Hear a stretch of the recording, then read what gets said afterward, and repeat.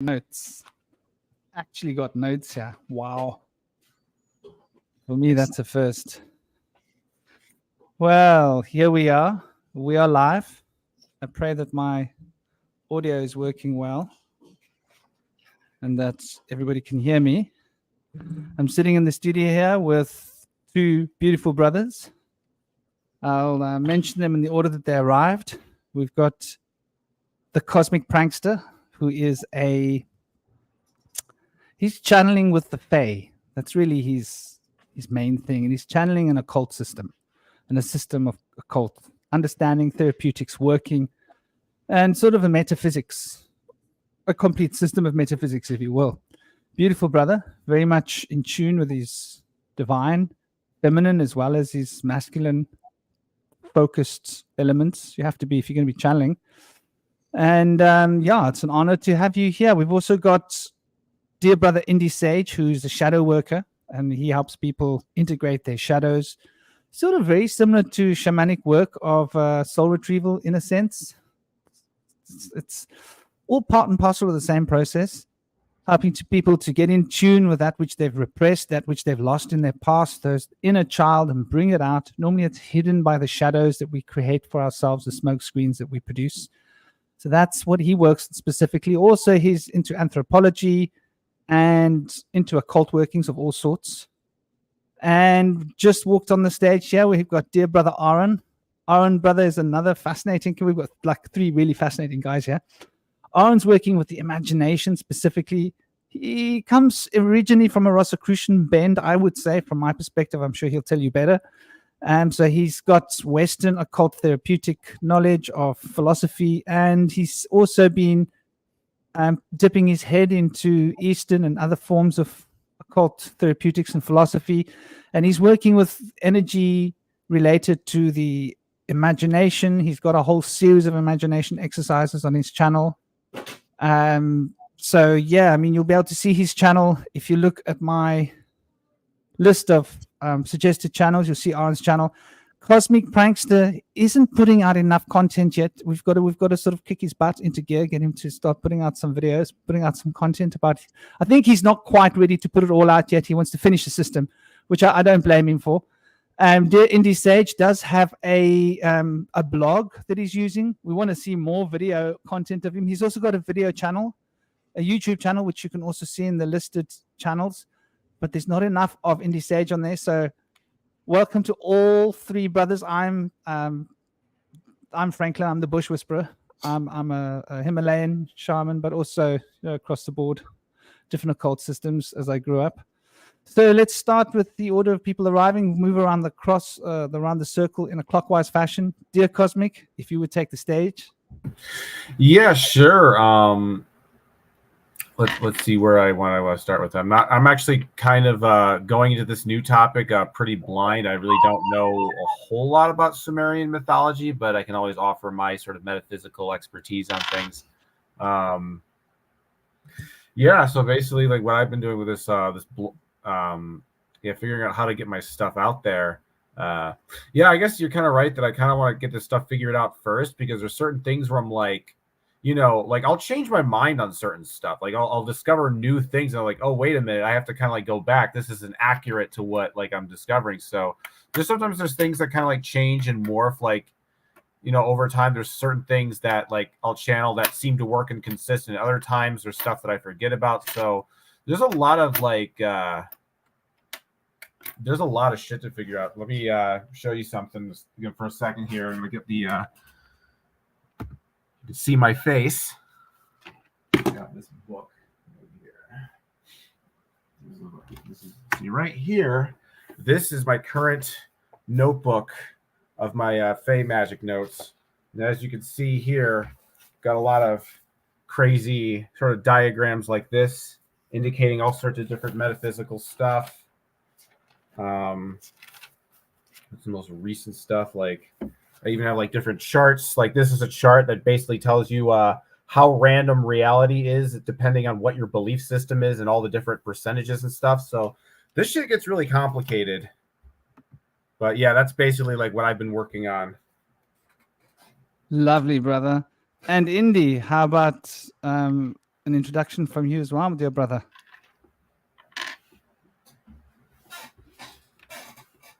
You're muted. There we go. Thank you, guys. Soul retrieval and shadow work are very parallel with each other in a lot of ways. The shadow work that I do is more focused around the Jungian modality. And so with the shadow work that I do, I mostly focus on the masculine aspect, where the individual will use the golden opportunity technique to take an opportunity when they are triggered and take some deep breaths instead of emotionally reacting, then bring themselves into that trigger and try to trace it back to its root. When you can get back to that root, I then will have my clients write down some of the things that were tracing them back to the beginning of their emotional wound or trauma. And at that point, they can offer forgiveness to those who they previously were blaming for their issues. And then at that point, let's see, I guess you could say a switch. I'm not finding the word I'm looking for right now, but you make a pivot. That's what the word is I'm looking for, where you're going from focusing on an external locus of control, of blaming others for your issues, and then when you come into a place of self-mastery, it's from being able to forgive those and then thank those for strengthening you, and then taking the responsibility to change yourself and take that power back into an internal locus of control, in which you're now giving yourself that self-forgiveness and that self-love to be able to open up that authenticity that had been suppressed and bring that authenticity of your soul back into your full being. And so we say that you've recovered your whole self through that process. And it's a beautiful thing. And I'm really excited to talk about the Anunnaki today. I've studied ancient mysticism, anthropology, and different aspects of archaeology of the ancient ruins of Mesopotamia, Mesoamerica, Egypt, Southeast Asia, off the coast of Japan, and India, and more. So I'm really versed in a lot of this stuff, and it'll be really exciting to talk about some of the individuals. I'll be interested to go into some of the lineage of Lilith, also known as Nin, and Adamu, and their the progeny of the Lulu. So I'd like to go into that a little bit later in the show and go through some of the figures. I'm sure we're going to talk about the Epic of Gilgamesh, Enuma Elish. It should be a great show. Thanks, guys. And we've got dear brother Aaron here. As I said, he's the imagination doctor. Please do say a few words, dear brother. Hey everyone. Hope you all are doing well. This is a very interesting topic we have today with the Anunnaki and the Sumerian story. So I'm really looking forward to this one. I think I'm going to learn a lot. This is something I got into a bit, I'd say about 2 years ago, and I was really fascinated with the story and how well it links up with different internal concepts that I saw within myself. So the microcosm reflecting the macrocosm. And so I think for today's focus, working with the imagination, I like to go through different thought exercises and experiments, especially aligned to nature. And then that way I can start to imagine different narratives, different programs that I can play out and see how that narrative runs in my own life and how it's reflected in the external world. And so I think that this is a great practice. And then we can move on to projecting kind of our consciousness into different aspects in nature and with animals, and also using it to help our alignment with ancient people and maybe different people that are going through different experiences. And then that way we can resonate with a more harmonious, compassionate internal self that I think everyone has, that's innate to them, and it's a process of discovery. And I just like studying mysticism, alchemy, imagination, anthroposophy, shamanism, and just anything a little out there and exciting and paranormal, occult. Good to see everyone. Cosmic, really good to see your face. Pleasure to witness you, and good to see everyone. Thank you, guys. It's an honor to have you here. Really, I'm also looking forward to this. I've been a little bit nervous about it because it's a big undertaking. And welcome, Mexico. Welcome, Nightfall Nor. I see you guys have been commenting. Lovely to have you here. And to the others in the presence in the background, hello and welcome. Feel free to crank out some ideas. Put your thoughts down in the group. This is a non-judgmental space. Whatever your ideas and beliefs are, there'll be space for it. So yeah, it's a big story, you know, the Sumerian saga of the Anunnaki. Well, where do we even start? Well, we start, I suppose, at the origin of these tablets. They are 14 sets of tablets, and they were inscribed on the walls in Iraq. I forget the name of the city, in a particular library. I'm sure that Indy Sage will tell us just now. I do recall looking it up, but I don't think I wrote it down. I always forget the name of this place. I was confident I wouldn't forget, but I forgot. But these are written on the walls. There's different versions of these tablets out there. Some are written in Akkadian cuneiform. Some are in Sumerian cuneiform. But the sets come. Eridu was the Sumerian name of the place, which was essentially where that's the city in Eden, as far as I know.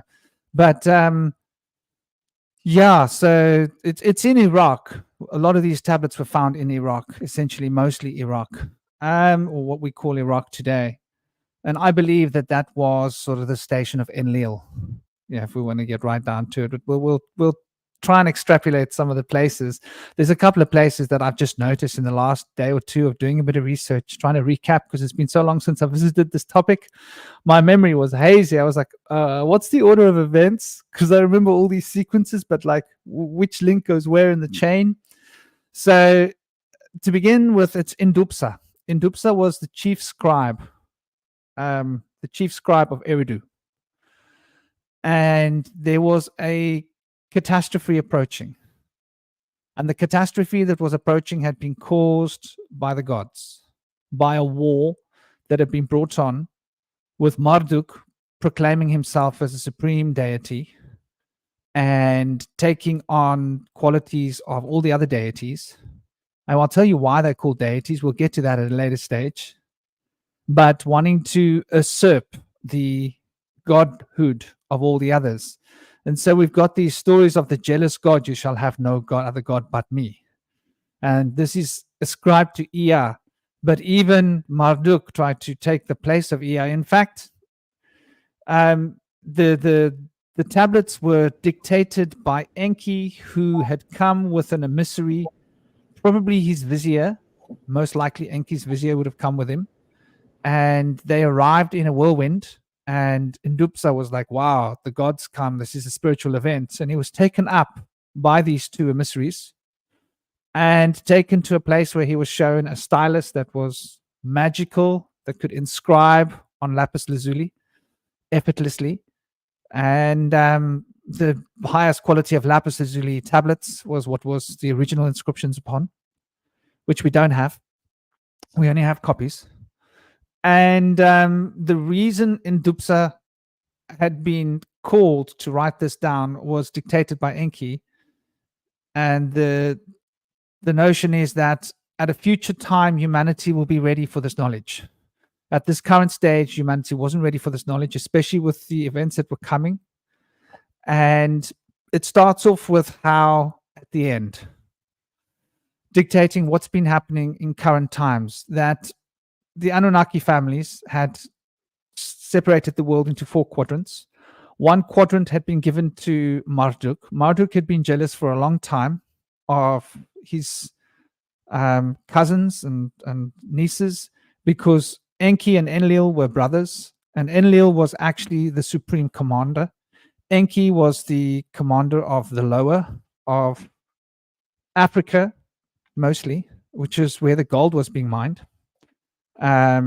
So we'll get to that later. There's actually evidence of all of these gold mines in Southern Africa. Yeah, in South Africa, there are thousands of gold mines that nobody knows where they came from. Really deep, profoundly well forged gold mines that go deep into the earth.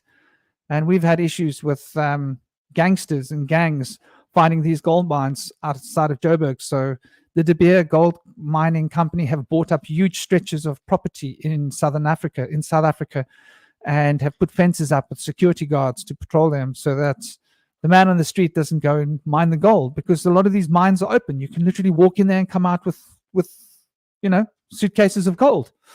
And mafia groups have discovered this, and they've gone in and mined, and there's been shootouts by these gold mines. It's been in the public news here. The person who's done a lot of research into this is the person who's in charge of the Ubuntu Foundation, Michael Tellinger. He's done a lot of research into all of these different gold mines, gone to them as much as he could, but obviously the security comes out, armed security. They don't allow you access. And there's a place called Adam's Calendar, which seems to have been a very important point where the base of operations had been set up, and there was a great city there. And this is in what is today the Karoo. There's a lot of evidence for this. Those of you that are interested, go and study Michael Tellinger's work on Adam's Calendar. It'll blow your mind what's been discovered there. So anyway, I digress. Indupsa scribed these tablets, and what had been going on was there was a war breaking out between Marduk and his siblings, and Marduk wanted supremacy of Earth. Marduk had come with the Ijiji from Mars, because Marduk had originally been in charge of Mars. And so this war broke out, and Marduk started releasing supreme weapons of destruction, great destruction. They had rockets and all sorts of heavy technology. It's quite well described in Sumerian tablets. In fact, right at the beginning, they describe how we came through here. And so this story evolves into how it was decided to use these weapons to destroy the landing places, because there were landing places and shuttle places where one could reach Nibiru from Earth. And it was feared that Marduk would take his problem from Earth to invade Nibiru. So the ability for him to launch off planet was destroyed with all these great rockets that destroyed these cities, 3 cities. But what they did was they caused a huge cloud of what they call evil wind that enveloped the planet. And over a season, it basically covered the whole planet and killed all the vegetation, killed most of the livestock, many people got sick, pestilence. And what happened was people starved. And now we've got these historical records of how the people starved in Babylon, literally starved to death. Famines and plagues of locusts and such that were going across the planet looking for food because there was nothing to eat at any place.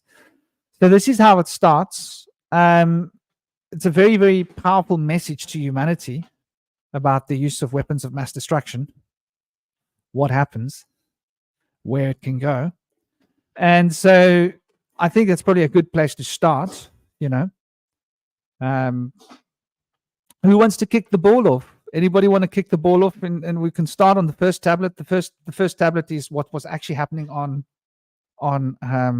Nibiru before they arrived. Basically, it starts with An and Antu. An was the first emperor of Nibiru. Has anybody done a bit of homework on actually the planet Nibiru and what was happening there in the first tablet? Sure. Indy probably has.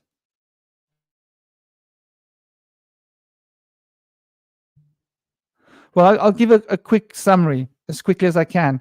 There was An and there was Antu. They were the first emperor and empress. An and Antu had gone to the throne of Nibiru because there was great wars breaking out between the north and the south.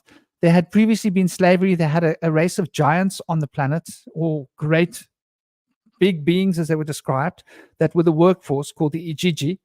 And these great big gigantic beings that were very physically strong were the workforce. And there had been great wars between the south and the north, and the planet had been wrecked in war. They had had huge nuclear wars and holocausts, and it had actually caused lots of trouble for everybody. That had famines, that had all sorts of problems, and they realized they were going to destroy themselves.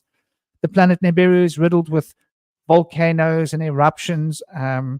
It had a problem in the air, which is a crack in the atmosphere where the temperature in the air was escaping from, and people were getting desperate, realizing that there was a clock to how long that planet would be able to sustain their life unless they did something about it. And so they had elected a king, which was born of the seed of both An and Antu, and they were from the north and the south respectively, and they had kids, and then from them came a legacy. And then there was Anib. First son was Anki. Then Anki took the throne. Then at a later stage, Anib took the throne. And then there was Anshargal. Anshargal did some really great integration of people, got general peace, and that was probably one of the better reigns. And from Anshargal came Anshar, who had the wife of Kishar. And Anshar created the Shar, which was a 3,600-year measurement when they noticed that their planet was doing an elliptical, huge orbit. And time is different on Nibiru. Time there moves faster. They describe in Tablet 5 how a baby of Nibiru, born on Nibiru, would be crawling, and that same baby crawling would be running on Earth, and how the development curve on Earth was so much faster, and how much faster they aged, and how their bodies deteriorated on Earth. They would live for hundreds of thousands of years, millions of years on their planet of what we consider Earth years, but time being a different dilation, it's a different dimensional space, was very different.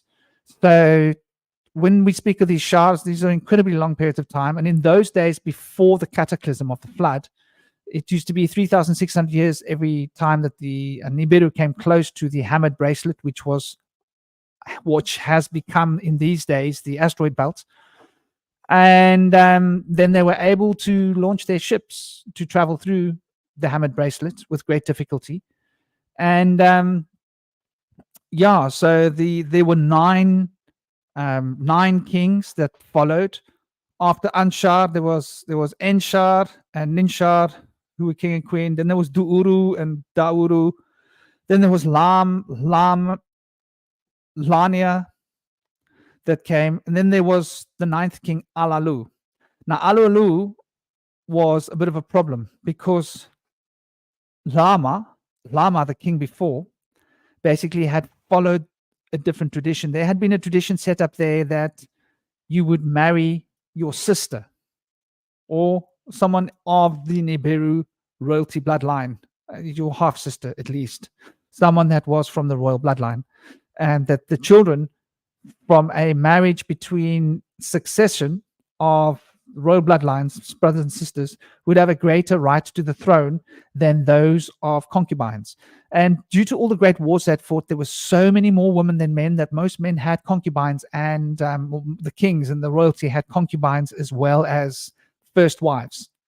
And the first wife was usually one that was selected, though in the old times it would have usually been the one that was the sister.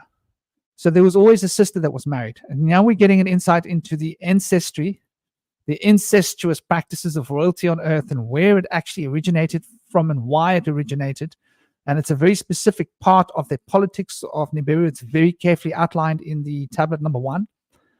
And so they went through this issue with this Duuru falling in love. And Duuru falling in love was a big problem because this was not done. He picked some nobody woman, married her, made her his queen. And so there was issues of how authentic the bloodline was that followed. And Duuru was then overthrown. No, he wasn't overthrown. Sorry, my mistake. They didn't have a child, so they had to adopt. And so they had to adopt a child, and the adoption of this child created a issue of the bloodlines. Anyway, the next king that followed was Alalu. And Alalu was a questionable bloodline, but he did have lineage to Nibiru royalty. So Alalu then ruled, and Alalu had ousted the control, as far as I know, from Lama. I believe there had been a fight to the death, and Alalu had won. I could be wrong about that, but that's what my memories say. And then Alalu had been in charge, and things went tits up. Things went bad. They went bad fast. They got really horrible. Alalu was not prepared to do anything. He was not prepared to move. People were saying, listen, our atmosphere is deteriorating. We've got to find some solution. There were discussions about whether they could detonate nuclear bombs.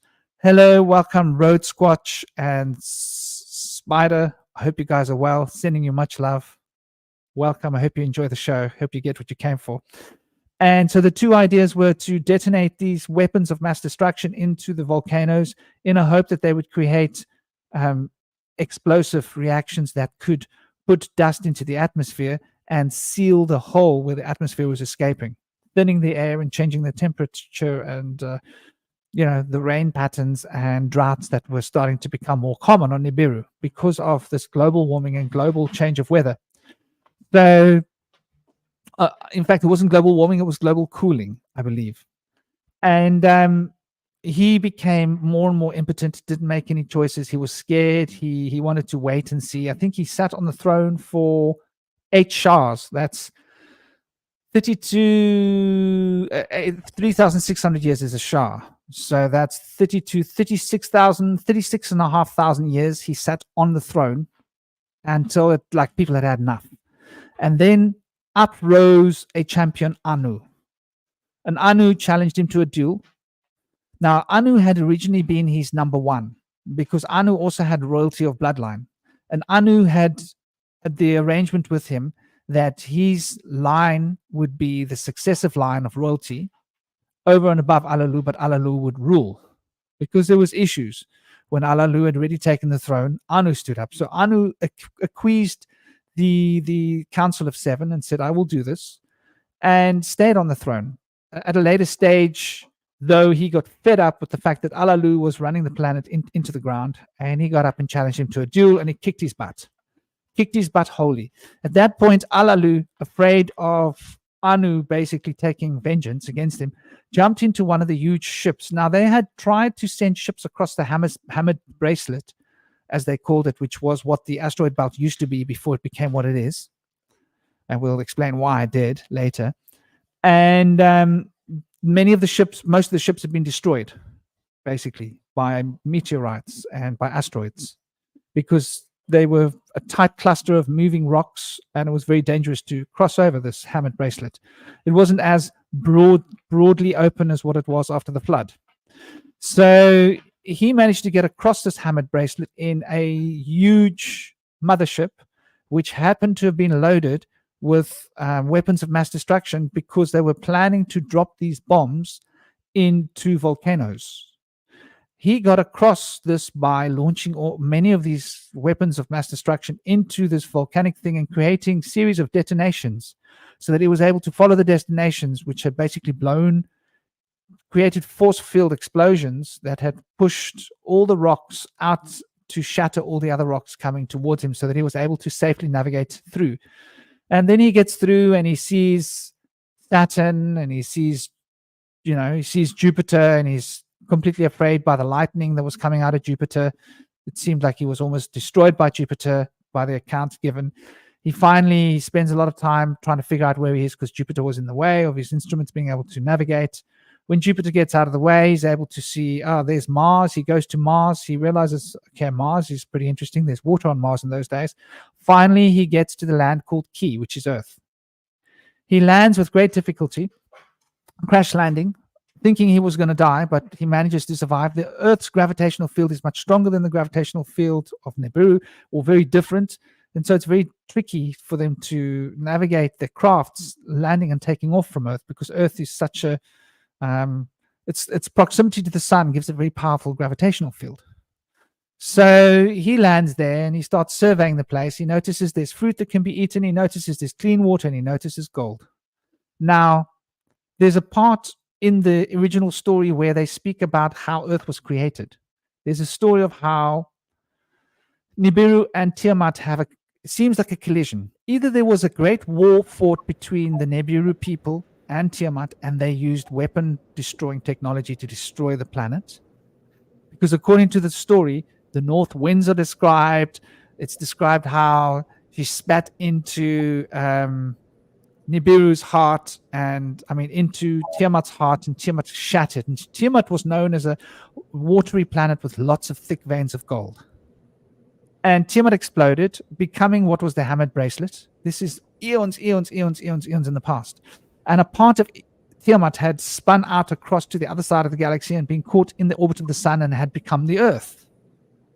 So Earth was essentially a part of Tiamat. Now, this had been known to Alalu because he had studied ancient knowledge with all of his scribes, and he had spent a lot of time studying the ancient history of their planet. So he understood that the hammered bracelet was full of gold, and Earth was a part of Tiamat, so there should be gold there. So he had gone looking for it, and he found it. And then he negotiates with people back home. Listen, I want to be the king again. I found the gold. I'm going to save the planet. I better be the king, or else. So, what happens is Anu is very clever and tactful how he handles him. Says, well, let's take a look. Let's see the validation of your claims. And so they come out there, and he sends out his son, Enki. And with Enki, he sends out a retinue, and they arrive, and they start looking and building cities. And that's where the story starts on Earth. So who wants to go into this story? Oh, there's one thing. You're going to find different stories about Tiamat. In some stories, Marduk is the one who destroys Tiamat. And I want us to understand that this was when Marduk, according to these tablets, was trying to usurp all the other gods. He was trying to claim all of the ancient stories as being him, and that he was a part of every story. So he was inserting himself in instead of Nibiru. When the ancient story, the original story, was that Nibiru and Tiamat had a kind of a collision of sorts. And this was why Tiamat had been shattered. And I believe this must be why there was a problem with Nibiru atmosphere, because Nibiru had taken strain during this collision. So Nibiru had been affected and was struggling along, eons later, still struggling along. And this was why the orbit of Nibiru had been so elliptical, because of that huge, terrible calamity that had occurred way back. So that is the creation of the Earth with Tiamat, which Marduk tried to take credit for later when he had proclaimed himself as Ra, I believe, the god of the sun. And so this is a much later time, bearing in mind that Marduk had been on Earth for more than 150,000 years, 200,000 years. He had been born on Nibiru before Enki had arrived. So Marduk was hundreds of thousands of years old when he took the throne as Ra. But he had only come to Earth, I think, in they mention in tablet 3 or 4, I think it's tablet 4, they mention that Enki brings his wife. What was her name? I did write her name down here somewhere. He brings his wife. I'll find her name just now. She's got a really cool name, by the way. He brings his wife and Marduk, or one of his wives and Marduk, from Nibiru in the third wave when they had brought more champions to Earth. So who else wants to start throwing some wood at the fire? Yeah, that was great. I love that narrative of the battle between Marduk and Tiamat, and how it's been kind of understood to be paralleled with the astronomical and celestial movement of the planets and the formation of our solar system. And I feel like there's a lot there to unpack. So when we look at the Enuma Elish, there's 6 tablets of creation and 1 tablet of review. And so when we look at the story of what Franklin was describing earlier, and Tiamat, which is now the asteroid belt, was crushed by the dark star Nibiru, which was then later called Marduk, that dark star itself. When they talk about the destruction of Tiamat in the Enuma Elish, we can see how they would come to a translation in the Torah of the upper and lower waters and blowing wind and the breath of God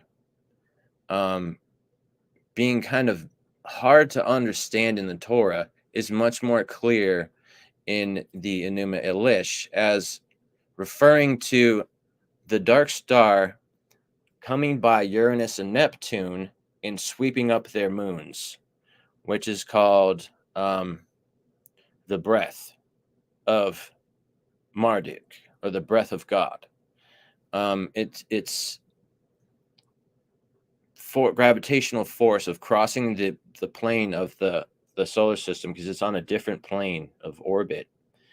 When it crosses, it can crush planets, it can steal their moons and satellites, and it can alter their orbit, because there's some planets that don't operate on a full axis of 90 degrees. They operate either sideways or upside down. So something's happened there that swept them away from their natural path.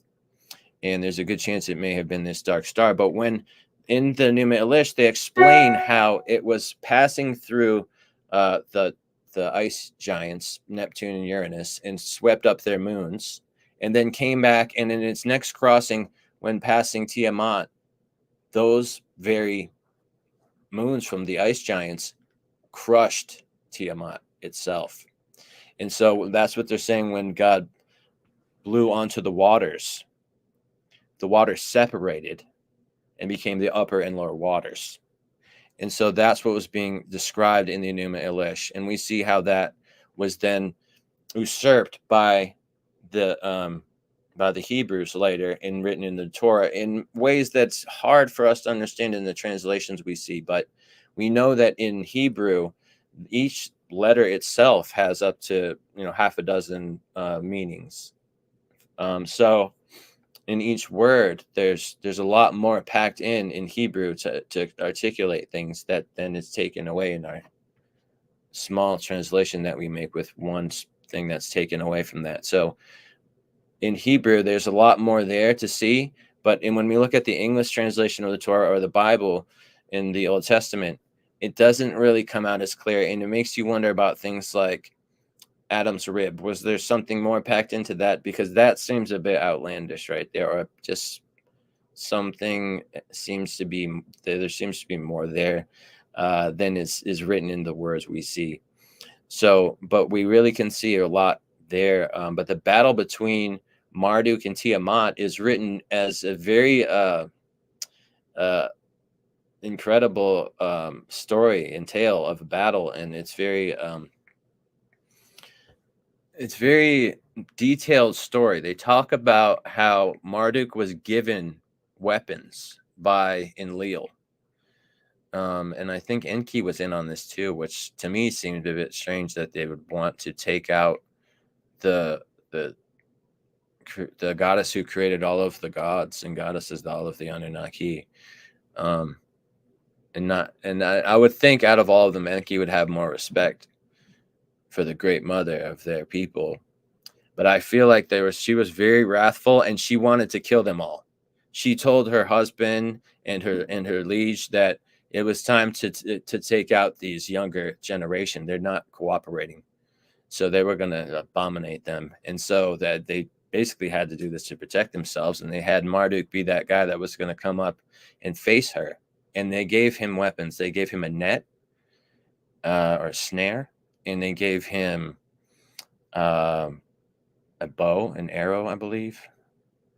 And in their battle, she was described as a large dragon with fiery breath, and much bigger than him, and very intimidating.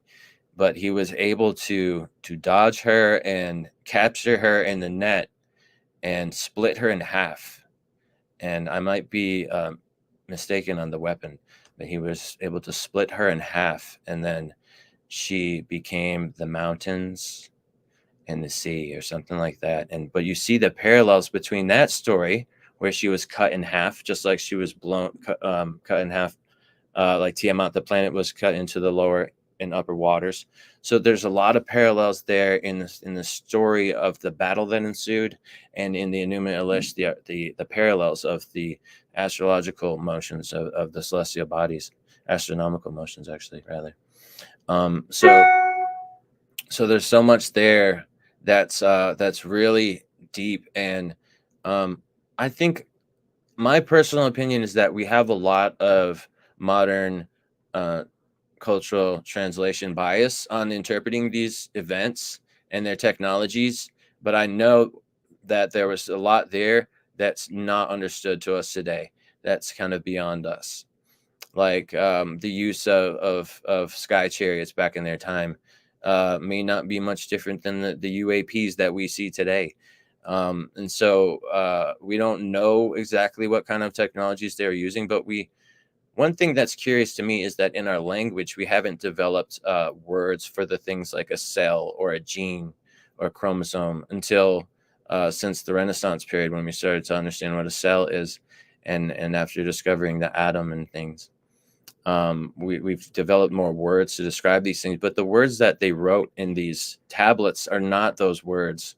And so I think there's more ambiguity there than is being allowed for by a lot of the translations that are pinning it down as just genetic engineering and laser beams and things like that as such. But I know that there was definitely high technology there. And to me, I feel like that there may have been genetic engineering. To me, seems like a failing technology where it makes sterile things, and it's not really a good process. We may or may not be able to perfect that process, but I feel like there's higher technology where they could use nanotechnology in breeding to be able to make things fertile or something like that. Things that are different than what we're familiar with today. And I think we should allow for that kind of the deeper mystical understanding to be intuited by people that have those capabilities, because we all know that there's ways to be able to see through time and space and be able to have visions of these things. And I've had some myself, and I've been able to interpret some of these processes of it's kind of like seems like a magic in which they use to breed things and make them fertile with different types of beings.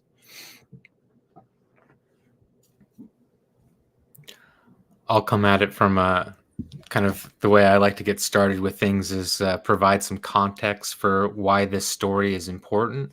And for me, it provides a capturing narrative to better understand a pattern of how people might be influenced today. And then I also kind of explore with this origin story, if it's accurate, could there be an ancestral connection influencing it, or like an inherent design that reflects an aspect of this story? And I've met up with people who have gotten really into this kind of story, and I feel like a lot of them kind of got lost in a little bit of the fantasy aspect, almost like a science fiction, and it kind of they didn't see the major themes. And so like when I see people who are focused on the Christian flood story, it's something of the past, but then they presently long for an upcoming rapture. And so it seems like the cataclysmic type cycle is something that's pretty inherent, whether it's something that we're actually preparing for, or if it's kind of a reflective nature of us preparing for the cycle of death and the rebirth into the next phase of life.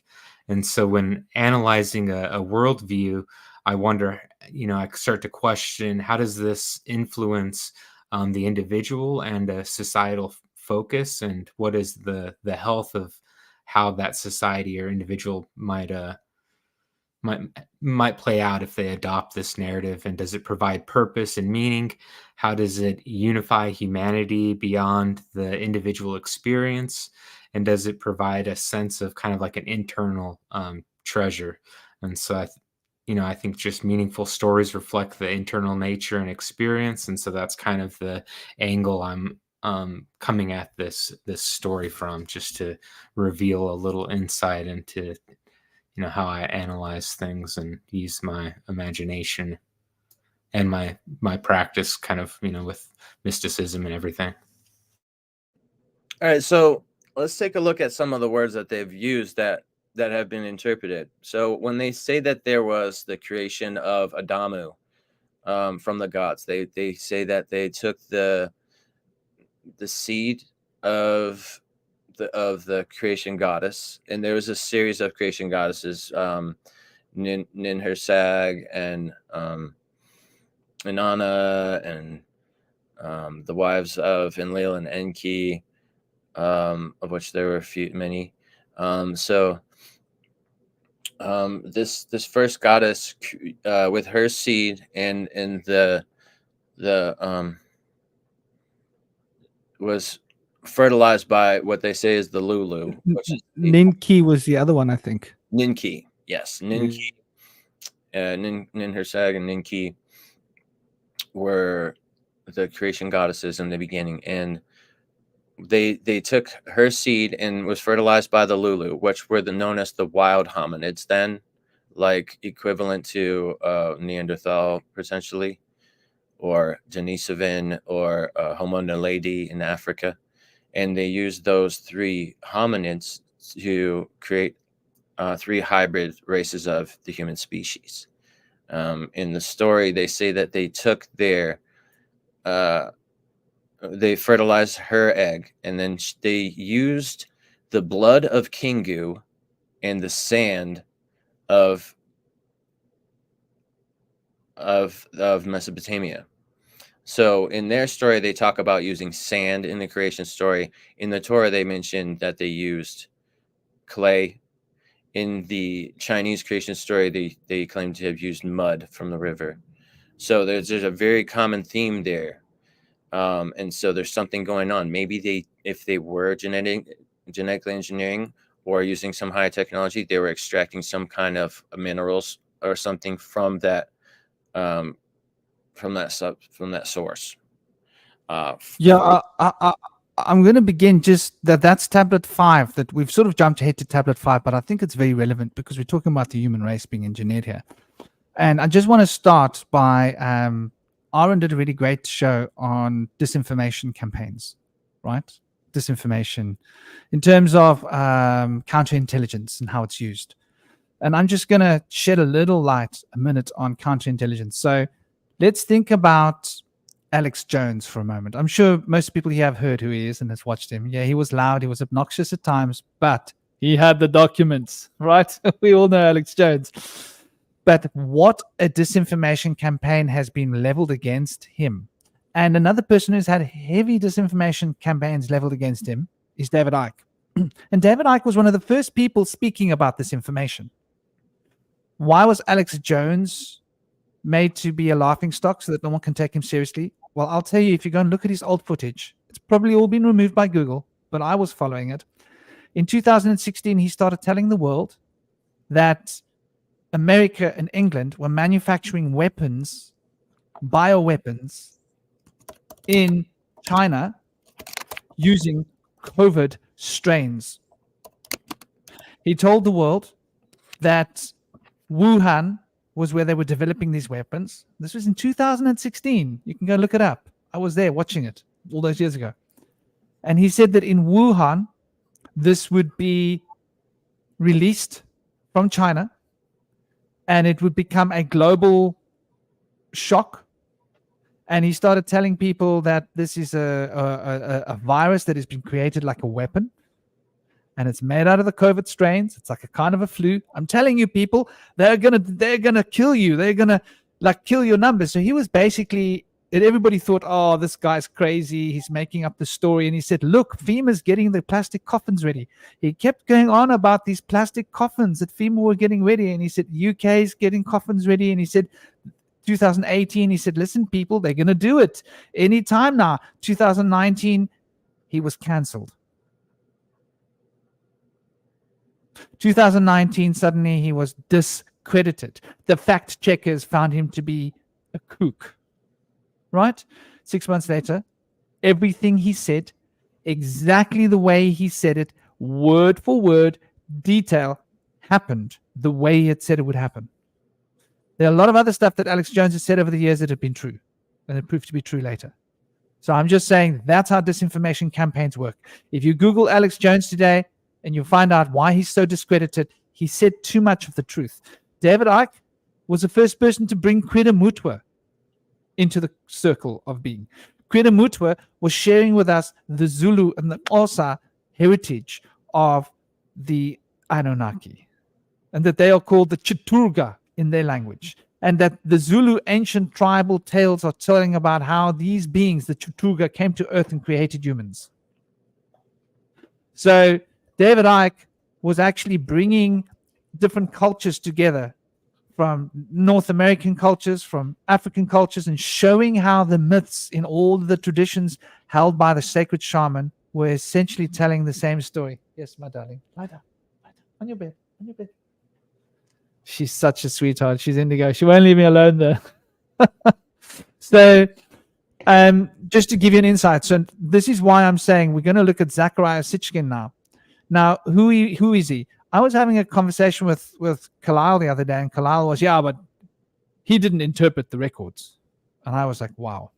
I've known about Zecharia Sitchin since 1989. His book was on our shelf, The 12th Planet. And then all these other books were on the shelves as I grew up.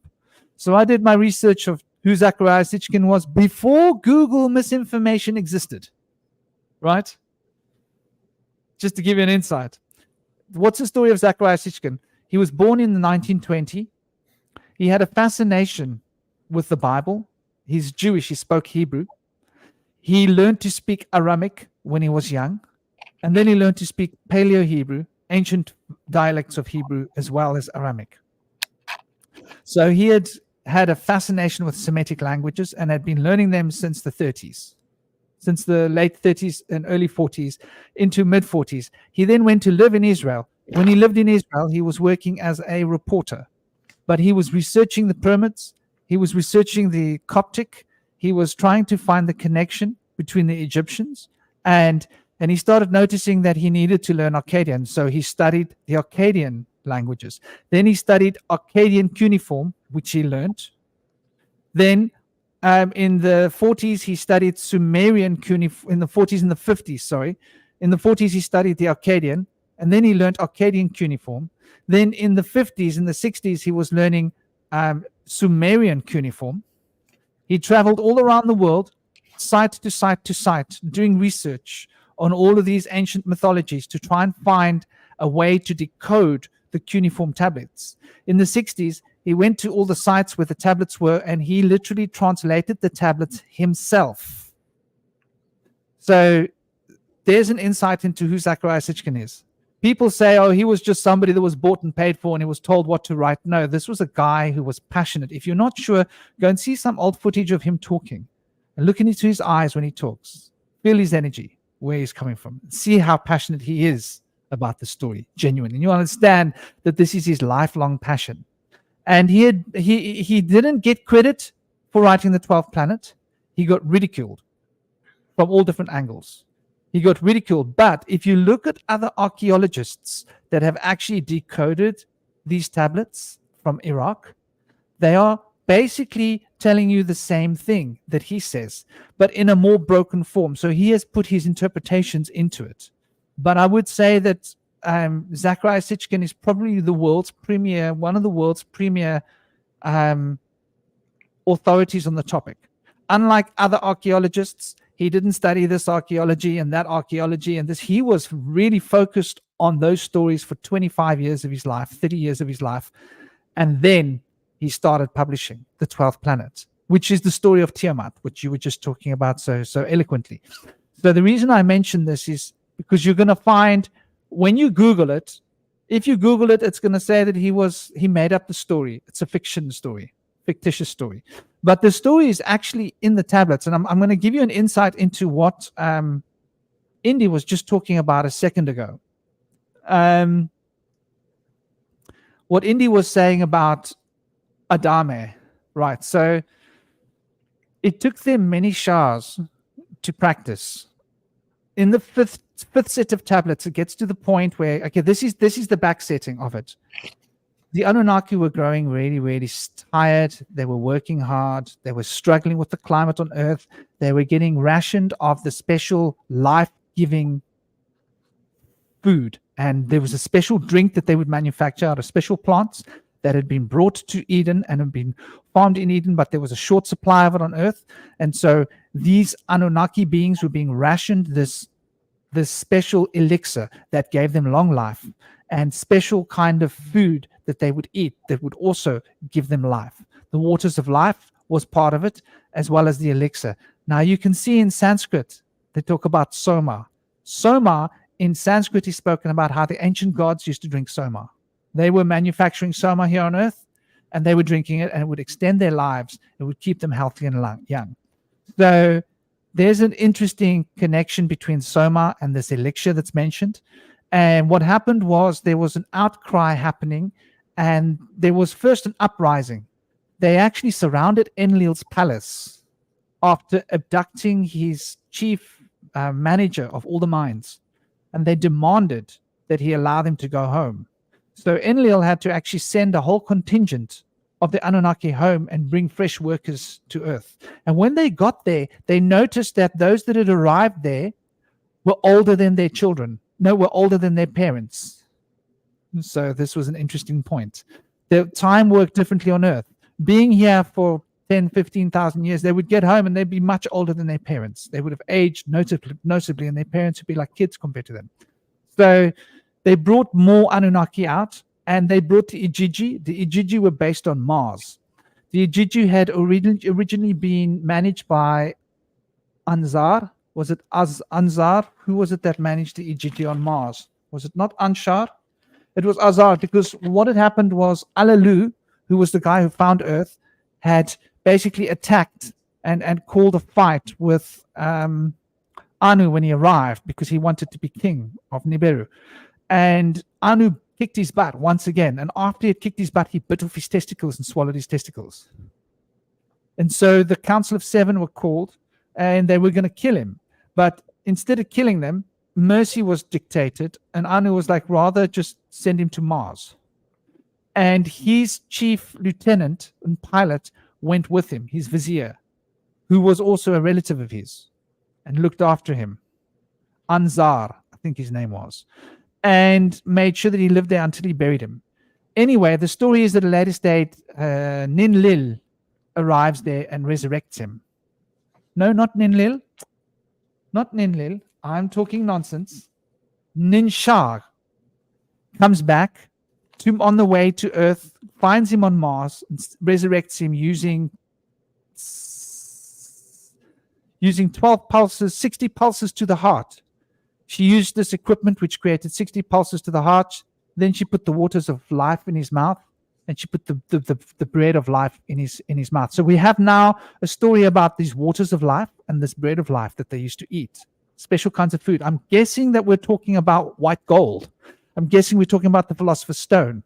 I'm guessing we're talking about a sacred kind of a fluid that was made out of special plants, which in the Vedas is called something as well, this elixir, the water of life, that they could use to keep their life force young and flowing. That's why they were able to live for hundreds of thousands of years. So anyway, back to the fifth book. They're on Earth, and they're having a real problem that people don't want to work here anymore. The Anunnaki are fed up. They're getting sick. They keep getting dizzy. They had to bring a plant here, and that plant Enlil's wife brought with her. And Enlil's wife showed Enlil, look, I've got this plant that I'm going to be able to use to heal our people so they don't get dizzy. So they were suffering from vertigo on this planet because of the different gravity. It's quite well described. I'm saying the details in these tablets are incredible. So this plant was brought, and Enlil said, I know the perfect place to grow the plant, because she had said it needs a warm and a cool climate. He said the perfect place is up in the north of the planet where there's the mountains. Okay, hint, hint. So he took her to the place of the north where there were all these great cedar forests. And they planted this plant there, right? If you go to the north of the Himalayas, at between 2,000 and 3,000 meters, where all the cedar forests are, there is cannabis growing everywhere. They were suffering from vertigo. They were suffering from mental alignments of the planet's turn and spin. What could be used as a medicine? I believe cannabis was used as part of the recipe. Now, in the tantras, in the ancient Shiv Puranas, they discuss how Shiva and Parvati used this cannabis in order to prolong their mental abilities and stabilize their minds and produce mental superpowers. Very interesting. Cannabis has got an ancient legacy being used by the gods, and that Shiva had propagated the cannabis. Shiva and his wife. So Shiva and his wife, Parvati, could very well be Enlil and his wife. I'm just saying, let's just put that out there as a possibility, because there seems to be correlations in the Vedas with some of these tales. So anyway, after this had happened, the new contingent arrived on Earth, and they were still disquiet, and they said, listen, let's have a council. Enki suggested to the council in Nibiru that we create workers. And Ninshaga said, well, how? We can't do this. He said, actually, now Enlil had been going all over the planet in his craft, surveying everywhere. And he said, I've noticed a group of people and creatures that are hairy but walk on two legs. And they have certain kinds of traits that we could adjust. And if we were to adjust these traits of these beings that walk on two legs and seem to have a primitive grunting form of language, we could be able to manufacture beings that can work for us. Enlil was outraged. He says, we don't do slavery. We banned slavery with the Ijiji way back in the old times. So Enki says, look, they won't be our slaves. They will work for us. They'll be our helpers. So the council votes on it, and they say, listen, we're desperate. Our atmosphere is getting thinner. And Nibiru is like on the verge of war. Anu is going to be overthrown by some other prince if he's not careful, because like there was panic happening there because the planet was dying. So bottom story, they all agree and say, manufacture these beings. They work for 7,200 years on trying to create this, but they don't have any luck. For 7,200 years, they practice.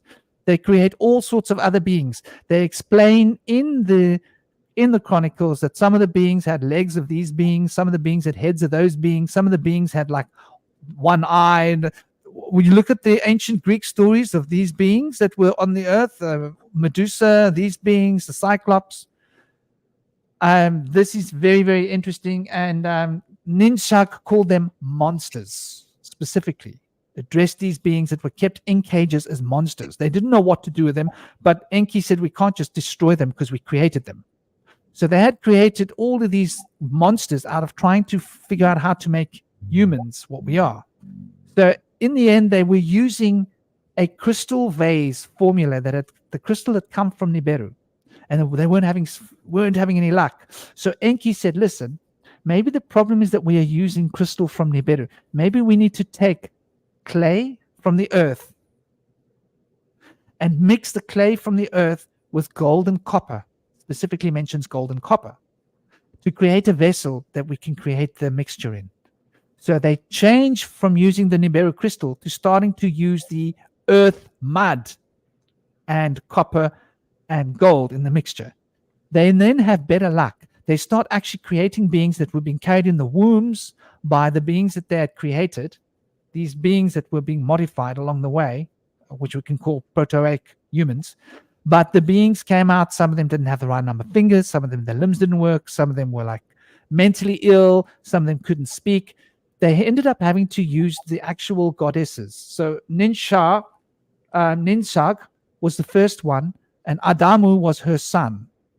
And that was the first perfect shot. After many attempts. Yeah. With those elements that you described, it sounded like a alchemical type mixture, and you mentioned the philosopher's stone. What's the significance in regards to alchemy to those different elements that you're describing in the creation of the recipe for the human being? Anybody want to shoot at that? I have my thoughts, but anybody? My opinion, my impression is that gold, when you monotomatize gold, you can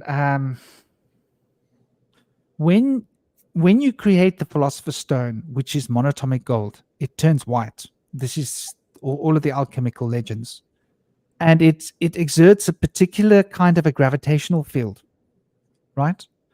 So how do we do genetic manipulation in modern days? We have electromagnetic fields, right, that we spin parts of the genome around in and we cause them to fuse. So if you had this philosopher's stone as part of the matrix, you'd be able to control the gravitational fields, right, of the genetics in order to create these electromagnetic fields. Copper would be necessary because it's electromagnetism. Think about it. You'd have the white gold, which can change the laws of magnetism and gravity, and you'd have the copper for the electrical implications. So it was probably copper electrical cables creating electromagnets in order to create electromagnetic fields that were being manipulated and focused through the monatomic gold, which was part of the matrix of the substance. Originally, they used this special kind of crystal that came from Nibiru, which obviously had the same properties, but it didn't work with the genetics that they were working with here because the laws of gravity and momentum and of obviously magnetism were different on Earth than what they were on Nibiru. So that didn't give them the perfect combination. So they had to use these Earth. That's what my thoughts are. Do you have any other thoughts? That sounds like a great summation of some of the potentials that it could be. I feel like that's pretty spot on. I think Ormus or monoatomic gold does have those properties, like you said, and with the ability to use those properties, and then I feel like they could kind of hone in with that with their higher consciousness. The Ormus has a property in which once you ingest it, you can use it to explore with your astral body and be able to travel out of the body experiences, maybe even onto the molecular level, you know? So I feel like that may have been part of what was going on. They were able to use the Ormus to control the fertilization process on many levels, for its physical properties there, for the ability to create the mind power to be able to visualize and mingle with the process on a like magnetic level. I feel like there's a lot of potential there for really high technology, some stuff that probably we don't yet fully understand in the public, but I feel like some people do understand some of this higher technology to a degree. Like people like Bob Lazar and other individuals have been able to experience this technology firsthand and have testimony to be able to tell us about it. And it's been baffling to a lot of these people too that have been able to experience it. There's another guy I know that most people haven't heard of, but Leonard Nimoy did a special on Dr. Raymond Brown back in the late 70s, early 80s, who went down to a crystal pyramid that was found off the coast of Puerto Rico, I want to say. Or no, it was off the coast of Florida.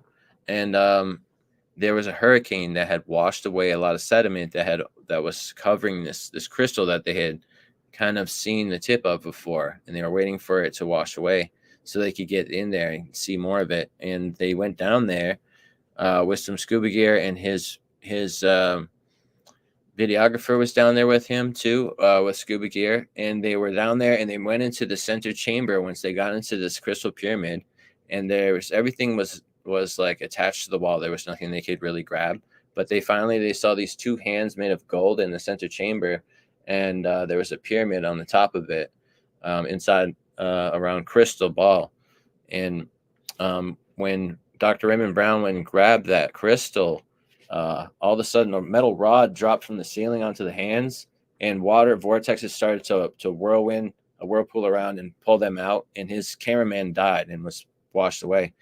He never made it out, but Dr. Raymond Brown made it out with this technology and has it on video where you can have this crystal ball with copper fused inside, and no metal can go anywhere near it. You can shoot a bullet and it will curve around it.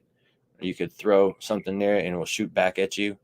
But it's just amazing. Some of the stuff they were able to do with crystal and copper. Some of these technologies have really amazing potential. So hopefully we can start to tap into more of that. But we already use a lot of that in our technology today.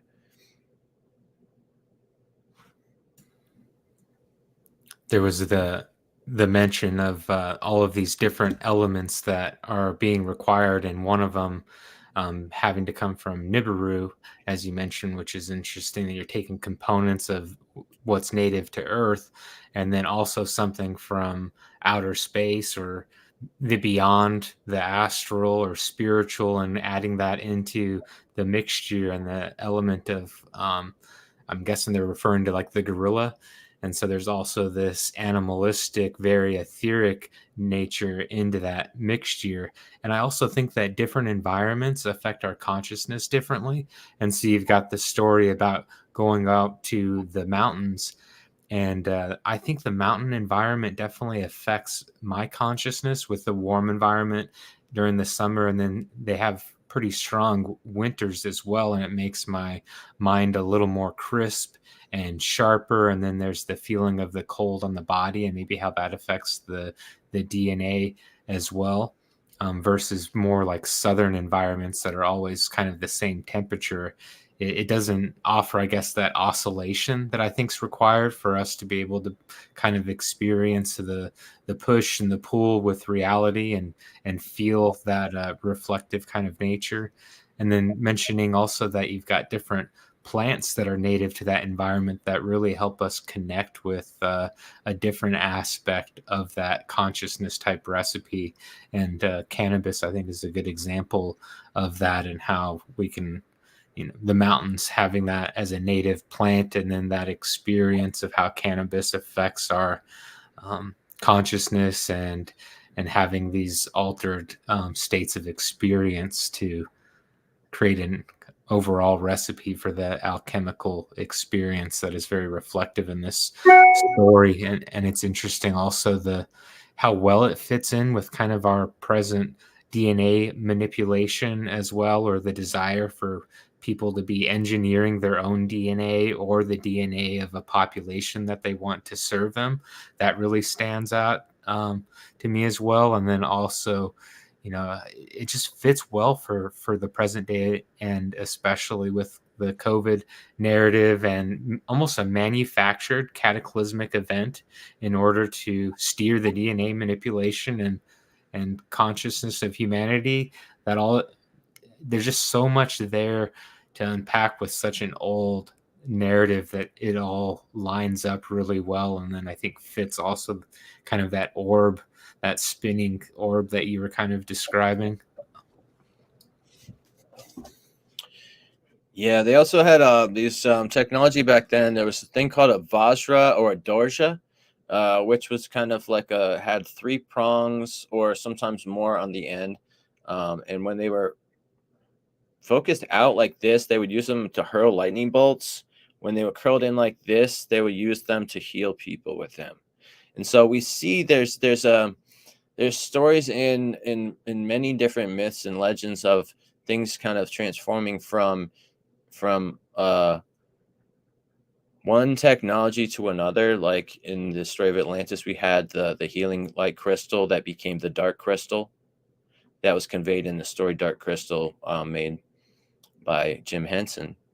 But then there's also these other stories where we have they're using crystals from the mountain or from their realm, whether that be on extraplanetary or in a secret realm, maybe inner Earth, and misconveyed so that people wouldn't know where they were going as they fly off in their sky chariots. I also feel like there was an element of the fact that these gods may have been aquatic hominids and lived in the sea. And so that's why they don't have a coat of fur, and they were the missing link. And I feel like if that was the case, that they would navigate by the stars from the beginning, and then became great navigators in the sea and then in the skies, but navigated by the stars. Because when you're navigating over the sea, there's no landmarks to navigate by. And being able to navigate by the stars, they may have referred to different locations on Earth by their parallel with the star map. So they may have referred to the places of their homeland by different stars. But it's very curious if they were flying out to Nibiru and that's their homeland, as it is suggested by Sitchin. It's incredible. What kind of different type of environment could that be? What kind of different pressure system did they have there? Did they have, did things operate at the same rate of speed? Was it harder to move? Was the gravity harder or similar, or what? It's so curious as to, what kind of properties those crystals could have had that they didn't work here, and all these different things of the adapting of the technologies and the transforming of their cultures. Because when they did this creation process, one thing's known is that when they created the first of the human monsters, so to speak, they were first sterile for many generations, and it took time for them to be able to make them be able to breed. They were breaking rules by creating these breed that became human race, and according to a lot of people, they broke the moral codes by creating a hybrid species that unnaturally. So there's a lot of also some explanation of how they have a responsibility to abolish us because they were never supposed to have created us. So that whole thing kind of plays out and makes things seem very, very strange. As far as why would they go ahead and do that? But I think in the story they explain that they needed a labor force, and they were able to create the first breed that was very capable physically, but not able to understand their commands. The second breed was able to understand their commands and capable physically, but very disobedient and did not want to follow their orders. So they finally created the golden race after the first bronze and silver didn't work, and they created the golden race that was capable, not as capable, but capable and very obedient. And they became the golden race.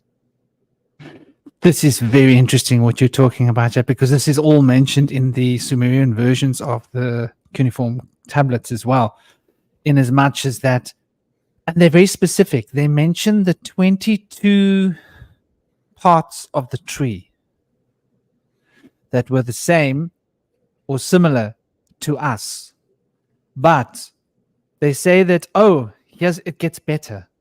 They specifically use the phrase to make them in our image. I think we need to take this one to heart. They specifically mention we shall make them in our image, specifically. And that specifically is that they had no hair on their bodies. Later on, it gets even more interesting. I don't want to digress too much. I want to stay on this topic, but they specifically mention that when Adame was made, he was red, the color of red earth. They specify. Looked like us in every way except that his color was the color of red earth. Otherwise, other than that, they were identical. And they specifically mention his penis looked different. He had an unusual penis. Circumcision. And he was red color, not black, not white, red. With, I'm thinking, Native American Indian and Vedic India, there's a red color to the skin, as opposed to black, as opposed to white. So I think the original human proto-humans were red in color. And it's the white thing started later, when Enki had seen a woman that he liked. This is way later. And he went to that woman and he put his seed inside of her. And he didn't tell anyone. It was a secret. She wasn't allowed to tell. That woman went home to her husband. This was of the lineage of Cain.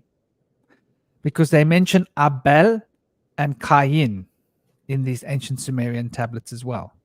And why Abel, who had been trained by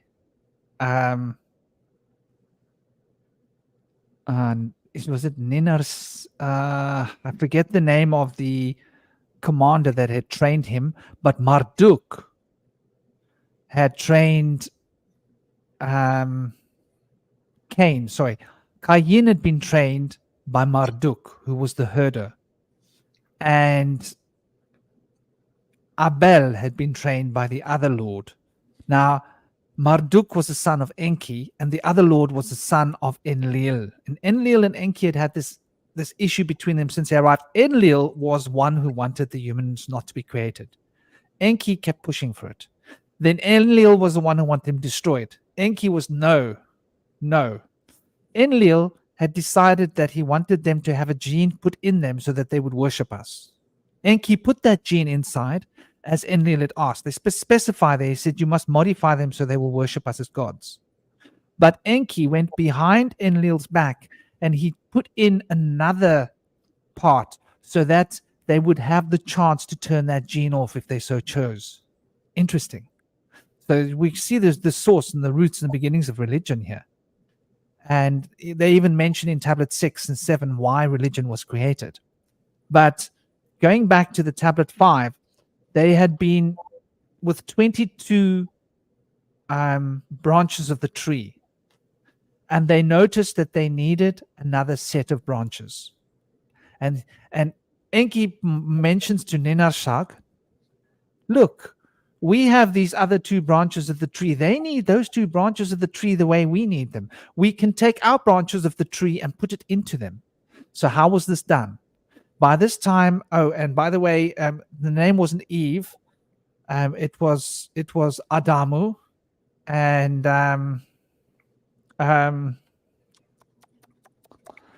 Tiamat. Tiamat was the name of Adamu's wife, his consort, because they couldn't produce. So they were all put into a sleep. Enki had genetic material removed from his rib specifically. It was, who was it that put them to sleep? They mentioned who it was that did it. So Ninharsag has some of her material removed from her rib, and and Enki has some material removed from his rib, and his material goes into Adamus, and the ladies' one goes into Tiamat. And they awaken from the sleep and they start to change. And when they start to change, their consciousness changes. And then Enki explained stuff to them in the garden. Eden was the name of the area where they were.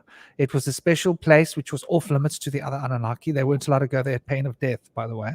That's what it says in the tablets. Only with permission from Enki or Enlil specifically were people allowed there, any of the Anunnaki. So they were using this as like a place to develop this genetics. And it was the first place they had arrived. It was in the region of Eridu, and that was where they'd first arrived, which was obviously seemingly Mesopotamia by what I can figure from this place. But then they had to put in the 23rd set of branches, what they called into the tree of life. So now we understand where the tree of life comes from, why there are 22 branches on the tree of life of the Kabbalah, and there are 22 genome pairs of chromosomes, and why there is a 23rd set of 2 branches of chromosomes added to the 22. They actually specifically mentioned those numbers of branches of trees and how they had to add in 2 more branches of the tree in order for them to be able to breed. And when they did that, they changed, and that's when they started wearing clothes. And then Enlil comes in the garden. Oh, by the way, here's another biblical story. Enlil was walking in the garden and he sees them wearing clothes. And Enlil had forbidden them to wear clothes. They were supposed to be naked. Enlil says, what's the meaning of this? And they explain that your brother, Enki, has explained to us that we are like you. We come from you. They were forbidden from knowing their ancestry. They were forbidden from knowing that they had Anunnaki genes in them because it might cause them to think themselves bigger than their boots. They were supposed to be workers. So there's a very intricate story being woven here in these tablets about how Enlil finds him in the garden. He then gets angry. He says, banish them. They get banished from the garden. They have to go out. And then it was Ninshag that's watching them. They end up having sex and they have a set of twins. Then it is Ninshag that Nin Arshak that goes and fetches the twins from them and takes them back to Eden. And now they've got a set to start breeding with properly that weren't naughty. Now, here's where it gets interesting. Adam and Eve are on the outside of the garden propagating life, doing their thing. Their twins are what become Cain and Abel. Adam and Eve go off and propagate and start making a race of their own outside. They've got much longer lifespans. Now we're talking about Atlantis, and we're talking about the other place that was created. My brain's a bit stuffy. What was the other place called? Atlantis and Lemuria, I believe. Yes. So where's Lemuria fit into this story? Did Adam and Eve go and found Lemuria? This is a very interesting story because there were wars fought at a later stage. And then at a later stage, they go and they further modify their humans to be exactly like you were saying, more docile, more controllable. So there was a batch of humans that were less controllable, that wore clothes and had been taught by Enki that they were of the gods. And there was a batch that were kept in the dark, not knowing that they were of the gods, in the Garden of Eden. And from them came the lineages. Very, very interesting. Absolutely. And we see this moving around of human civilization from its inception. A lot of times people consider the beginning of civilization to start in Mesopotamia, but we do see a lot of stuff happening in Ethiopia. That's like the center for a lot of things. We have like the oldest Bible is in Ethiopia. Some of the oldest monoliths are there. We see that in Aksum, those giant pillars that were there. And by I think Queen Sheba ruled over that world, that nation there. But there seems like there was a story in the tale of the translations of Sitchin also that they went to Africa, to Ethiopia first to mine for gold and had a civilization there, and then came back to Mesopotamia and then had interminglings in Egypt as well. They don't seem to mention Asia outright, but they do mention Eden. So I think they are referring to going east potentially. But I feel like the development of the different races kind of hopped from Ethiopia to Mesopotamia to Southeast Asia. And we see all megalithic structures in all those places. But we also see megalithic structures in Mesoamerica. And so I feel like that very well could have been Atlantis, the ancient Mesoamerican megalithic civilizations that are pre-Incan. So like our civilizations that we know of, like the Incans, didn't build those. We don't really have anyone that claims to have built them. So maybe it's the gods had these many different realms of which they were overruled by different people like Anzar, as was mentioned earlier. And they would go and bring different people from there, like workers from those places to other places. And maybe that was extraplanetary places where they would go and bring other people in from as well. So it's really interesting to see that. There's definitely some things that resemble Egyptian culture in Australia and New Zealand. There's stuff that resembles Buddhist or Egyptian culture in the Grand Canyons. So there's a lot of stuff that seems to be tied to this ancient Mesopotamian stories that's all across the globe. And if it's across the globe, it could go beyond our world. And so, and as it says, and it's been translated to have been on different planets and on the dark moon, which is the dark sun. The dark sun, Nibiru or Marduk, has many other names. It's also known as the winged disc, the great destroyer. The Native Americans called it Kachina. And the Native Americans had Kachina red and Kachina blue. They suggested that the dark star itself is red, but enshrouded by a nebulous cloud. But there's a satellite around it, Kachina blue, which is orbiting around the star. And so I would suggest that if there were Anunnaki there at Nibiru, they would likely be on Kachina Blue, I would think.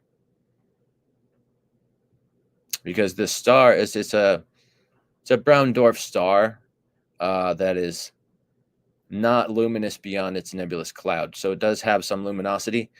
And so I would think if it's a luminous star, you would not be able to dwell on the star itself. But I mean, who knows? Jupiter and Saturn were potentially brown dwarf stars that exploded, and they still emit. You've been breaking up a little bit, brother. I don't know if it's. Is it just me that's noticing it, or is it my? But the rest of you seem. I don't know if you've got something else on in your device. Maybe you've got phones on, or it was breaking up. Just thought I'd let you know. Sometimes Thank you. I don't know what's going on with that. I don't have any phones on, but good now. Okay, it's back to normal. Good. That's excellent. So what I was saying was Saturn and Jupiter were potentially brown dwarf stars that exploded, and they do still emit microwaves from their poles and stuff. So there's a story that we used to orbit around Jupiter and Saturn, and then we got swept into the sun's orbit. And so it kind of threw things out of whack, and that may have something to do with the appearance of the brown dwarf star as well. So we don't really have these stories in astronomy of how our solar system developed, but it's so interesting how we really see a very in-depth story about how our solar system created in the myths and legends of Mesopotamia. It's incredible. And they've kind of woven it into the tales of like how the gods and the goddesses intermingled with each other, overruling us here. And their depth of the ability to create the parallels of having the story of things unraveling here and then being able to understand the stars so well as to use different stories of things that happen in the stars to articulate things that are happening here. It just shows their depth of understanding of the stars and of the ways to use the crystals and the plants and things here to be able to achieve such really incredible, mind-blowing technology and phenomena that they're able to achieve. I'm thinking of kind of like how the story hints at different aspects of symbolism, and so you noticed, well, you mentioned that there was a unique, I guess, shape or design of the reproductive organ, and that kind of stood out to me because we've got humans are interesting, where like the focus of the reproductive organs, like the design is almost so like a man and a woman are looking eye to eye, versus if you see like all of the animals, then the focus is just purely on like fast reproduction just in order to procreate the species. Where with human beings, it's almost like there is a tantric type psychic type power that's also intentionally in the design of how the shape is situated versus like regular animals. And so that's interesting that it, that's part of the story that's written down, like there's a focus to it. And so I think sometimes it's important to identify very small symbols and see how maybe that provides different layers of meaning. And just, I also think, like old stories, it seems like the really old primal stories end up creating branches of all of these new different traditions, kind of like how an old language maybe has all of these different child languages that are built on fundamentals of it.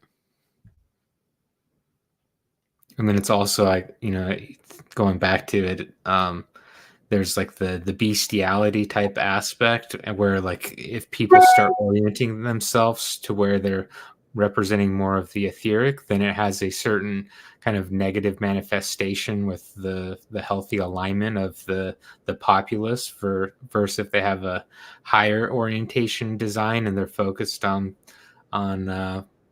maybe an alignment of their design with their spiritual focus and the narratives they create, then it leads to a higher reflective health of the society and individual and collective experiences. Absolutely beautifully put, brother. I missed the last few seconds because I had to change internet connections, but I think these symbols are really, really powerfully important. And it's very interesting the way in which the story has been retold in other cultures. So let's look at the basic symbolism, the theme. Enki, Enlil. Okay, so Alleluia. When you go to a Christian church and they sing Hallelujah, they are praising Alleluia. Alleluia discovered Earth after escaping. Alleluia. This gets fascinating. Alleluia. Ea is the original name of Enki. In fact, in Akkadian, they still call Enki by his old original name. In the Akkadian cuneiform scripts, he's written up as Ea. In the Sumerian scripts, in the beginning, he's written up as Ea, and then he gets the title of Enki when he comes to Earth. Why does he get the title Enki? Because the Earth's name was Ki. That's the old name of Ki, of Earth. So Ea was his name on Nibiru. Then he comes to Earth, and it becomes Enki, because Ki is the Earth. He was the Lord of the Earth that arrived, and he took over the Earth when Alleluia had arrived. He fixes up Alleluia's craft. He takes the weapons of mass destruction out of the craft. He hides them in a cave. At a later stage, Enlil is banished because Enlil, Ninharshag, right? Okay. So Enlil, Ninharshag was promised to Enki. There's this feud between these two brothers, and it goes right back to Nibiru. And before they get here, Enlil pops some shots into his lady's spot, as you could say in a unusual way of saying it. And out comes a baby. And obviously Enki is outraged. Now, Enki is not the lineage to the throne, because the politics has been really outlined in the first set of tablets, that the rule of, I can't remember what they called it, but basically, if you're a brother and a sister and you pop some new blood into being, that new blood gets authority over others. Even though Enki was the firstborn and Enlil is the secondborn, Enlil basically has a higher lineage because his seed is also with his sister. This obviously enrages Anu. Anu then says that she's not allowed to marry anyone. She's forbidden from ever getting married. So she's angry. At a later stage, she put a curse on Enki because Enki had 2 girls with her on Earth. Because like way down the line, she was angry with Enlil. So there's this feud running between Enki and Enlil. Ea and Enlil, you could say.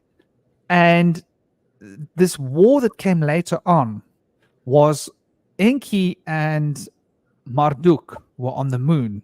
They had gone to create a way station on the moon. And they spent like centuries up on the moon. And they researched the stars, they researched the movement of the planets. That was where Enki refined his astronomical charts, and that's where the astrology came from, as it's written in these Sumerian version of the tablets. And then they came down to Earth. But while they were up there, Marduk confessed to him. He said, listen, like, what kind of a future have I got when I come back down to Ki? You've been disrespected by your father. Your birthright has been taken from you.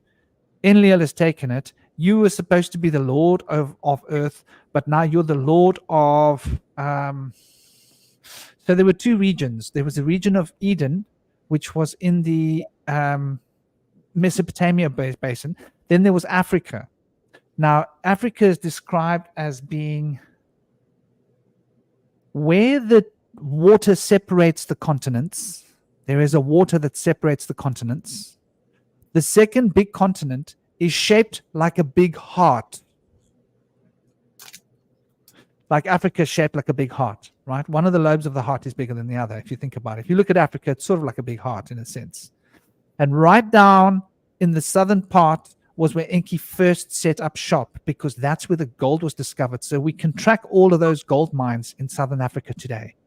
There are several thousands of gold mines we cannot explain, huge gold mines, lots of gold being taken out of it. So there's actually evidence to the story as expressed by the tablets that suggests that there was some extensive gold mining. And then we look at Ethiopia, and we look at the stories of Ethiopia, how Ethiopia was lined in gold, the streets were lined in gold.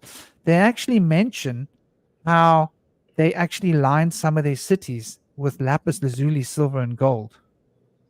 Enki actually built his palace out of silver and lapis lazuli on the walls.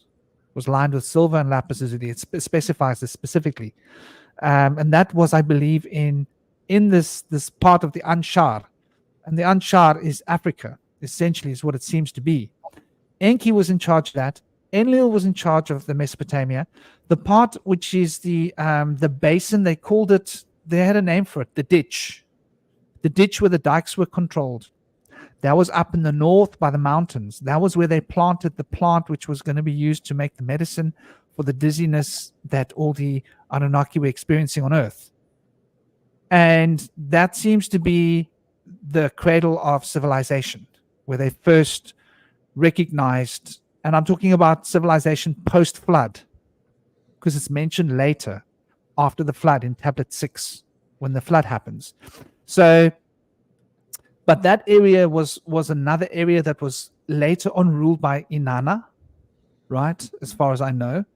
Inanna ruled over that. There were cities put up in all of these areas, and there was like a great sort of network on Earth that was created, and it's quite extensively described how they mined the gold and how the Ijiji were on Mars, and the Ijiji were getting angry because the Ijiji were coming down to Earth. Everybody wanted these humans to be created, so they were forced to create these humans. The question we asked earlier, why they created the humans, they didn't have a choice. They were going to have the Ijiji. Now the Ijiji was a race, and it's mentioned that they were large of stature. So there were very large beings that were the workforce of Nibiru that had been brought out, and they were based on Mars. And Marduk had taken over, taken charge of Mars because Anzu, who had been the pilot of Alalu, and Alalu, when he had bitten off Anu's testicles, had been banished to Mars till he died. And Anzu went to stay there with him so that he could get a proper burial, because he was the ex-king of Nibiru, and he was the great-great-grandparent of Anzu. Anzu was there. Then Anzu came to Earth after being revitalized, right, as we mentioned before. He's on Earth, and he was then managing Mars. He was then the viceroy of Mars, managing the Ijiji. And he kept coming down to Earth. He had come to Earth to discuss with Enlil and Enki that the Ijiji can't stay on Mars because they're freaking out. They've had enough now. They would not listen to what he said, so he stole the tablets. Now, there were these tablets that were incredibly powerful. I'm thinking the Ark of the Covenant. And these tablets, whoever held these tablets held supreme power. He got hold of these tablets. And with these tablets, it mentions there that he was almost invincible. Anyway, the sons of Enlil fight him, and he shoots a huge rocket that blows up his craft, and he lands, crashes on the Earth, and he goes down and he arrests him. And he removes the tablets of destiny. They're called the tablets of destiny. These are mentioned extensively in the Book of the Giants. If you go and read the Book of Giants, interesting, tablets of destiny. There was this argument about the Ijiji getting hold of these Book of the Giants, right? A big war was fought over the book of these tablets of destiny. And whoever held the tablets of destiny had some kind of supreme occult power. So anyway, he was then sentenced. They were going to sentence him to death. And they did kill him because he stole the tablets of destiny, which Anu couldn't forgive, and the 7 sages from Nibiru couldn't forgive, and the council all said death. So he was killed. His lifeblood was emitted. That's what they say. And then his body was taken back to the Mars where he had been the viceroy or the commander. And it was Enki's son that had taken him to Mars to give him a proper, authentic burial, because he was of the royal lineage of Nibiru. So What What was in Yeah. the tablets? What was in the tablets that was so sacred that it triggered this conflict? Or what type of These are the knowledge was it? tablets of destiny. They dictate the future.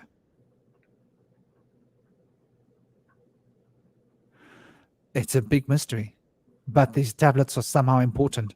They mention who's got the tablets. First Enki, then Enlil brings the tablets. Enlil's got the tablets because he was proclaimed the Lord of Earth. First Enki was the Lord of Earth, then Enlil was the Lord of Earth. But then Enlil had the tablets, and he kept them safe. And they were stolen by Anzar. And then they were returned to Enlil. So these tablets were like with these tablets, you could see the future. They gave you ability to see the future somehow. Now, you've got to understand that the time dilation between Nibiru and Earth is something of a consideration. These tablets were sacred tablets from Nibiru. Obviously, when they came here, I think they gave you foresight. Does that make sense? Like, he was said to be, Anjar was said to be almost unbeatable. If you know what your opponent's going to do in any war or fight before they know, how are they going to beat you easily, right? It's a tough call, right? Because you're one step ahead of them. You can preempt their decisions, you know. So I believe the tablets of destiny were able to reveal what would come in the future. And so there's a dimensional. Oh, and the tablets of destiny were also used to communicate with Nibiru. So they were also a communication device, maybe subspace, if that makes sense. I can't really. I wish I knew. It's something that in my mind has always been on my mind. But I know that in the Book of Giants, the giants fought terrible wars over obtaining these. The giants were the Igigi. They were called the Egregori in ancient Greek. They were called the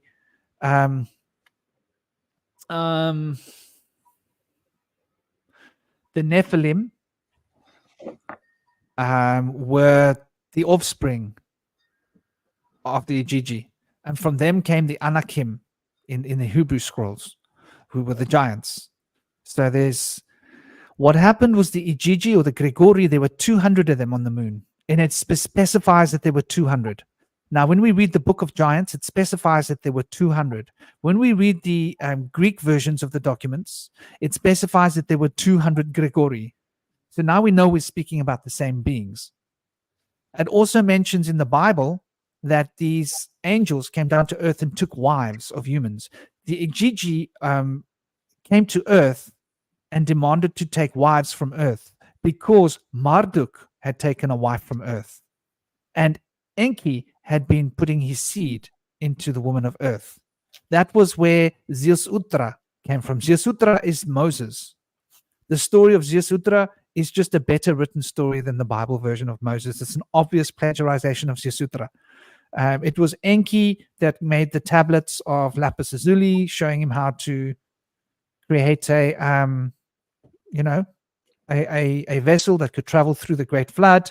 And the Great Flood was caused, according to those tablets, by the approach of their planet close to the Hamid Bracelet, as it was called. The Hamid Bracelet was a tight knit of clusters of asteroids, which was broken up by Nibiru actually piercing the Hamid Bracelet. After Nibiru pierced the Hamid Bracelet, the magnetic fields and gravitational fields of our solar system got wonky, and the Earth moved, Mars moved, the water all disappeared from Mars. The Igigi were no longer able to live on Mars. They had actually been forced to evacuate from Mars, and they were circling the Earth in crafts, waiting for the for the waters to subside. And when they did, they went to the northern part of the mountains, which is, as they say, on the northern place, which can only be Ladakh, Kashmir. If you go there, the Indus Valley, they speak about the big ditch up at the top, which was first place where the water subsided. And here's where it gets interesting. I noticed that when I was in the Indus Valley, it looks like you're on the seabed. So there was definitely water up there. There was definitely an ocean. Now, our people tell us that the Himalayas rose up and they were much lower, but we're talking about an ocean bed at 3,500 meters high. And they're telling you that the mountains rose that high. Could be true, but according to this story, the waters rose up so high that they covered the whole planet, and only the top mountains of the northern Himalayas were actually exposed from the water. There were a few places where some actually survived, humans, and there were some human beings that did survive. They mentioned 7 males and 7 females that were found on survived, that were able to propagate the human race again, as well as the genetic library that they had kept, and as well as Ziusudra and his family that had been saved, and those that had been saved with him. He had been given a list of names who were allowed to be in his craft. He was supposed to lie to the people about where he was going, because Enlil had forbidden that humanity was allowed to know that there was a flood coming. So Enlil wanted humanity wiped. Wasn't part of the story that Nibiru, or the other planet in the solar system, is on a different time cycle, and so when it returns to the atmosphere of Earth, then it's able to influence the ocean and the waters of the planet, and then may bring about these catastrophic floods, and that maybe the people that harness the tablets have some knowledge to how this cycle works, so they can provide themselves with the ability to survive this cycle. And so that allows them to move to different places on Earth. And what was the effect also on him mixing his seed with human beings? Because I think I remember also the Anunnaki were supposed to be masters of surviving some of these cycles and move across maybe like from North America, where they're going to get hit with a cycle, but maybe they were more of a male-based tribe and they had to mix with the daughters of men in order to survive and continue to procreate. And I also just like looking at that dynamic and looking at our because traveling across North America, it seems like, especially towards the Southwest area, it almost looks like it's survived a cataclysm in the past, and just the way the landscape is designed. And you mentioned mountains and being maybe beds of oceans and stuff. And just when I started to view the environment in that manner, it sparked the imagination much more, and it made the landscape have a much more magical kind of experience and design, rather than it just being tectonic plates that created the mountains, or just these very strange aspects in the landscape that just, it's like, why are things designed that way? It doesn't really make sense with the narrative I've got. But if it's on a time cycle where maybe it had a large flood, or these different cataclysm events, how would that shape the landscape? And then that seemed to align a lot better with what I was seeing in person navigating these places. Yeah, they had a very distinct chart of the crossing of Nibiru, and they would say that it would go by a shar, which was a order of the time of the cycle. So it would cross every 3,600 years. According to their tracking of Nibiru, which they used the shars to create the king's list of the different kings. It was ordered by the shars, and so the amount of time that the king served for was incredible amounts of time, for thousands, hundreds of thousands of years. So we've been willing to really understand how that could have worked. We mentioned earlier that they used herbs to extend their lifespan and become immortal potentially. And we mentioned that it was referred to as soma in the Indian culture of the Hindu culture. Also, it's referred to as ambrosia by the Greeks later. But there's a story in Gilgamesh where he had some, and he was about to imbibe the herb, and he decided to go into the hot spring and take a nice little bath first and freshen up and get ready for the ceremony. And as he went and stepped in and got comfortable in the hot spring, a snake came up and snatched it up and ran off and ate it. So he lost his chance to take the herb at that point. And I don't know. I don't think he got his hands on it again after that. But no, it shows that they did have something that was able to make them live for incredibly long lifespans. So that's very mysterious. But they track their time by shars. And according to the shars, according to if there was a shar that created a flood in 9,600 BC, 11,600 years ago, that we find the remnants of in Greenland from the massive impact crater and the nano diamonds that were spread from the impact around that area. If that was one of the times at which Nibiru had crossed, then it would add up through the shars that it would be crossing again in about 800 years from now.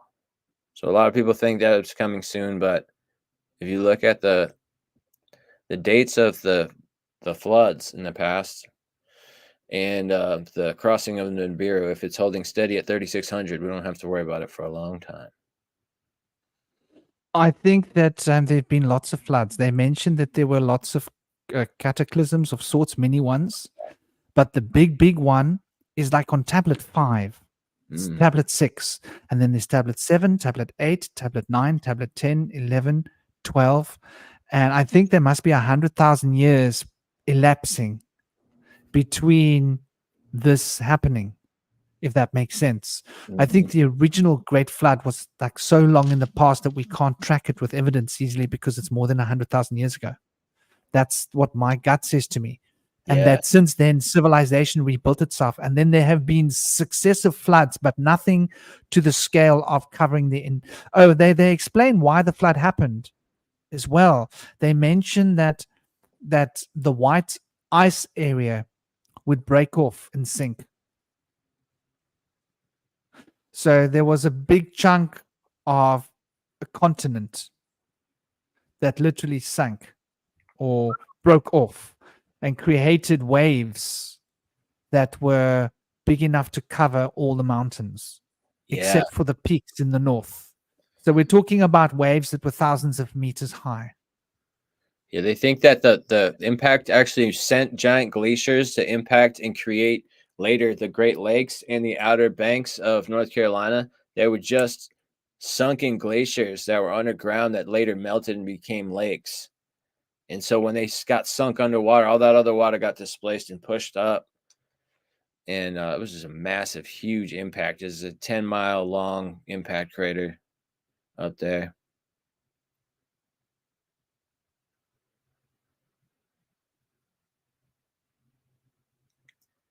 Interesting question by Buddy. Wasn't it water from Tiamat exploding? And that could well be a part of it.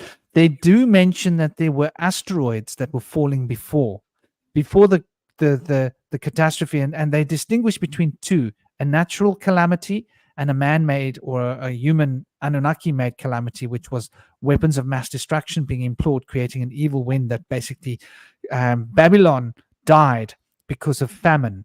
People died of starvation. If you followed that, but that's how Babylon was destroyed, famine, and it was because nothing would grow and all the animals died and there was no food to eat. And there are records of people eating each other. They were so hungry and they were dying of starvation, and that there were dead bodies lining the streets of the cities. That people were using hooks to pull the dead bodies up to their windows to eat because they were dying of starvation.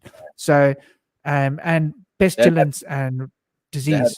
That happened in before Babylon too, which was why at the time of Babylon they sent the 72 tribes of mankind out and away and created language confusion so that they couldn't come back, and that would happen again. But it did. It happened again. I think that was the offspring of, remember we spoke about the breakaway civilization. The breakaway civilization was becoming advanced, and I think that was the offspring of Adamu and his wife, who we know as Eve, but they knew as not Eve. And they had noticed that these beings could challenge them. So there was discussions by Enlil that specified that we need to break up their languages. So they were herded on the planet. They were herded. Obviously, these Anunnaki had superior technology, and they were able to herd these like animals, right? Like you could fly around in a spacecraft and like drop bombs, and they're going to go that way. Like there's a lot of ways you could create earthquakes, so that they're running from the earthquakes. I mean, using your technology, they would have been able to create reasons to force migrations, and they split them up, and then they actually specifically, apparently, they were able to create genetic bodies to put them so that they could enter into, which is a very interesting idea. I think these tablets of destiny gave you certain powers, and they had powers. For example, Ninashag, right? She put a curse on Enki. Okay, so Enki wanted to have sex with her at a later stage. This is in like tablet 4. In tablet 4, Enki says to her, listen, you're my sister. Enlil has basically had a baby with you. You were actually offered to me by my father. You were supposed to be my wife, but you fell in love with Enlil. She was then angry with Enlil because he had taken other wives, and he couldn't be with her. So Enki said, let me have a baby with you. So he took her to show her the Anshar, the lands of Africa. She fell in love with the place. And she said, okay, let's do it. Then they had a girl. Enki was like, damn, I really need a son from you, because he needed an heir that was of pure blood, basically with his sister, because the law of succession was dominant in their political system from Nibiru. So if he could have a son with his sister, he could challenge Enlil for control, and for the throne of what would come.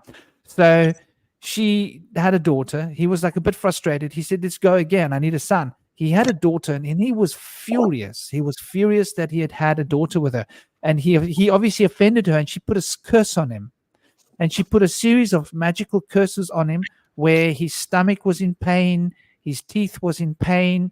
They described the curses that was put on him. And the curses were so bad that Enlil goes to his father Anu and to the council and says, please, man, talk to her. So the council speaks to her and says, look, please remove the curses. So Enki says, I promise, I swear I will not go near her private parts again. He takes an oath. And so she one by one removes the curses from him. So it's very clear that these beings had amazing metaphysical powers, right? That they could manipulate other people's bodies and even the bodies of the Anunnaki. And then he's fully healed after that. And then he never tries to have sex with her again. And those two daughters are never mentioned again. So there's a lot of this rivalry between Enlil and Enki. Now, the wars that came later was because when Enki was on the moon with Marduk, he had made him a promise that I will make sure that you get what's yours. And at a later stage, I believe that Enki had provided Mars. Enki had been instrumental in making sure that Marduk got the weapons. Those weapons of mass destruction that Marduk used to destroy 3 of the cities in order to take control. And he was going to take control of the spaceports. I believe the spaceports were in maybe North Africa, and there were 2 different spaceports that they could reach in Nibiru with. And so it was decided by the Anunnaki that they would use weapons of mass destruction to completely flatten all the cities with spaceports and take out all the technology that he would be able to use to get back to his planet. Because maybe he would have gone there to invade and take over the throne. Do you see what I'm saying? He had an army that he had created of giants. Because when he was on the moon, not the moon, when he was on Mars, he was the Lord of Mars. He was with the Ijiji, the giants. Now, it says as well, and this is really, really interesting. So the people were red-skinned. They weren't white-skinned. The Ijiji were white-skinned. This is where it gets interesting. Because when Enki and Enlil were white-skinned too. Because when Enki impregnates this earth woman that he found to be so beautiful and intelligent, she goes back to her husband and has a baby. And this baby's white. And they're like, what the hell? Did you have sex with the Ijiji? And because this looks like the Ijiji baby. Now, if you look in the Bible, it mentions that Moses was white and that he was glowing with the white color, and that there was this anomaly of this white baby being born. That same anomaly was present with Ziusutra. Very interesting. So we've got that track of the same story. And she had to swear that she had not had sex with the Ijiji. Nobody suspected Enki of having put the seed into her, because Enki was the lord of Anshu, of Africa. So basically, that was the point where the original humans were red. Where the colors changed and all the other races come from, I'm not sure, but in the Vedas it speaks about different races. But so the Ijiji were the giants, and Marduk was with these giants, and he made a race of giants with humans in his places, and they were basically challenging the rest of the world. So this is very interesting when you start looking at this ancient story of the Book of Giants and how they were fighting to get hold of the tablets of destiny, and how they had these big terrible wars with great weapons, and how Enlil stood on one side and Enki stood with Marduk, and Enki and Enlil were instrumental in fighting this great war, manipulating it through their sons, right? And then you go and look at the Irish Celtic legends, and they're telling you the same story, right? The two brothers that were on earth, and they were the great kings, and they were ruling the place. And you'll find this story is repeated in many cultures. So it's very interesting how it seems like all the stories that we've got in many of the ancient mythological traditions seem to be repeating the same story as expressed in the original tablets of the Sumerian cuneiform, and the same stories seem to be told in the Akkadian cuneiform as well. The Babylonian tablets start to tell a different story, but Marduk had been winning the war.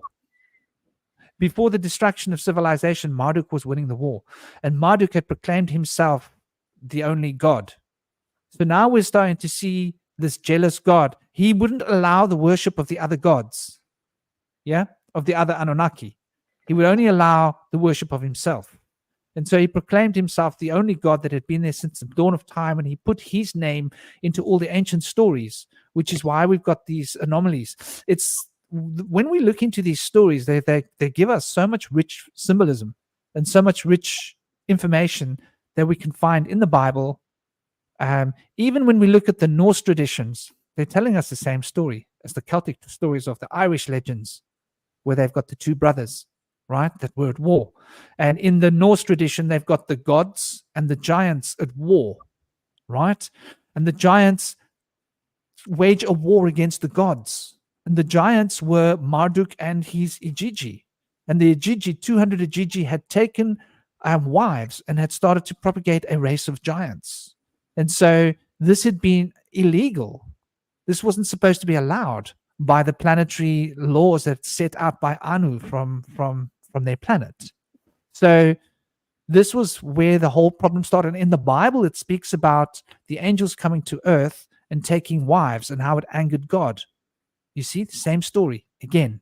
And then how a race of giants, Anakim, came from these Nephilim, and how this Anakim fought terrible wars with humanity until King David vanquished them, right? It's the same story. Yeah. It's interesting how as the kingship was passed down from Enki onto Enlil, and then Enki told his son Marduk that the kingdom would fall into his hands in good time. And so Marduk was promised that he would become king and was really excited about that opportunity. But then when things didn't play out the way he was told, and Anu decided not to give the kingship over from Enlil back to over to Marduk, back to their lineage. He took it away. Didn't go well for Marduk. He did not like how that had played out for him. So that was the point at which he became the first fallen angel, took that human bride, and his bride's name was Sepantitu, and it was the first time that one of the gods had taken a human bride. And so that started the Nephilim and the fall of the gods. at that point, the gods retreated back to their realm, and then they exiled Marduk. Marduk then, I believe that a lot of people have confused Amun Ra with Ra, but I think it was at that point that Marduk went down to create the secret cult of Amun Ra and the enslavement of women. It was previously a matriarchal society with a lost history of the gods that has now been mistranslated to us as a male-dominated society, but there's a good chance that the gods were a matriarchal society. And then Marduk changed that and mistranslated everything to relate it to us in ways in which he was the only god later, and that men ruled over the women and the women were slaves. They changed the high priestesses to temple prostitutes, and they, with the creation of gold as a currency, and they duped them and overtook the power. And I think that was something that had been expected, I think, for a long time. Or the male gods had maybe been planning in the background, because they were likely to have been servants and consorts of the goddesses, really. So they really wanted to take that power back, and Marduk did just that. So by taking mankind as his legions to battle with the gods, we also were exiled.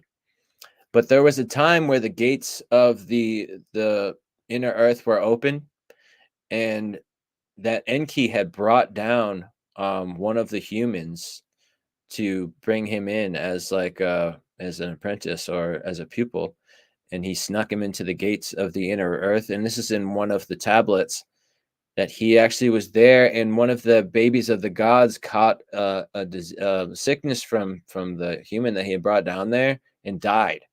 So Anu got word of this and closed the gates until the end of this dark age. At that point, and no humans are allowed. They've closed the gates of the inner earth since that time. So it was during that time that was the sacred realm of the gods, and then through stages of propaganda, we've been led to see that the inner earth is a hellish place, or a hell, terrible place of demons. But if you look back at the ancient myths and legends in the oldest that we see them, it starts off as a place from which we all came, the place of our origin, the place that we return to at death, to be reborn and reincarnated. So that place is now considered to be a place where we get brought to be tortured for eternity. Very different understanding there. And as the narrative changed, different stories changed, and inconsistencies were found there. Like, to the Norse people, Hell is the name of the goddess Hel, is an icy cold realm. And to the people in Mesopotamia and the Mediterranean, Hell was considered a fiery hot realm. So if you live in the desert and hot places of the lower latitudes as such, towards the equator, you're gonna think of hot places being terrible. And if you live more towards Scandinavia in a colder realm, you're going to think of like icy cold places being terrible. But what's the true story? I mean, wasn't it supposed to have been a sanctuary of the gods? So maybe really it is a sanctuary of the gods, and they've kind of conveyed it to us as such, to be a place that you wouldn't want to go because we've been exiled from there. I feel like this is part of the narrative that you kind of have to read between the lines, but it makes a lot of sense, and the consistencies are all there. If you look in cross-cultural examination of the new story versus the old stories of things, there's a lot of power to that. But it's interesting, in tablet, I believe it's 11, they show that they had to take that human out because the infant had died. They're able to somehow resurrect some of their dead kin with different herbs and bread of life and waters, which is amazing. So we don't really know what those herbs are, but there's a mention of this story of Eurydice kind of is a later telling of this story, but there's a story in one of the tablets that I believe one of the goddesses snuck down there into the inner earth, and she was caught doing something, and so she was judged, and she had to go through the 7 realms and take off an article of clothes at each gate. And then at that point, she was judged. And then somebody went down there to rescue her. And they had brought, I think she was strung up and killed. And they brought the bread and water of life. I think it was Enki went down there and rescued her and brought her back. And this is a whole wild story. And when she comes back, all this stuff ensues when they reach the surface. But it's been a while since I've gone through that tablet, but it's a really interesting story. How they're able to resurrect, and they go in through the different levels of the realms in the inner earth. Were you going to comment on that story, Franklin? Or I just had a, sounds like you're ready to go. Okay. I was just wondering, you had mentioned the matriarchal society, and then it got taken over by the patriarchal society. In that story, what were some of the strengths or powers of the matriarchal society, and then how did it transform once it was taken over, and what were some of the different aspects of both of them, or lessons to be learned in that? Well, I think what was really conveyed was that when we were in a matriarchal society, the male figures were not really in a place where they could really have much power or say, and they didn't really always agree with the authority of the matriarchy. And that's very clear when we see that, like, Enki and Leo banded together to annihilate Tiamat, the main goddess that overruled all of the gods. She created and ruled over all the gods. And so it was Marduk himself that not only did he destroy the great matriarch, he also stopped becoming a god and started to then settle for sleeping with human women and having these concubines. Not really much of a bride. I mean, he, with his lifespan, he would have these concubines come in, and who knows how many, you know. That's not, he didn't respect women. So it was his way of becoming fallen that changed the entire modus operandi. They were doing things completely different before Marduk came in and wrecked it all. That's just why they just said, we're gonna go, you're gonna stay here. It's like kind of like the story of how Lucifer fell and became the lord of this realm and was kind of stuck here. Kind of similar story to what happened with Marduk. And his transgressions were great. You know, he became, not only did he want to have a bunch of human brides instead of becoming a consort and servant of a goddess, he also wanted to enslave the women and objectify them as property and just sexual objects for men. And it's sad where we're at today, where we stand in a place where women have been enslaved for over 6,000 years. In the Western world, they're considered to be sexual objects. In the Middle East, they're considered to have no rights. They're not shown as a sexual object, like as scantily dressed portrayals or such like that here as it is here, but they're considered to be an object of possession, to own. Even as a child, you just own them, and they have no ability to own property, have a license to drive a vehicle, be able to read. A lot of times it's very rare that they'll be able to have those opportunities. So that's very sad. Here in South Africa and in Southern Africa, women were equated to cattle, and they were valued according to cattle, and they were bought and sold by their fathers for cattle. And so this daughter was worth 30 cattle, head of cattle. They were actually financialized, and they were treated like cows and cattle, and they were bought and sold. And if even to this day in parts of Africa, it's not unusual for an African man to consider an unmarried woman fair game. He doesn't need her permission to have sex with her. He can just have sex with her. In parts of Africa, this is common. We have these problems on the borders with the truckers just drive, and if they see a woman, they'll just rape her, because if she's not married, it's the man. She's a possession of a man. If a man doesn't own her, she's free game, and any man can just take her. And her father's supposed to be looking after her and selling her off to another man. So this is like part of African culture. It's part of the Middle East culture. If you look at Western culture, even in the white places in Europe, right? It was the same there. We forget how recently dowries were a normal part of marriage, were they not? Mhm. What's It's that? Selling a woman. In India, you know, if you've got a daughter, she's worth nothing. You have to pay a family to take her away from you. They take baby children that are girls and they throw them into the rivers Mm. because it's going to cost them too much. It's a mouth to feed. When you marry her off, she becomes his family's problem. Does that make sense? Like they've now got to feed her and look after her. She's not our problem anymore. So like the whole world has been very like women have really this whole story about how you know the woman's liberation has come. Okay, so we look at Western culture and we curse Western culture, right? And look at the bad things that, but what did we get right? Right? Who were the ones who got that right? It was the Western culture.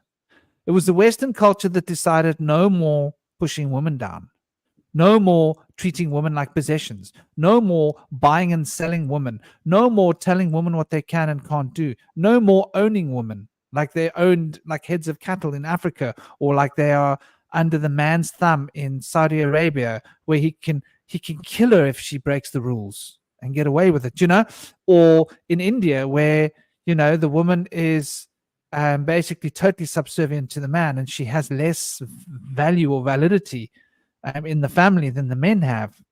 This is an old pattern. It's a globe, and every culture. You can't point a finger at one culture. You can't say, "Oh, look at them. Oh, look at them." Probably the Chinese had a better system. I'm guessing. You don't hear so much, but actually you do. In Japan, they were foot binding, weren't they? So where was it not happening? But the one culture that actually stopped it is Viking. the Western culture. Sorry? The Vikings, matriarchal. But they were lost. You gotta love the Vikings. Oh yeah. They had a good go of it. But yeah, no, if in the Viking culture, if a man were to do infidelity and sleep around, it wouldn't go good for him. He would have to lose his member. That was part of Viking law. So you can kind of get a picture of like how serious matriarchal rule can be, and it can be kind of cruel sometimes. So you could see why men would want to overthrow it. But I feel like mammals are matriarchal by nature, I feel. And so we've been in a state where men have been in an out of place state where we're not supposed to be where we're at in leadership right now. For 6,000 years, it's become the way things have become because of the way that we've kind of lost our balance of the sacred union. And so when women are considered an object, they don't have the ability to say equally what decisions should be made. We see that the greed in self-indulgence of men are their own demise. It leads to the degradation of their environment at their own profit. So it's sad, but we see that with women in rule, that there's more of a deeper inherent matriarchal maternal instinct, that they have inherent compassion. So it's going to be harder for women to make these blunders, whereas men would say that seems wrong, but we're going to do it anyways because we can get good money out of this. So I feel like there's an overgeneralization there, but I feel like there is an aspect of the ability to have some more accountability and being able to listen to both sides can help us keep each other accountable, because we're going to make different decisions based on different sentiments, and we'll be able to reconsider, like, is that the right thing to do? And when you have two different sides talking together, you can come to greater decisions and be able to reflect more on your own position.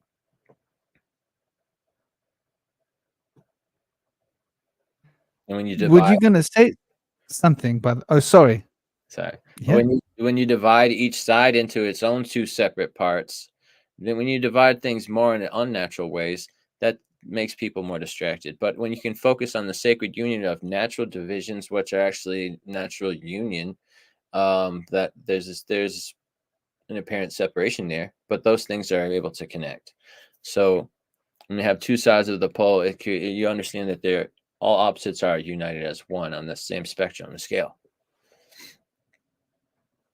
And through our sacred union, we can gain great harmony. But we're working our way up there. We see in the Western world, we've been given women more of a voice, the ability to be heard, educated, and women are dominating the medical and law realms of the occupational circles. So things are going well for them. And in Iceland, they've now been able to achieve being able to get paid the same as a man in the same position. I think they're working towards doing that in America. There's baby steps are being made to give the women their power back. And I think great things can come of it.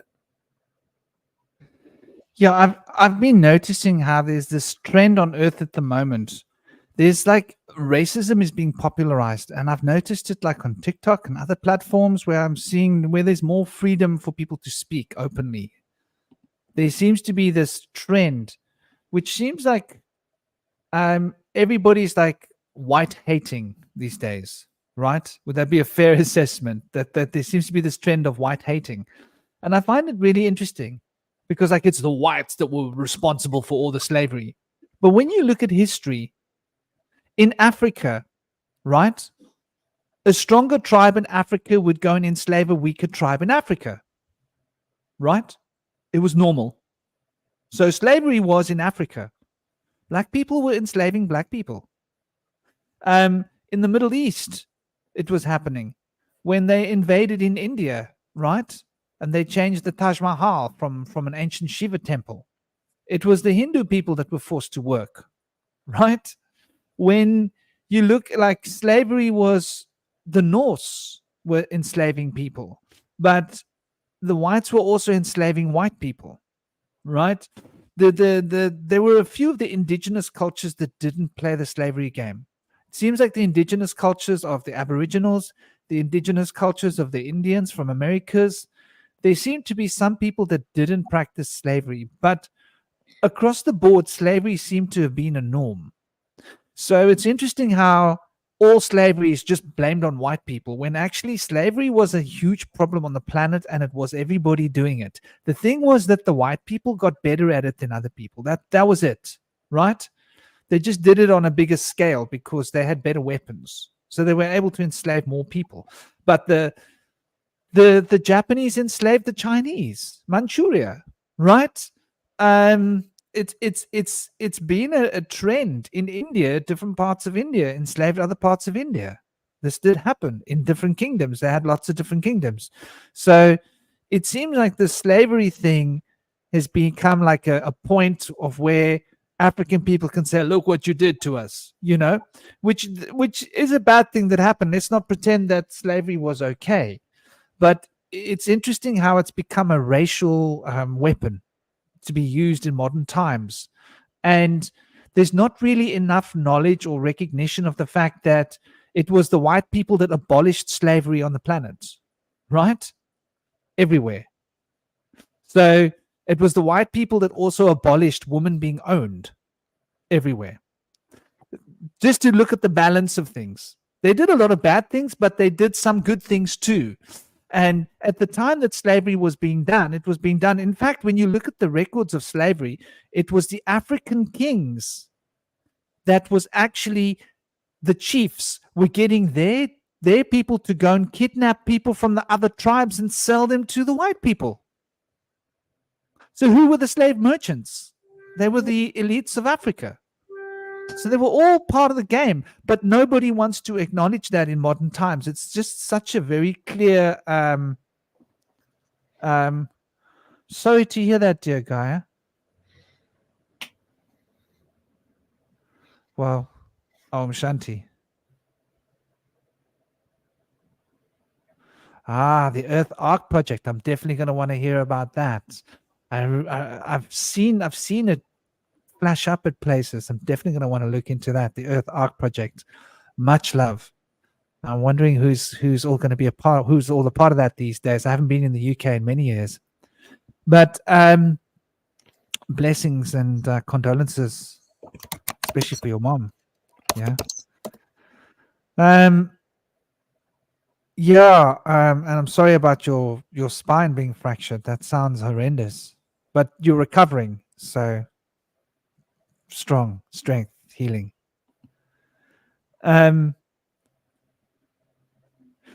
So everybody wants to just focus on the negative. Yeah, there was a lot of, Europe did go and create a lot of trouble in other countries, but it's sort of like it's all balanced out in the end, which is interesting.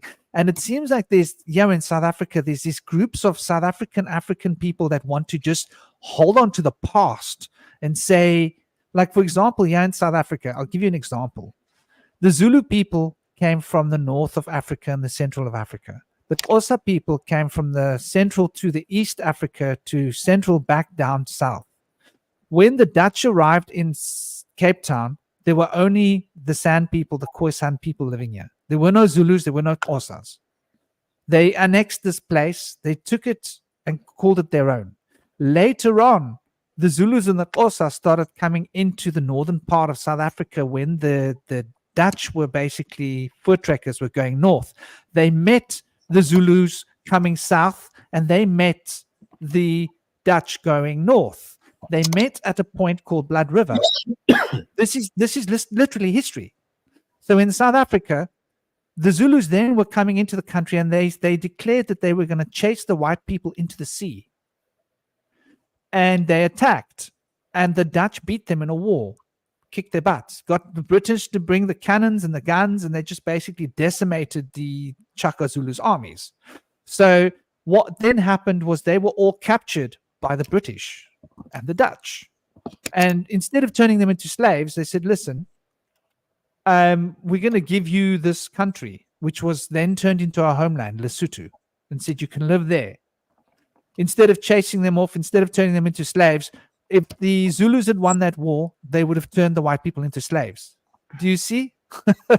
They would have been forced to become part of their crew or die, because that's how Chaka treated the other African tribes. So nobody recognizes the history here in South Africa, for example, of what happened. And then what happened was the Dutch and the British built up the southern peninsula, Cape Town.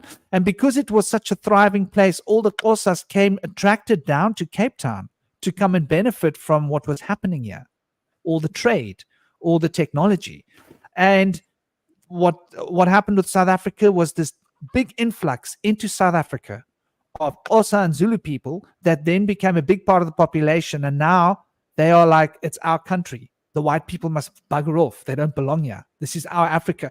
But they don't even come from South Africa. They come from Central Africa. That's their origins.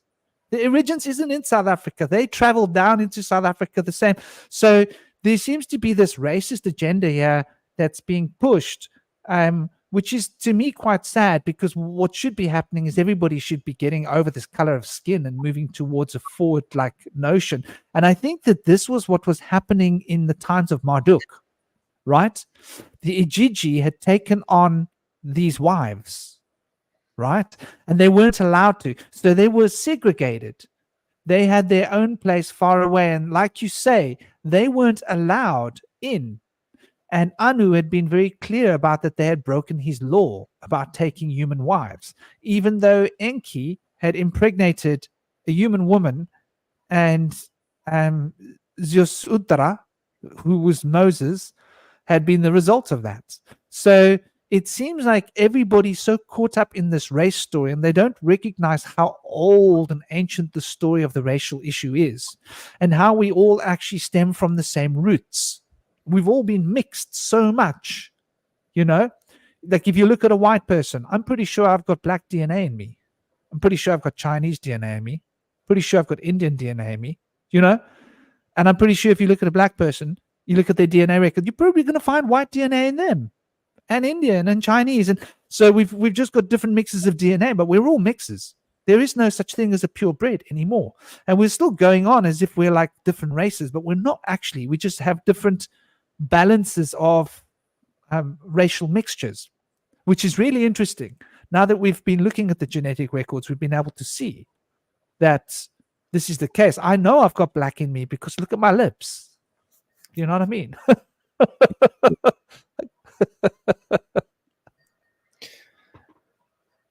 Yeah, I'm part African Bushman, and I feel like I have like a African mind, because I've heard that African people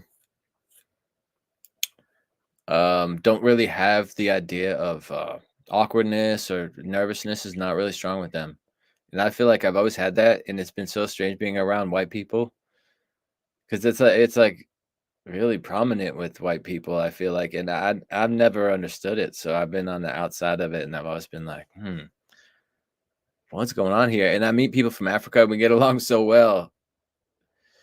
So I feel like I have that African heart and mind thing where it's just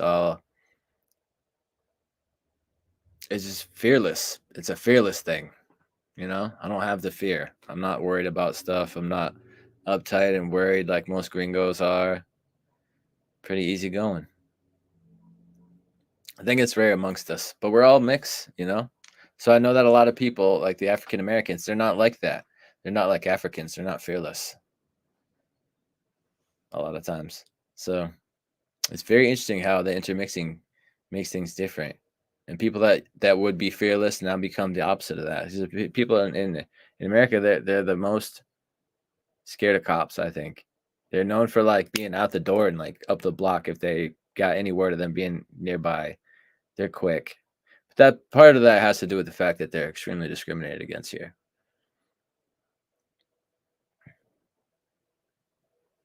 So that brings us back to the original story. So where were we in the story? We were on the tablets of when they were creating the humans and they put the extra DNA into the humans. And after that point, Enki and Marduk went to the moon to survey the moon. And they spent a long time. Enlil got nervous. They were on the moon for a long time. Enki taught Marduk everything that he knew. That was where he made the promise to Marduk that you mentioned earlier, right? That I believe they were on the moon when he promised him that. And he said, I promise you. And so Marduk held him to that. And that's why the weapons of mass destruction were shared with Marduk in order to keep the balance of power between him and Irish French as well. Cocktail or salads. Yeah, man. So, you know, there's no such thing as a pure race anymore. And I think we need to really bury that racism crap. Just get over it, because like it's I think it's partially what started the wars with Marduk, because he was always with the undertrodden. He had been on Mars with the Ijiji, and the Ijiji were cursed. They were like a lower they had less prestige or esteem than the Anunnaki heroes. And they were gigantic beings. They were giants. They were like the laborers. And they came down to earth. So the irony of it is that these laborers ended up becoming part of Marduk's army, you know, against creating all of this big challenges. But that happened much later. The Marduk story came about later. First, there was the Great Flood, and that is the story of Ziusudra, and Ziusudra being obviously Enki's son, illegitimate son. And then there was the issue about him being white, and her husband, the mother of Ziusudra, being accused of or being asked, did you mix with the Ijiji because this is the wrong color? Everybody else was red color, the red of the earth. They're very specific about how Adame and Tiamat, Adam and Eve, were red. They were red people, like the American Native Indians, and like India, you know, the Vedic people, red skin color.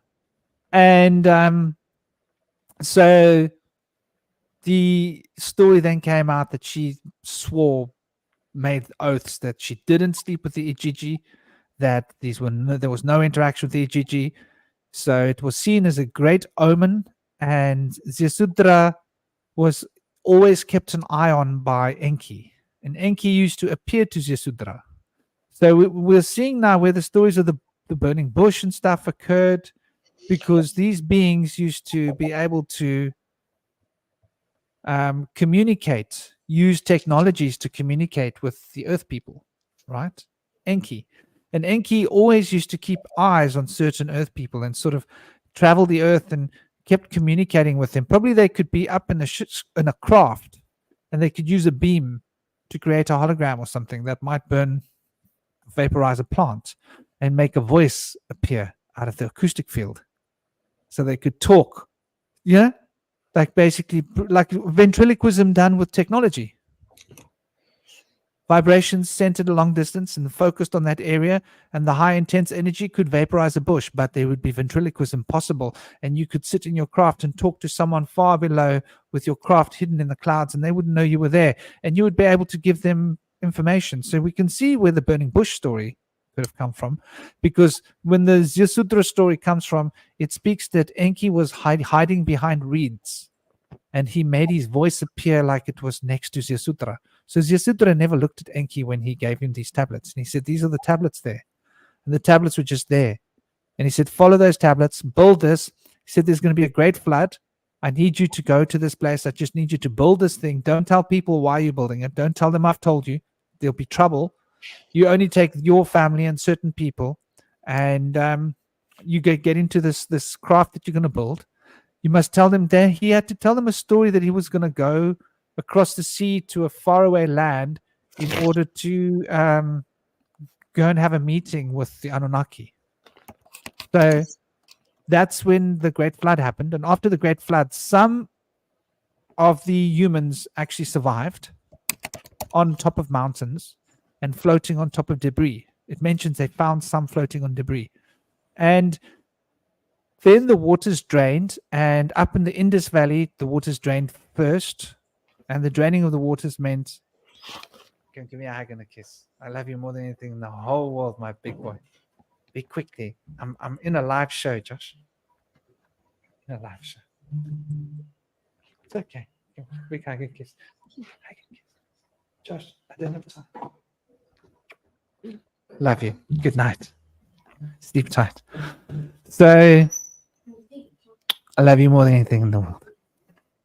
So, the Ijiji were the angels that we hear about in the Bible.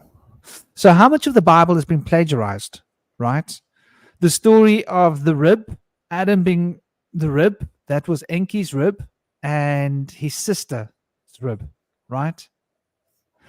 And the story of wearing clothes in Eden, that was Enlil talking to Adamu and to Tiamat when he discovered them wearing clothes. And that's in the Sumerian tablets. The story of Moses obviously is in there. There's a number of other biblical stories. I can't think of them at right now. Oh, yes, the stories of Sodom and Gomorrah, and the stories of cities being destroyed with great big rockets, missiles, yeah, and that they had to walk away and they couldn't look at the cities that were being destroyed because the vaporizing of these cities would basically vaporize you if you were close enough to see it, right? That is documented in the Sumerian tablets with these great, terrible weapons of destruction, these rockets that would destroy entire cities, vaporize cities. And that was what created the unnatural calamity that destroyed most of the life on Earth, except for a part of Marduk's kingdom that survived, ironically, which obviously is something for us to consider. Enki, being based in Africa, was the Abzu. It was called the Abzu. The Abzu was where all the gold mining was being done. So the gold was being mined in Africa. So they got the gold mining back up and running because Nibiru needed a lot of gold to fix their atmosphere. This is why we have gold as a trading standard, which is rather interesting. So from there on, the stories go on to how they built these cities and how they developed these 4 quadrants of the earth, and that one was under the control of Enki, one was under the control of Enlil. Then Inanna comes into the picture, and Inanna cleverly deceives Enki and gets hold of his genetic library, which she's able to then use. She then uses that to trade to be able to get Marduk's share of the pie. This is what happened. Inanna was one of the princesses, right, from Nibiru stock, and she was very clever. She used to have sex with men. I think here's the story. You know, we would talk. You wanted to talk about it, right? The story of the demoness, the Hebrew demoness, that is so misunderstood. There seems to be very tight connections with Inanna because she used to have sex with champions and they used to die in her bed. And they mention how she had sex with champions because she couldn't find a champion, and she was a Sumerian woman. If a human man had sex with a Sumerian woman, he might end up dead. How's that? So, what was it you wanted to talk about earlier, brother? And what about dear Aaron? What are your thoughts, brother? Oh, this aspect is I'm just learning and listening in. I'm not as well versed in a lot of the detail aspects. So I got my notepad out. Yeah, I wanted to talk about a little bit about the Apkallu, the 7 sages of Enki. The Apkallu are associated with Enki, but they are sometimes also associated with Dagon, who's also known as Oannes, who was also a fish man that came from the sea. So all of them, Ea, Enki, and who are the same figure under a different name, and Dagon or Oannes, who's also known as Adapa or Uana. They're all associated with the Apkallu, who are these bird-headed sages of ancient Mesopotamia, which are very mysterious. But we also see in Mesoamerica that there's also images of the Apkallu. And it's interesting that you mentioned earlier that Enki had his home built of silver and lapis lazuli. There's a story of Quetzalcoatl having a home built that he actually mined telekinetically with his mind. He was able to mine ore from the mountainside with his mind, pull it into walls, and then he had people collect feathers to create a plumage roof, and all along the walls he had it encrusted with gemstones, which is just an incredible story. But there's a lot of parallels there with the Apkallu, which were a very unique looking bird-headed men, sages in a group of 7. You see them there. You also see them in Mesoamerica. So I feel like there was definitely an exchange of ideas through their culture. Whether or not there was an exchange of goods hasn't been established. There was a time where they thought that the cocaine mummies explained a pathway of exchange goods between Mesoamerica and the Mediterranean, but it turned out that there was some fraudulent stuff going on there, and then cocaine mummies were fraudulent, I think. But we do see that there's reed boats in Mesoamerica that are identical to the reed boats in Africa. So, strangely, there's also an anomalous thing in which there's the same species of ants and earthworms and seals on the coast of Africa as there are on the coast of America. And those things have no way of traveling across deep sea. Seals don't travel across deep sea. So something went on where those two land masses may have been connected more recently than we thought. They were drawn apart. But we do know that there was a antediluvian culture that connected those megalithic societies. And what aspect of this culture do we get into when we look at Mesopotamia? Maybe that was kind of the last vestiges of the God-driven culture in the megalithic structures. Because, you know, we see stuff in Southeast Asia and Mesoamerica that may well be older than Mesopotamia. But it's really interesting to see the parallels of the different gods across culture. We know that Enki was a god of the underworld. He was considered to be a trickster. He's associated with the fish, the serpent, and the dragon. And he was a healer. But he was also a trickster. I think he just kept things exciting. But then he was the god of the sea. Then we have his brother Enlil was the god of the mountains and the air. And he's associated with the lion and the eagle. So as societies have developed, we look at the story of the Tartarian culture, which their flag was the owl and the dragon. The Tartars overtook Europe for over 1,000 years. And some people believe that they may have even expanded into the Americas. But we do know that other cultures have expanded into the Americas, like the Vikings. And the Celts actually expanded into the Americas and have integrated with the Native American tribes before the British did. So, and unlike the British, instead of coming in here and antagonizing the Native Americans, they integrated with them and became part of their culture. So we still see today that some people in Native American heritage have red hair and freckles. And also some of them are African and before the Europeans came over.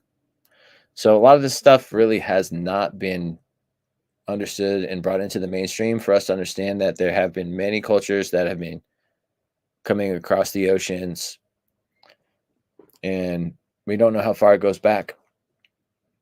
But this story of Enki seems to be in a lot of different cultures. There's a very similar archetype for Enki and Enlil, the two feuding brothers. Now we see that his nephew Ningshida, the son of Enlil, what happened was Enlil had a son that kind of fell in the archetype of his brother Enki.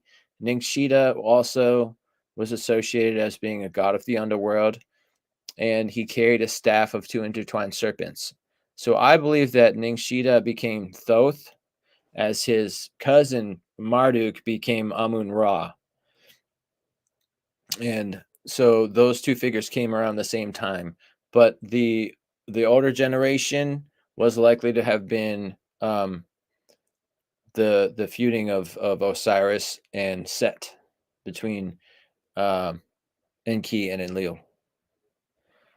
And then we go back further, we have Ra, which was likely to have been like the first god Abzu, and with Tiamat,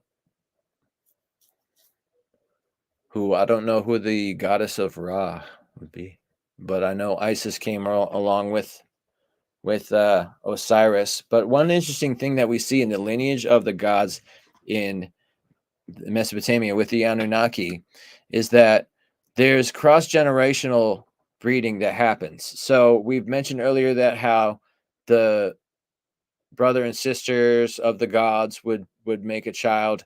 Also, the mother and sons of the gods would make children as well. Sometimes a grandmother and a grandson would make a child. Having the long lifespans that they did for thousands or hundreds of thousands of years, the intergenerational dynamics were not as noticeable. So they all probably seemed around the same age for thousands of years in their prime. And so it wasn't considered to be such a big deal for intergenerational mating. And also another thing that we see is that, as we mentioned with Nin-Her-Sag, some of the brides would actually go back and forth between different male consorts. And so I feel like that was really what was going on, is that we don't really know who the father was all the time of the different children of the goddesses, because they would go and have many different male consorts.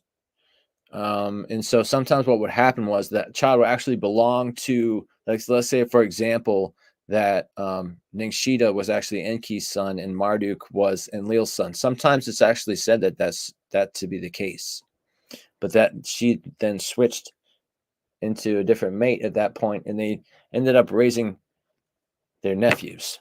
That's a possibility. We don't really know. During their time, they didn't have paternity tests. So there's a good chance that there was something like that going on in a matriarchal society.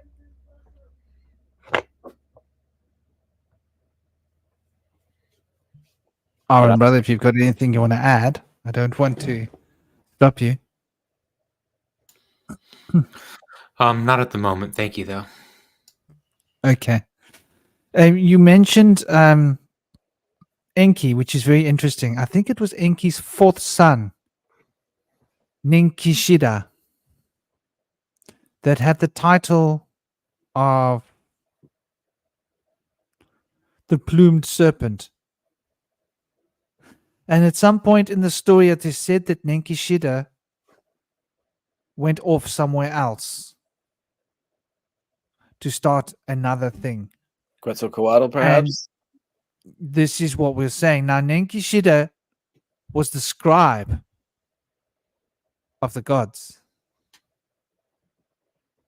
So the scribe of the Anunnakis, the official scribe, was Ninkishida. And he had been trained by his father Ea, Enki, who was also god of magic.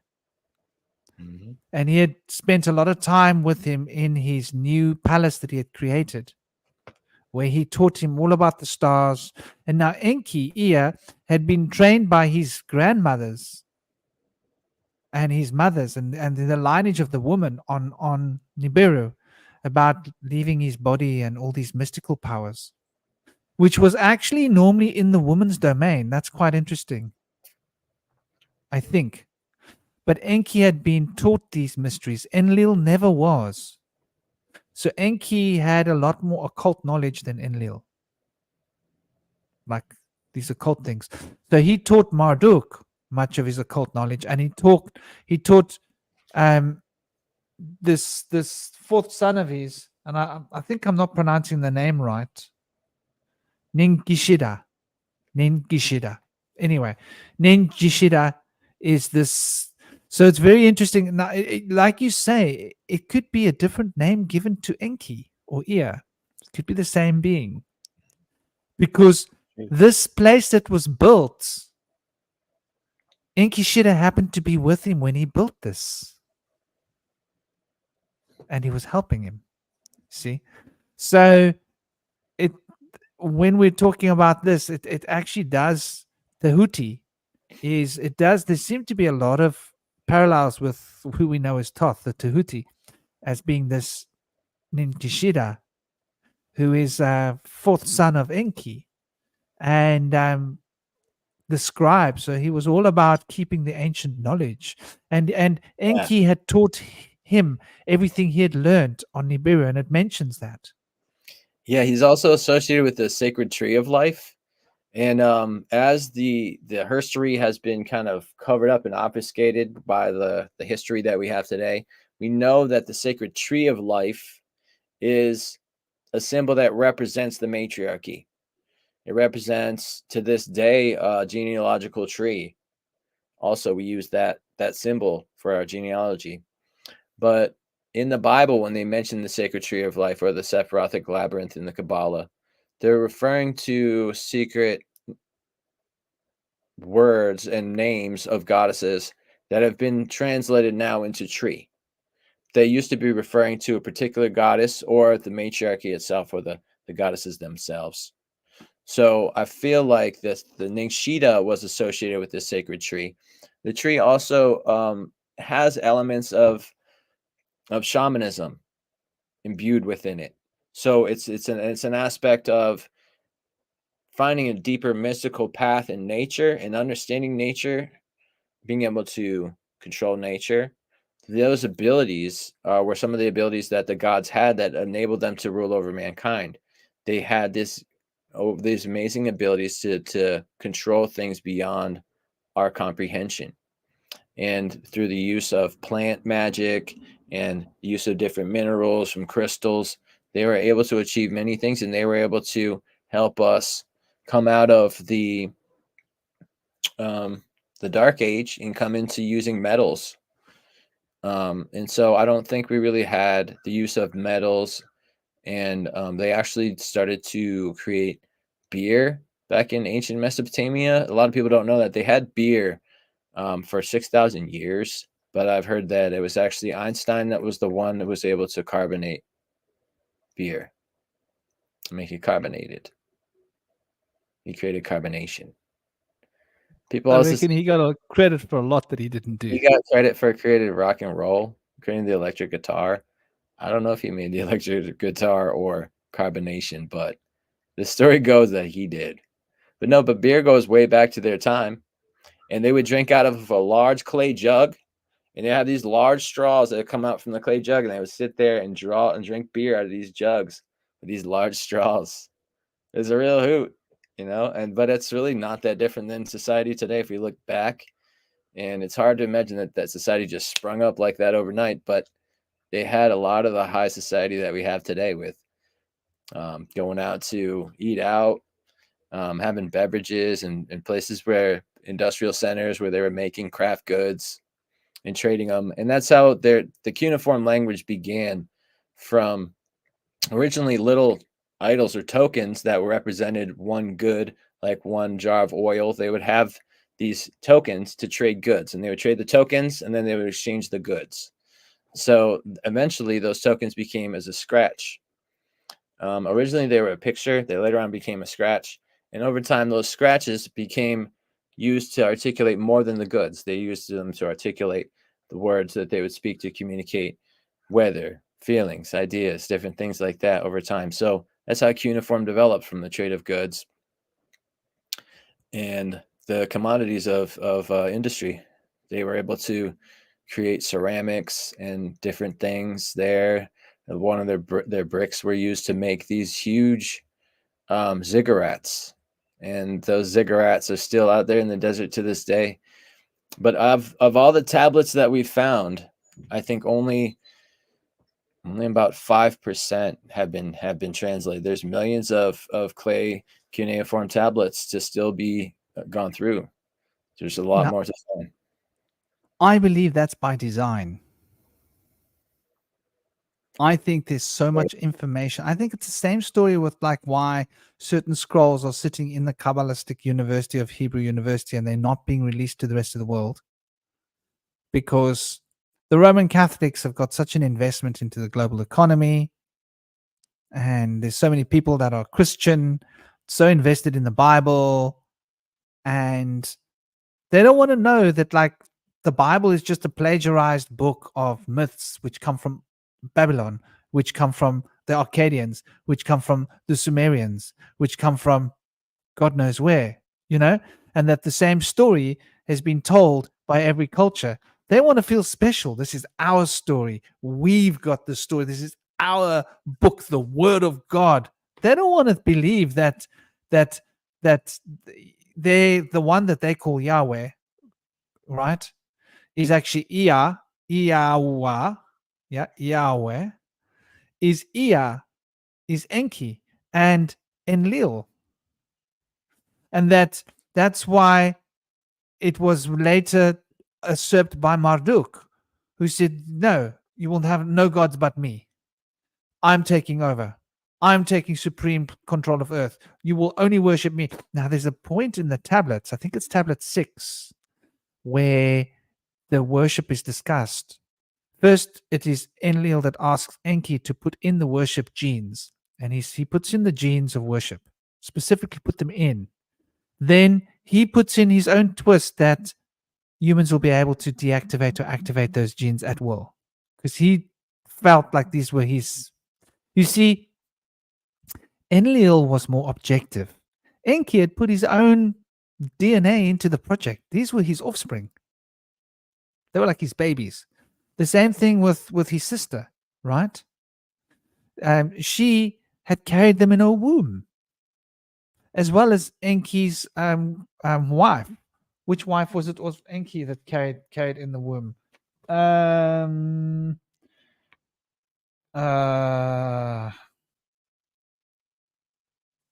we know it was Ninharshag, right? That was responsible for carrying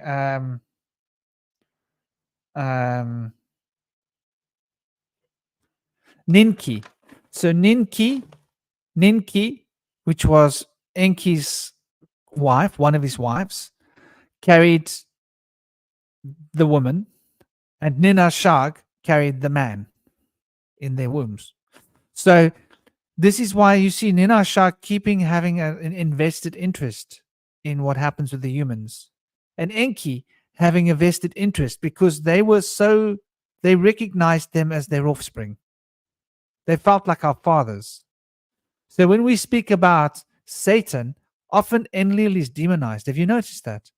Why is Enlil so demonized? Let's think for a moment. Enki was the one that wrote these tablets. He got his scribe, right, with him to write the tablets. It was literally Enki's. What was the name of his scribe again? I'm sure I wrote it down here somewhere.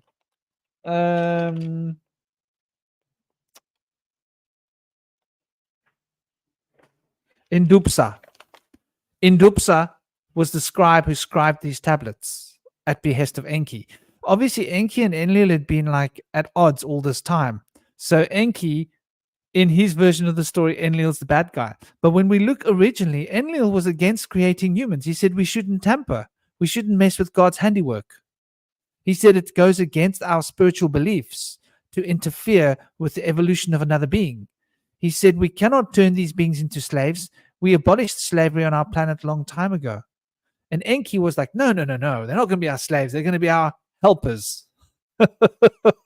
Enki was the bad guy in the beginning. Then Enlil was like, listen, we're losing control of this. And when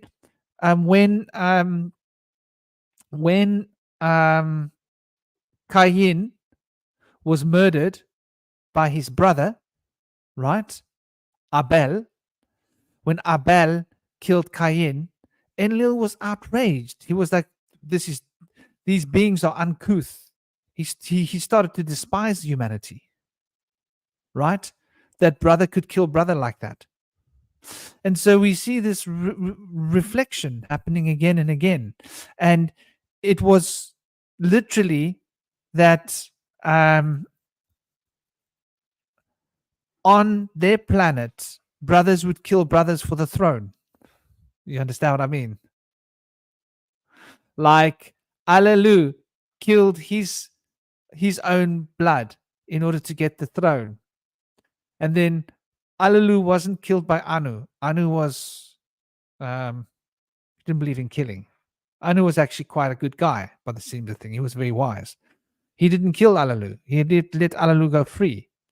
And the second time when Alelu bit off his testicles, he still didn't demand blood. He was like, no, let's just exile him to Mars and leave him to live on the rest of his days on Mars. He's not allowed to leave Mars.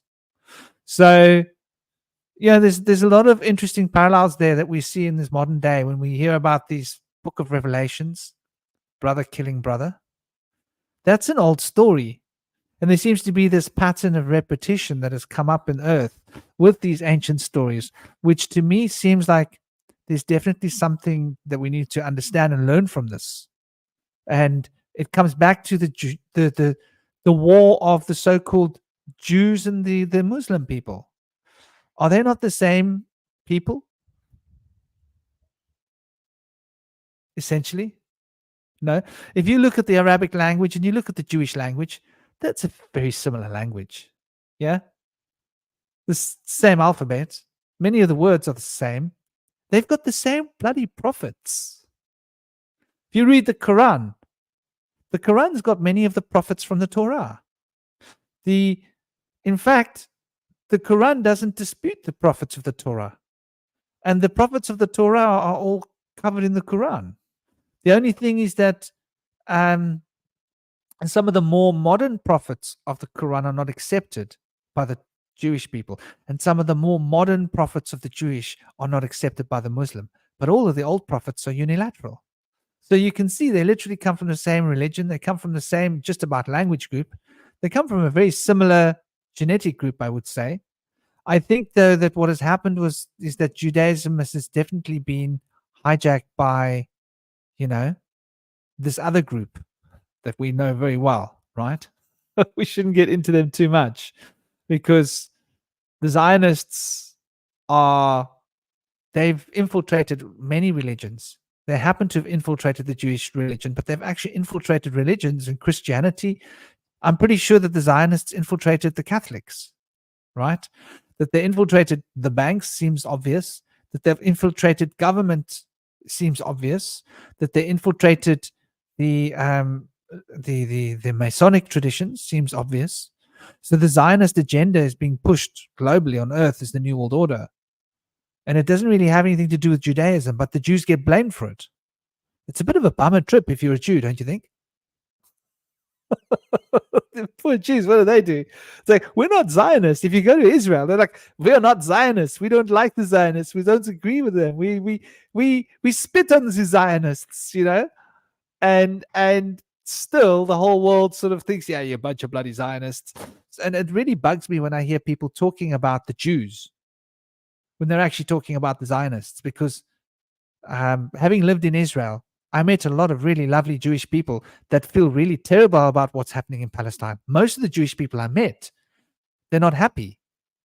But the Jewish political structure is so strong. Do you know? Let me give you an example. When I lived in Israel, this was in 98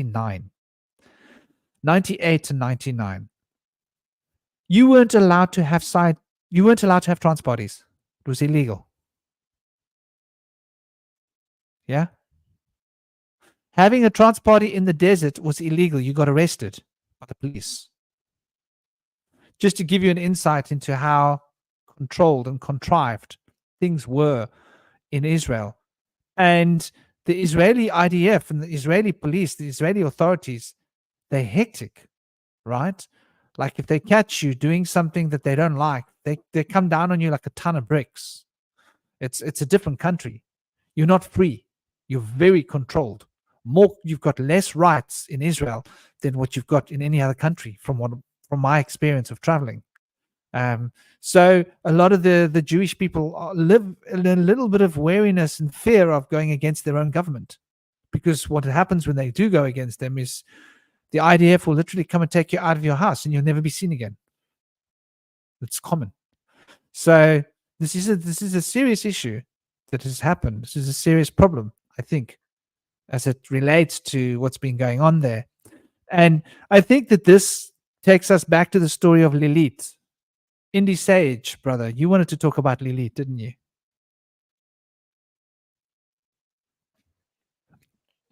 Talk about the what? Lilith.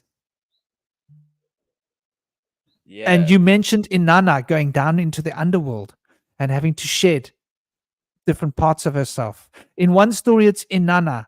In another story, it's the other one, the Venus one. So in one story, it's Inanna, the moon goddess. In another story, it's the Venus goddess, right? Yeah. And Inanna had the sexual appetites. She used to like copulate with men in the night, and men used to be found dead in her bed, right? And so I don't know. Do you think there's a relevance, like how this ties into the Lilith story? I do. I think it all ties in. I feel like the demonization of Enki and the story of Inanna and her fertility and her wiles. I think that's all been demonized in today's society, in the sense that we've had all of these things that were celebrated then now demonized in our society with sexual repression and the enslavement of women. So I feel like Enki represented the good servant of the matriarchy, and so now he's considered to be the bad guy because he serves the women, which we're considered to be low now. So so it makes a lot of sense how Inanna in her wiles is she went through these whole trials of being judged and killed and resurrected for just being fertile and going out and doing her thing. But I feel like in their society, the way it was portrayed in their time wasn't necessarily bad. The women would go out and have many different male consorts and have a biodiverse brood of offspring, and it was a good thing. But then, they've probably cherry picked which of these tablets to translate to show where that was a lowly thing to do or something of the such. I didn't know that in the old tales of the gods and the pantheons of the gods, they were not perfect. They would make human-like mistakes commonly in their stories, and I think this helped us relate to them in that time. They weren't considered to be some invisible man in the clouds that's invincible and untouchable. It was more real and closer to home. They were not only were they here with us in this realm, they also would make similar mistakes to us. They would have these idiosyncrasies and these shortcomings that you would not expect of a god or a goddess, and it would kind of bring it closer to home for us. We could relate to them a little more, and we could put ourselves in their shoes, and it would help relate stories to us. It's like, oh, if we get ourselves in this situation, this is what that god or that goddess did. We better not get ourselves in too bad. They're gonna pull us down or something, So I think a lot of that stuff was how they shared their morals through their stories and their tales. And the story of Inanna going through the different realms is an amazing story. I have it here in my links somewhere on my computer. I'm going to pull it up.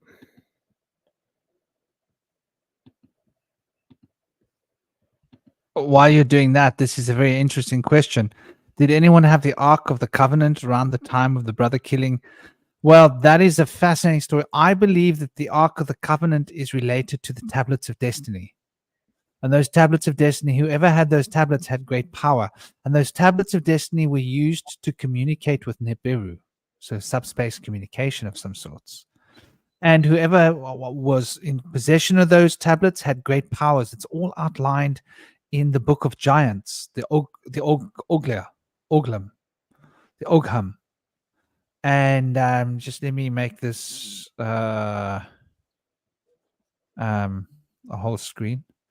So I think there's definitely something to that. Just to get to Road Squatch, interesting question, interesting story. I mean, we can only just speculate.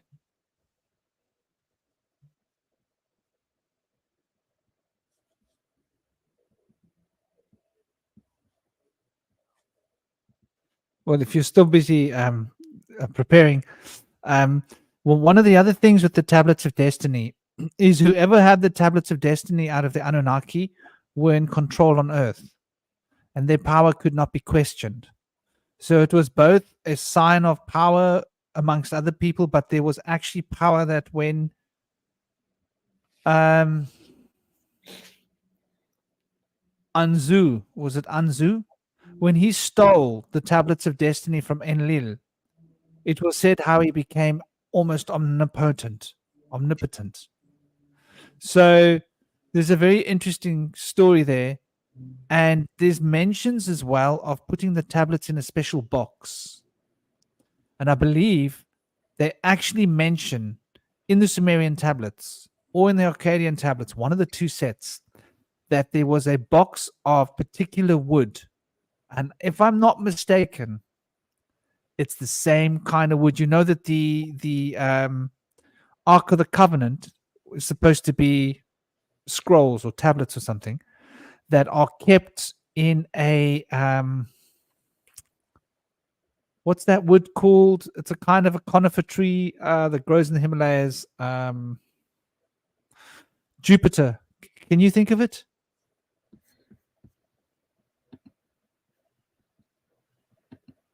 It's got such a beautiful smell.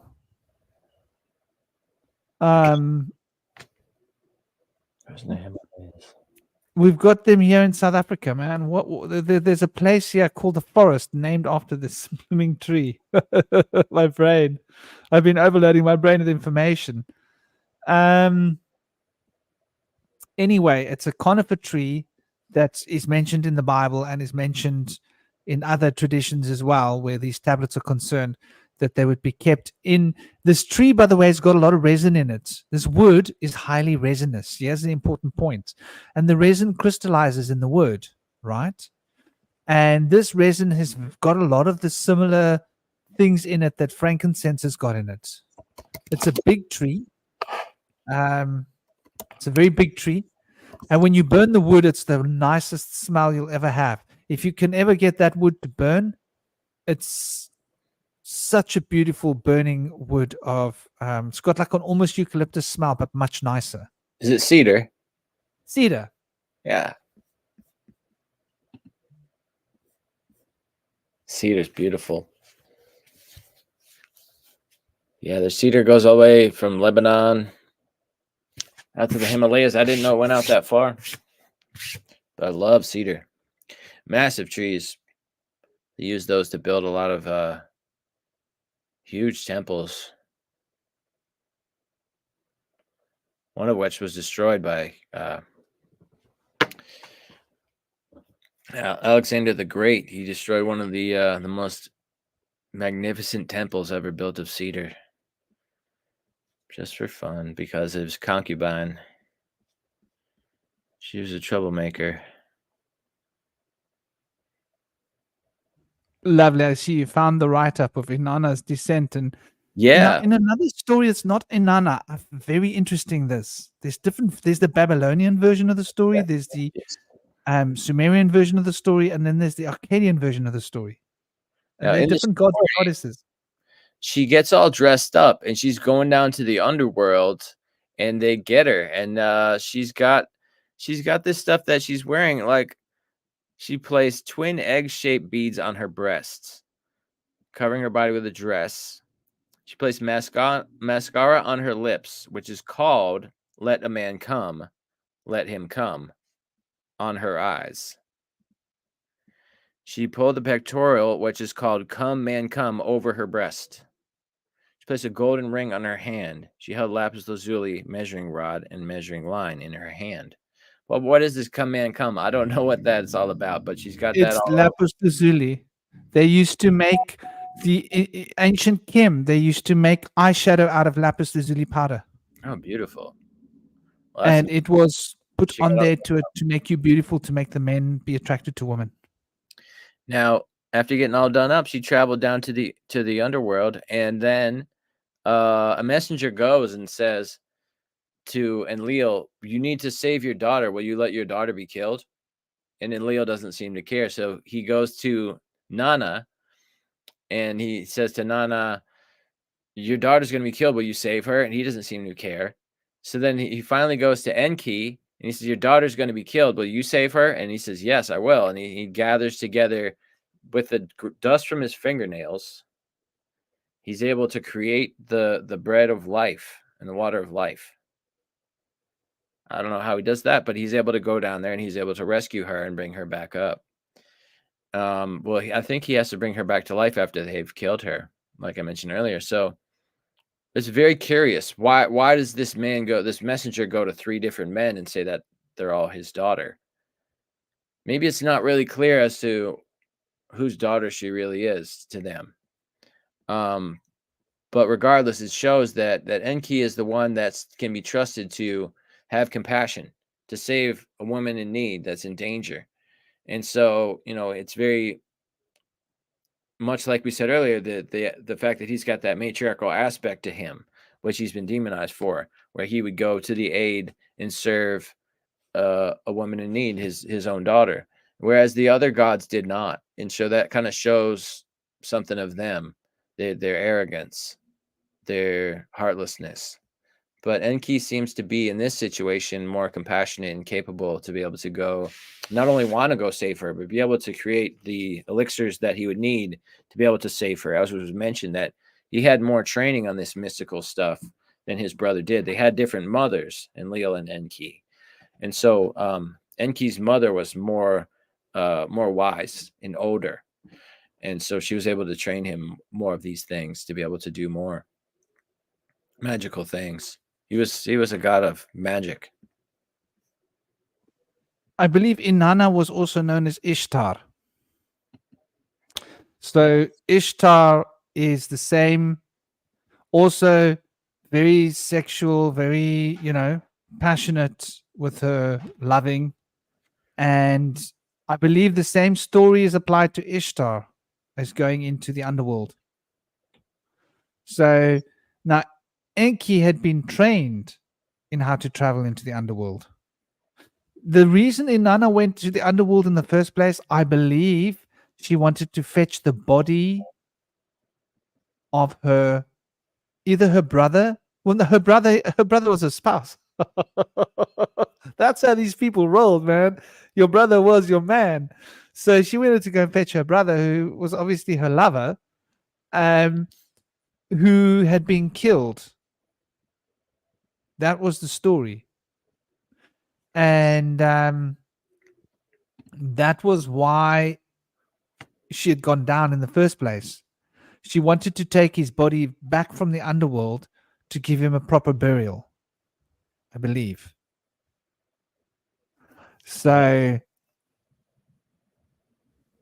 and then Enki was her father,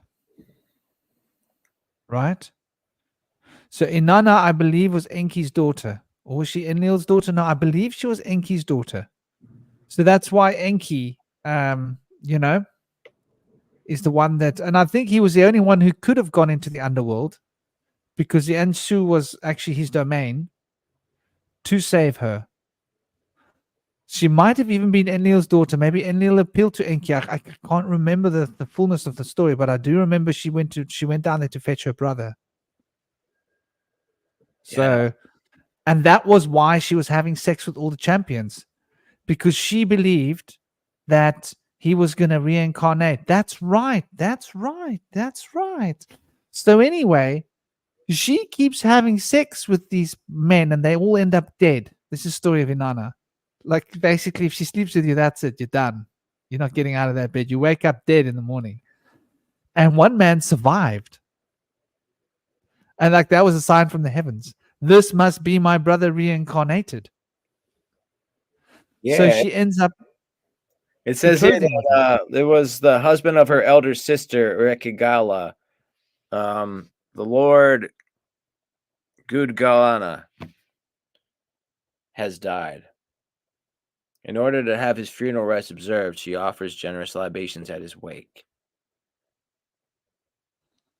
But I think she probably had sexual relations with him. Yes, that You makes see, sense. so these beings have such an twisted sexual history. You know, like the two brothers. Basically, the sister gets offered to the one brother, but the other brother sleeps with her and impregnates her, making the father so angry that he then bans that daughter from ever being married. Right? Mm-hmm. And so this is like typical Sumerian politics or royal family shenanigans. And of course, you have to marry your sister. If you don't marry your sister, it's frowned upon. And you can have other women and other wives, but the daughter of your sister or the son of your the child with your sister is going to be the main one. All the others will be, even if it's not the eldest. So this caused a lot of problems politically. So they had these two systems. And so it's interesting, we look at royalty today, right?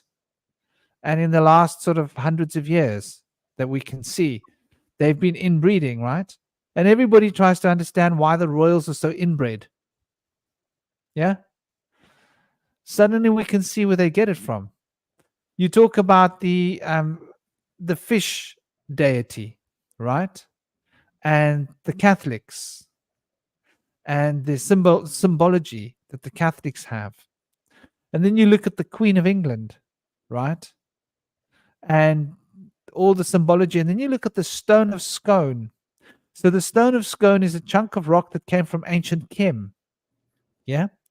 And this chunk of rock from ancient Kem is where the coronation has to take place on top of the stone.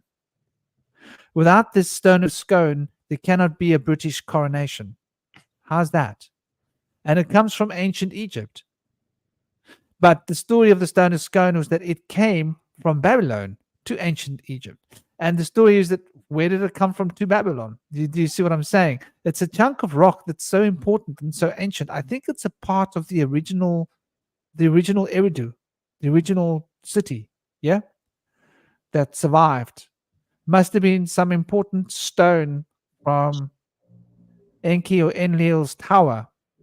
Oh, and the tower, this gets very interesting. Marduk was building towers, trying to reach the heavens. So now we've got another story from the Bible. Enki also was building towers to reach the heavens, but he was permitted to do so. Marduk was not permitted to build towers to reach to the heavens, so he was sinning. And then there's a goddess Sin. I forget what her original name was. Nin Sin. Yeah, I think she became known as Sin. So that's where the word sin comes from in Christianity. Comes from a Sumerian goddess, which is amusing if you think about it. Ninsun. Mother of Gilgamesh, Ninsun.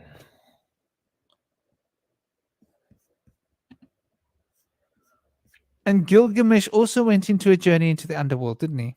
In order to gain the knowledge of this plant. He did. And then when he finally found that plant, like you say, he went swimming or he fell asleep, whatever the story is, that serpent came and took that plant from him.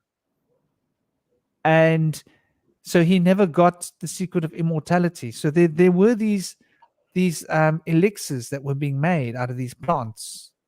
And they speak about how they were rationing these elixirs to the Anunnaki on Earth because there were so many Anunnaki here.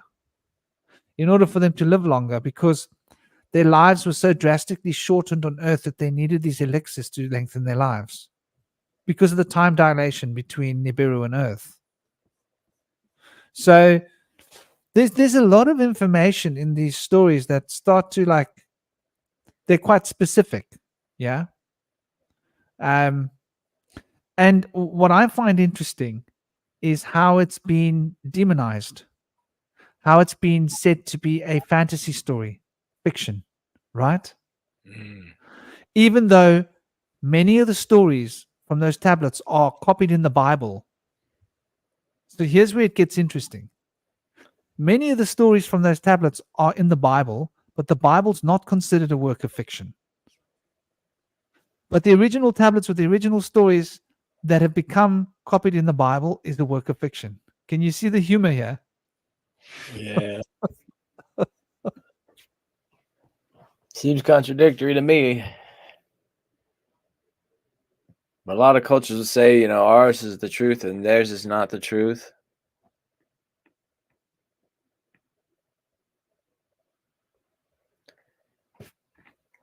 I feel like it's all just the truth in different words and different languages. And together we can really understand the roots. If we see similar parallels between them, we can kind of gather up where the source of that wisdom is. When we see how things have changed over time, we can kind of trace ourselves back to where they came from. And I feel like there's so much in the Torah that's been usurped from all the different cultures that they've come across and they've tried to rule over. But they don't always do a good job at translating the story in ways that are comprehensible. Like a lot of things that get me in the Torah is things that are just kind of obscure, like blowing breath onto the waters. I don't really understand what's the importance of blowing breath on a water. I feel like there's more there that's just not being conveyed right. Also, it's interesting that Franklin mentioned that something was taken from the rib of Enki for a serum that they were working on for the fertility. That makes more sense. Maybe that's where the story of taking the rib of Adam to create Eve comes from. That would make a lot more sense, that there's actually a rib involved. But my interpretation of the rib story was more along the lines of a figurative aspect, where maybe Adam was willing to rescue her and endured a broken rib in the process and was willing to make that sacrifice to have her. To me, that's a comprehensible story where there was a rib, lost rib that was involved for sacrifice to be able to obtain a woman. But otherwise, I think feel like they're there's both true, yeah, because what she says to him, what Tiamat says to Adam after they've been kicked out, she says, "Why don't you just kill me? And then at least they'll forgive you and you can go back to paradise." And Adama says, "No ways. I won't indulge this talk. We'll just bring more problems on ourselves. Let's not even talk about this nonsense. Let's just carry on." So I think it's both. That's my gut. yeah. That makes sense. That makes a lot of sense. Yeah. So who was asking to be killed? Was it Lilith? Well, Eve? we're talking about Tiamat in the Sumerian stories, who Oh, we Tiamat. know as Eve, Yes. Yes. who That- I believe is the same. I mean, if she's not Lilith, right? Because she was named after Tiamat,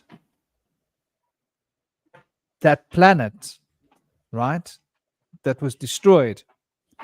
And Tiamat was also a legend of a dragon.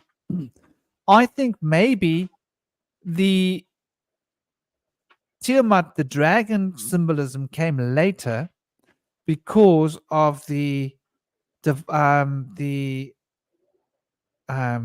woman being in control and the men resenting that, yeah, demonizing her as being the reason, if that makes sense. it does. And then later on, the men were telling the story. And so she became the demon. Does that make sense? yeah, So that could be a connection with Lilith. But Lilith could as easily also be Inanna. I don't really know. I think Lilith was Inanna's handmaiden. Her name was Lilake, as Inanna's handmaiden, but they also called her Nin. But it's possible that she was Inanna, like sometimes these stories are told over generations. The individual become not only herself, but also herself in her handmaiden, which becomes a different person.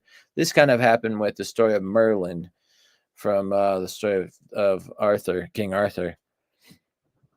It's an integration of two different people into one. Sometimes two people become one person. Sometimes one person becomes two people, as the stories are told over time. It's good to keep an open mind about these kind of things and look back, try to find what the original source said and see what the original story was. I think that's the problem, is that there are so many versions of the story, so many different takes on who was who and who did what, but you'll see there's the same story repeating itself. So there might have been a lot less characters than we can imagine, that like key players, and that from a generation to a generation they were considered as this person. Maybe as well, like names change. Like for example, Ea was Enki when he came to Earth, got that title. So maybe when you went through a certain rite of passage, you got a new name and you were considered to be a new person, if that makes sense. So it could be that Inanna became known as her handmaiden later on in time because of the transformation she had gone through. And this could very well be the case, because these beings were using genetic modification by the sounds of things. They were drinking special elixirs that gave them long life, eating special bread of life, which in the Bible is called, what is it called in the Bible? There's a name for it in the Bible. The stuff, the manna from heaven. Remember the manna from heaven that they would eat? And it would give them long life. So the bread of life in the Sumerians and the manna from heaven, it's the same story. It is. It's mysterious, though. This manna, soma, ambrosia. They say that the ambrosia was a plant that could heal and make people live longer and stay young, but that people ate it all, that it's gone. Some people think that it came from the inner earth. It's in a different ecosystem. I think that possibly that the lichens came from there. They're kind of strange.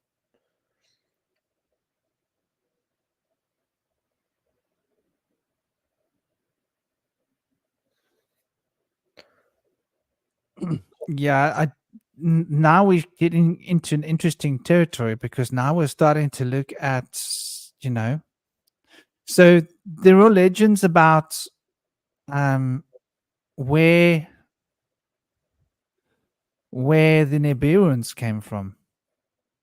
It's only sort of mentioned, but it's sort of mentioned that there was a war that was breeding between the people on Nibiru. First, there was a war on Nibiru between the north and the south, and that there were different kinds of people on Nibiru. Some of them were giants, some of them were normal size, or so the Anunnaki were quite tall. They were quite big. They were bigger than us. They might have been as big as 10 foot, right? But the Ijiji were even bigger than them. So compared to them, the Ijiji were gigantic, but they had super technology, and they had ways that they were champions, And you mentioned the fish god. They keep mentioning these fish helmets that they had. So they actually wore fish helmets and fish suits. No, sorry. Bird helmets and fish suits. That's what they call them. That could basically take them in any climate, any place. They could be under the water. They could be in space. They could be on Mars. They could be anywhere when they were wearing these suits. And it mentions how when Alalu arrived on Earth, how he takes off his fish suit. It's so interesting. It reminds me of the hats that the cardinals wear. That looks like a fish when they turn to the side. They've worn those fish hats for so long. That would make a lot of sense if they were actually a suit. And they just look at the Native Americans. The helmet that you wear on your head is bird feathers. It's a bird helmet. Mm-hmm. So they had bird helmets, and fish suits. Yeah. Isn't that curious? It is. It makes a lot of sense. In ancient shamanic traditions, you wear feathers. You put feathers in your head to align you with the energy of the Birdman. The Birdman. You have the bird head. I wrote a song about that. It makes a lot of sense. So who were the Birdman? Enki. It gets interesting. When they first arrived on Earth, I made some notes. It's worth sort of looking at them. So when they first arrived on Earth, after Alalu had arrived, right? Then Enki arrived with a group of champions. And then there was Engur, who was put in charge of the waters. There was Enkindu,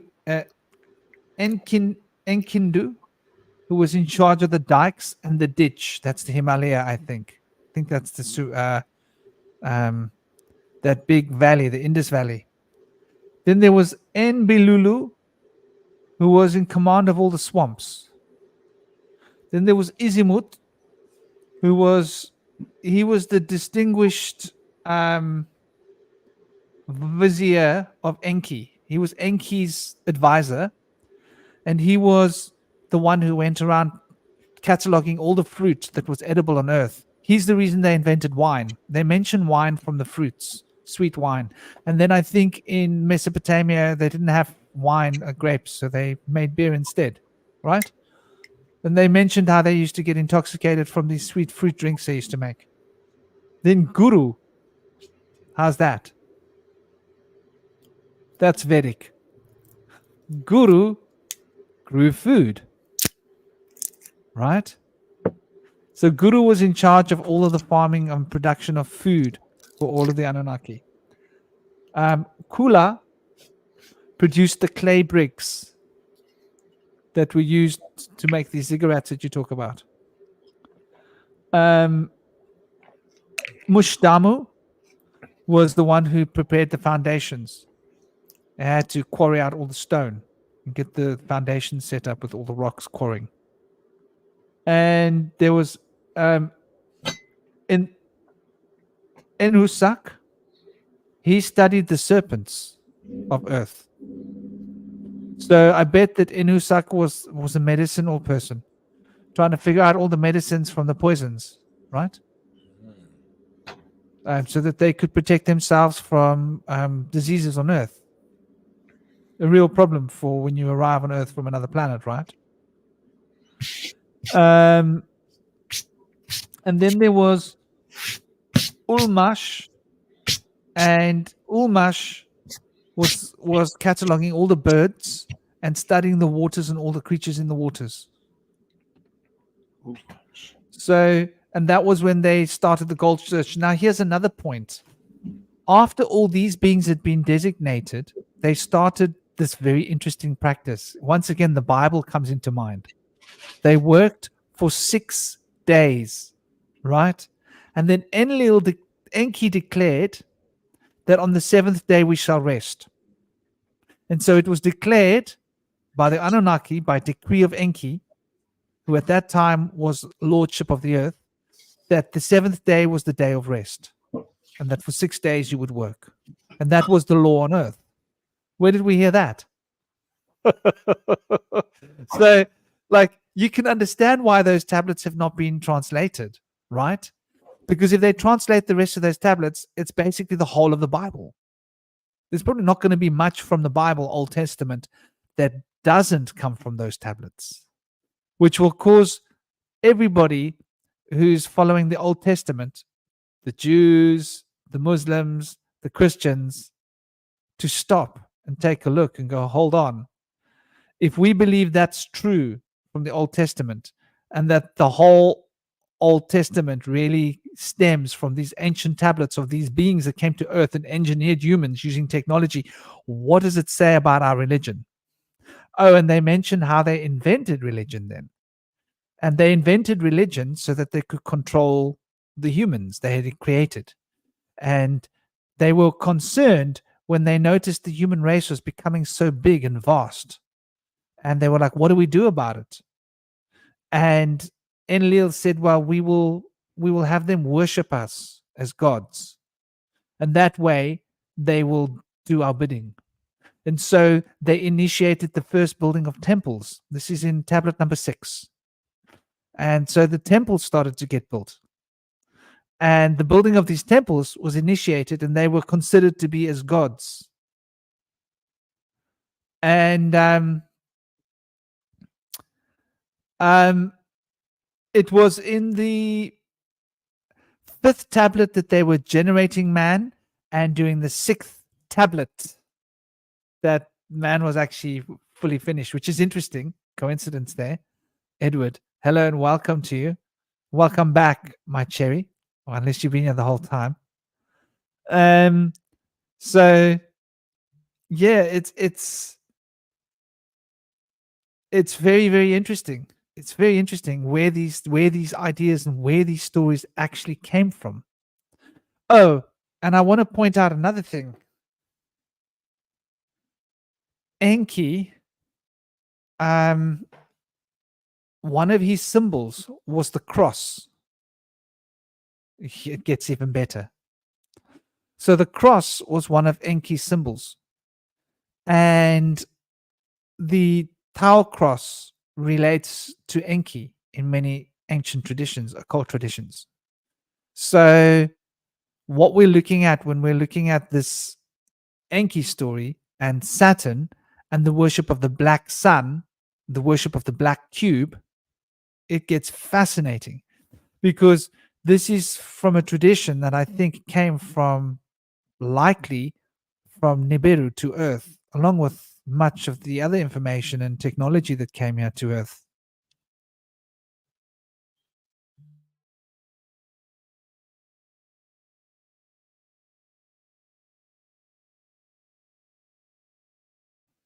That's a really good question, Nightfall. Are these tablets related to the Emerald tablets? What do you think, brother? Yeah, I think so. I think the Book of Enoch, the Emerald Tablets, and the cuneiform tablets all really share a similar story where there's different races of giants and people, maybe other races as well. There's cherubim, so dwarves, giants, and people all living amongst each other as their own race. And then a falling of mankind where they leave here and they're still around, and I feel like these stories all kind of refer to us a deeper root to our origins than our current spiritual doctrines allow us to understand. So if we look back to the past and we see there's consistencies there, that's how you know that there's something is really there, that's something to look at and really look deeper into. I feel like there's a lot of stuff in those things, and when we look at things like the Ethiopian Bible, which still has the book of Enoch, and we look at different things that have vestiges of these pantheon stories of the different gods and the goddesses. We look at the stories of the ancient Greco-Romans, very similar as well in the stories of the Norse. So we can really pull out a lot of parallels between these tales with the stories of different gods and goddesses under a different name that tell the same story, or a very similar story, or a same moral of the story amongst many cultures. And I really feel like that there's a strong connection between ancient Egypt and ancient Mesopotamia. I feel like they mention in the stories of the tablets that they do go to other places like potentially Egypt or Mesoamerica and then return back. They also talk about going to other celestial bodies and returning as well. So we really see that there's more than meets the eye to our origins. And I feel like the bringing to light of the what's going on with the UAPs, as they're now referred to, the unidentified aerial phenomena, as that's coming to light now, I feel like we can really start to interpret what was going on in these stories when they talk about sky chariots and people coming from above. How were they achieving this? What were their crafts? What was their technology? We're starting to see it now firsthand. And so now we can really give light to understanding and interpreting these ancient passages. Even though we don't really fully understand the technology yet, in the collective at least, we really know that it's there and that there's really more than is offered to us. To me, the question is like, are we from Earth origins, and have they gone out to expand and colonize the stars and return? Or did they come from beyond and then colonize here and then create us as one of their servants, their slave race? We don't really know. But there's some things that seem a bit odd to me. I know that we have a lot of similarities with other animals. We feel different, but we have 46 chromosomes, whereas apes have 48 chromosomes. Now, our chromosome number 2 has some very strange anomalies. It has about 2 chromosomes worth of material packed into one chromosome. So if there was, when we get a set of chromosomes from the mother and the father, and there's one extra chromosome in chromosome 2 on both, we would all have 48 if those were expressed as a chromosome themselves individually. So we have 48 chromosomes worth of material in our 46 chromosomes. There's something strange that happened to us to be able to have us go from having 48 chromosomes down to having 46. At first glance, you might think that 46 is not as good as 48, but to consider that you could pack 2 chromosomes into one, I mean, we could be able to have half as many chromosomes with the same amount of material.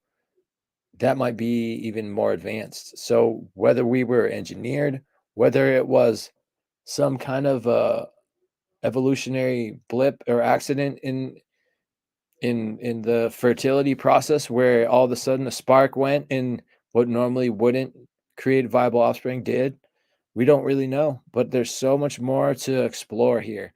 And the most exciting part is that we're starting to really see something that makes a lot of sense behind the stories of the Bible that we've been given. And that can give a little bit more context to the stories of the Tower of Babylon, from which the outset of the Torah begins in its chronological order, and what came before that.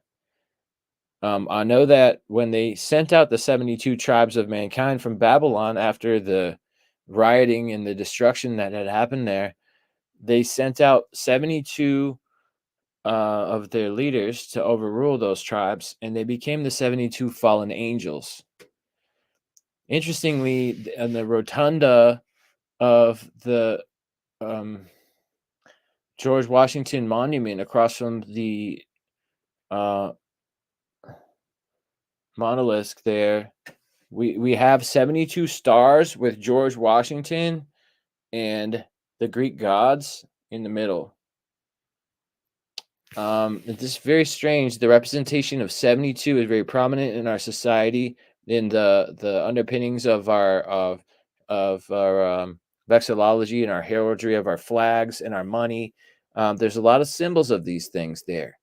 So we know that it's a good chance that, as has been revealed to us by some whistleblowers, that the Cabal operates under the Babylonian Mystery School. And they've been trying to hide our true past and our origins and the doctrines of our origins, and cover them up with these obfuscations that they give to the public. And they tell people, just follow these rules, do what we say, and this is where we come from, this is what you do. And it's a bit, I feel a bit shortchanged from trying to grapple with the lack of information that's there. So it's really good to be able to go in with people that are versed in this stuff and that are exploring this stuff together, and start to go through it together. And it's going to be really exciting when more stuff comes out, as these cuneiform tablets hopefully continue to be translated more and more, how much more we'll find. I've read. And the interesting thing, and it relates to what Nightfall is saying here about the Ankh was found on either Mars or the moon. Now, it's very interesting because they speak about the moon a lot. What was Mars a lot. The Mars was called Lamu. Lamu is the Sumerian name of Mars. And they actually, nobody knows where this word hallelujah comes from, right? It's common collateral praise singing in Christian churches. But we've all heard about the face on Mars, right? Well, we have a group of people that claim to have put it there.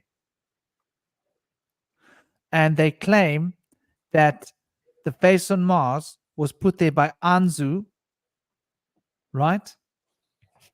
When Alalu, who had been banished to Mars for biting off the private parts of Anu, who is the Lord King of Neberu, when he came for a visit to Earth. Yeah? And he died of the toxicity and the poisons in his body because he had swallowed the private parts. He died. Yeah. So, yeah. So, basically, he died on Mars, and then it states that they claim that they put a relief of Alalu's face in the mountains on Mars. What a claim to make in ancient Sumerian tablets. And have we not been talking about this face on Mars for the last 50 years? Yep. Well, they claim that that's Alalu's face.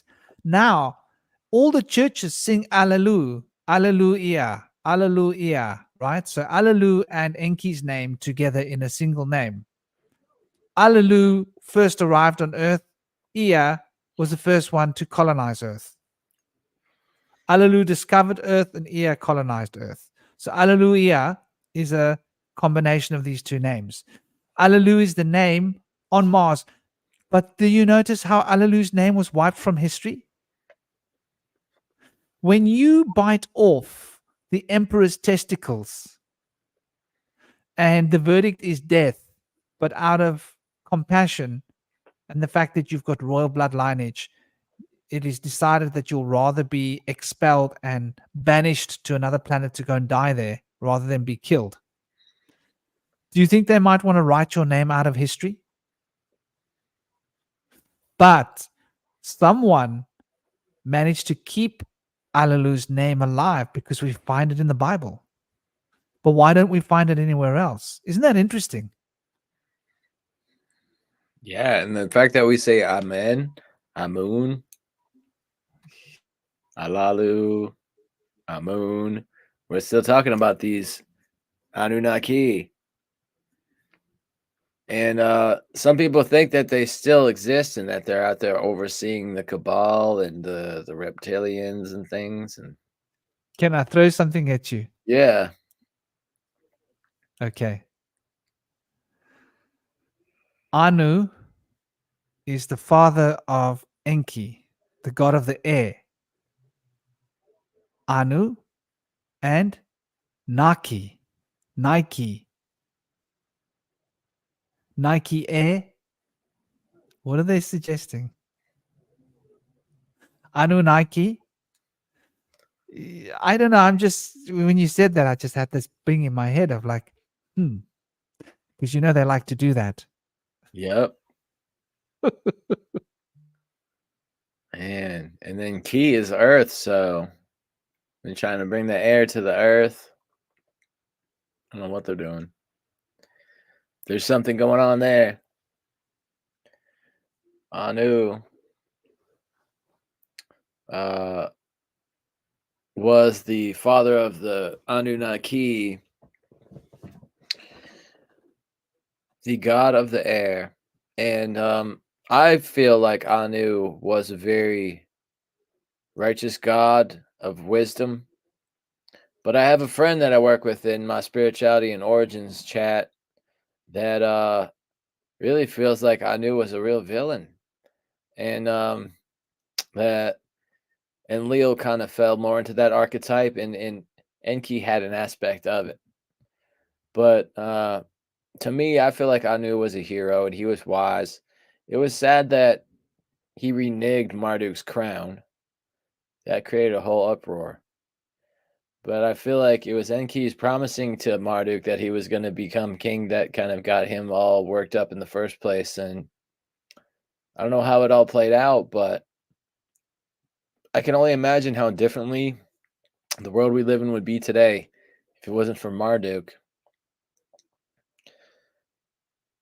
Killing off the goddess that created all of the gods, all the gods and goddesses. You know, it might have been a dark, dismal world. We don't really know. But it seems like we're kind of striving towards coming to a balance through all of these ups and downs and ebbs and flows of the powers that be. I feel like ultimately we're coming back out of a dark age. We're starting to come back into a golden age. And we've gone through a hard time and we're coming into better ways, but we're going to go through some more hard times together. And if we can start to understand these messages from the past so we're not doomed to repeat it, we can gain a lot of insight going forward as to understanding our place here and our origins and where we're going. But if we don't know where we're from, it's hard to know where we're going to go. So when we look back and we can see our past and explore this together, we can really start to gain more sense of self-understanding. What are we and where are we from and where are we going? Humankind is on quite a path. And sort of getting towards the epilogue, the whole reason that Enki wanted the tablets to be written by the scribe of Eridu, who was a scribe of Earth's scribe, which was actually a human, probably half human, probably Ijiji or Anunnaki half lineage, was because he noticed that the same stories that had played out on Earth had played out on their planet. And he was surprised that history had repeated itself. And he had a premonition. He was to realize, this guy studied the stars like extensively, that this would happen again. And he said that in future times, it would be that these tablets would be discovered so that people can understand their past and get an insight into their future. Now, there were terrible wars waged with terrible weapons of mass destruction that caused a crippling of civilization, didn't kill civilization. We're at that point where we could do that again. It's very interesting that all of these tablets have come to light, and that people like Zachariah Sitchin has actually started researching and writing about it in the early 70s. At a time when, first discovered it or used it in the 40s. By the 50s and the 60s, we were developing these bombs and they were pretty much going global, right? So in the 60s and the 70s was like when we were going into the time when humanity actually had the power to destroy most of our cities. If we got out of hand and everybody started launching bombs, we could have been in like a really bad state. So it's very interesting how it brings us back full circle, and also how a big part of the fight was over dominion and control of the earth. Who was going to be in control? One group wanted to be in control of the earth. And so there's this pattern that we can see.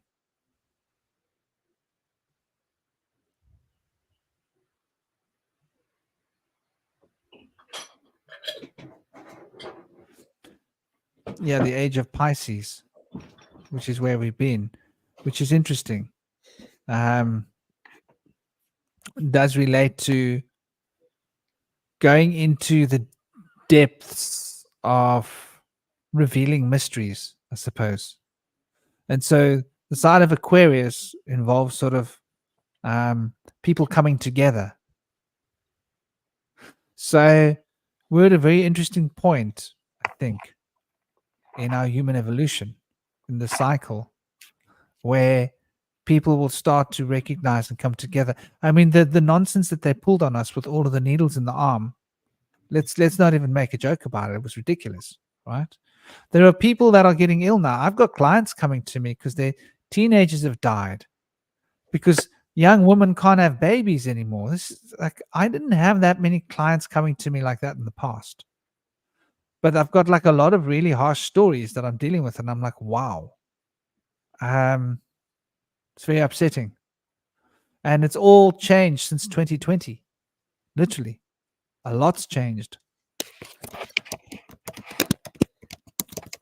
And once again, we're at that point of genetic manipulation where the jabs in the arms are being sold as a medicine, but they're a genome medicine. They're a genome, they're basically genetic modification.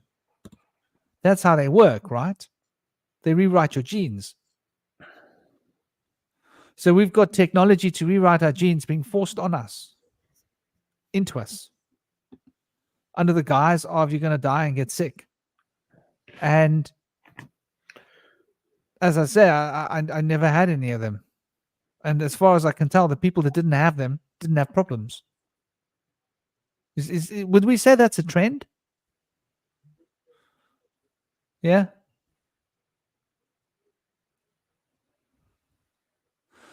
Hello, Naraka. So much love. Blessings. What do you say, Brother Indy? The people that didn't have the arm needles, healthy as you want them to be? And the people that did? I think so. Ouch. I've heard that what they're doing now is they're going to try to take bacteria and infuse the bacteria with genetically modified gene therapy, and then put those bacteria into organic food to be able to get the demographics that they had missed, like people who are on organic food that didn't get any vaccine. They're health-oriented people that are very fussy about the things they allow themselves to take, can be getting exposed to the same things that people who got the jab. So we don't really know how far it goes. But I mean, at any step that you can take, we know that if you got the jab, you're also getting the food with it. So as many skips as this as as many steps as this you can skip, the better off you're going to be. And we've seen this strange blood clots that have formed from the jabs, from many autopsies that were done and found. A lot of people have been whistleblowers. They're not allowed to talk about that or show those things, but they did. And I'm glad they did. We know there's something going on with that. And I feel like what's really going on here is those might be side effects of a gene therapy that they've been using to sterilize the collective. And I think they've also been using genetically modified foods to sterilize the collective as well, potentially because in third generation rodent studies, GMOs do cause sterility. And what more humanitarian of a way would there be to end mankind but by sterilization, where we couldn't create instead of having to kill us?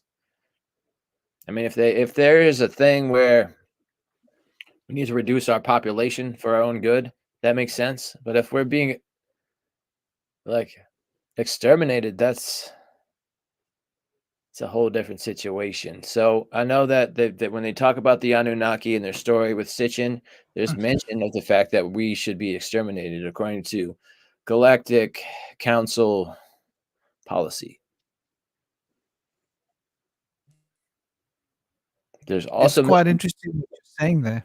they say that we could have higher potential though, and it's worth keeping us around. So I think there's different parties in that narrative. There's different parties that think that we have potential, we can become greater, and we can become divine from within.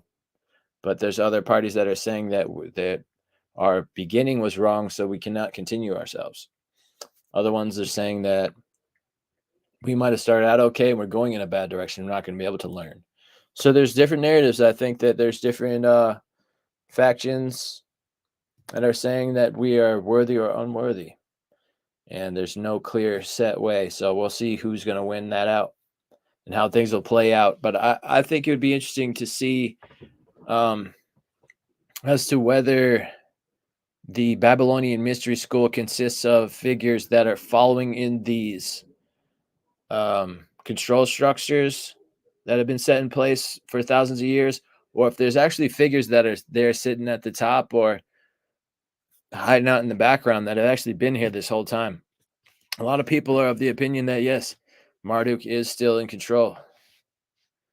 So it's interesting to consider. Okay, so what we hear about the story of Marduk, since we're getting into that, was that the Marduk is related to the owl in Babylonian traditions, in later traditions, and related to the sacrifice of your eldest child. Where did we hear that? Oh, hold on. The Bible, right? You got your kid strapped to the altar, knife in the hand, ready to cut out his heart in the name of God. Nothing wrong with that picture. Right. And that Pure comes religion. from also the Greek story where it was the aurochs or the bulls that ate Dionysus. Then later with the Torah, it went from auroch to Moloch, the owl. But it's went from the horned bulls to the horned owl. The horns are still there. And the name's very similar, but it all goes back to that child sacrifice. And they say that goes all the way back to the Atlantean, Amalekian warlocks amongst the whistleblowers that have come out. And that's a very twisted thing. That child Yep, sacrifice. they do a ritual in Bohemian Grove for Marduk, Yep. and they do that play that Alex Jones gate crashed Yeah. in 2007, was it? I think so. 2007, 2008, he gate crashed this Bohemian Grove story. Man, when I saw that, I So felt that's like it was real, but they say that we're acting. The scream and the shrieking in that video are bone chilling.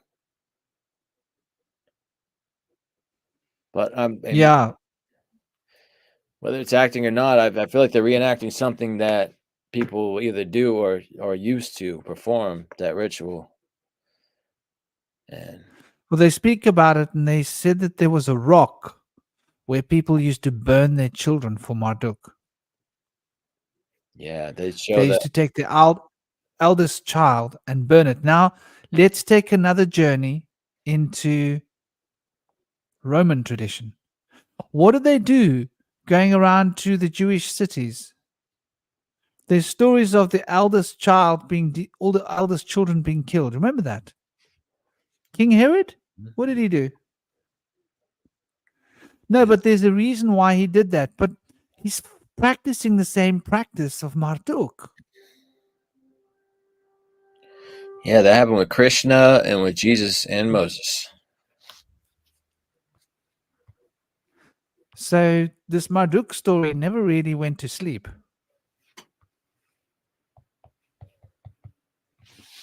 And I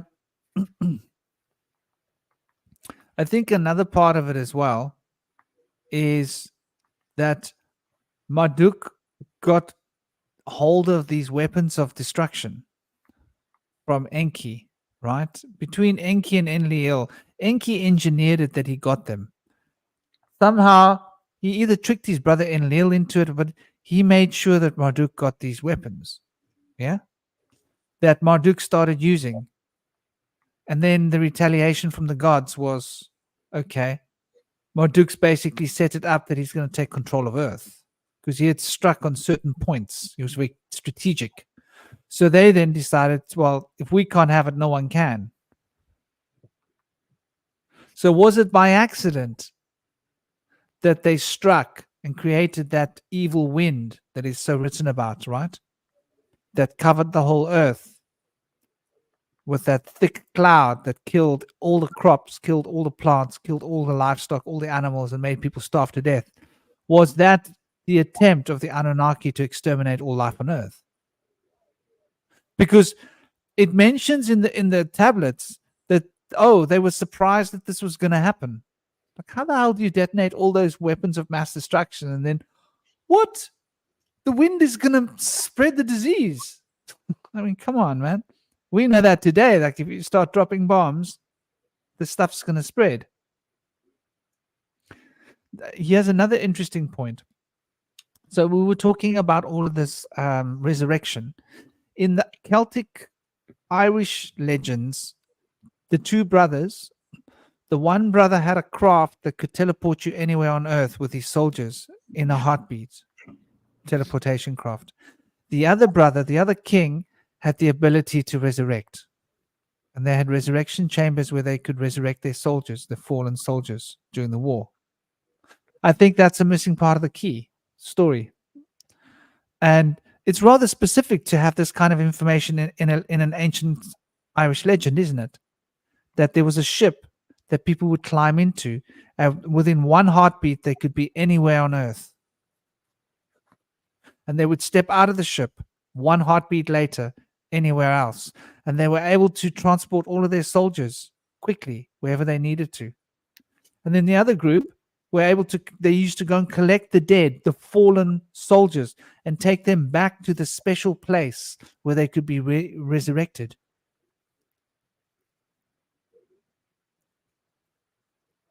We talk about the waters of life, and the bread of life, and genetic modification, and all of these possibilities.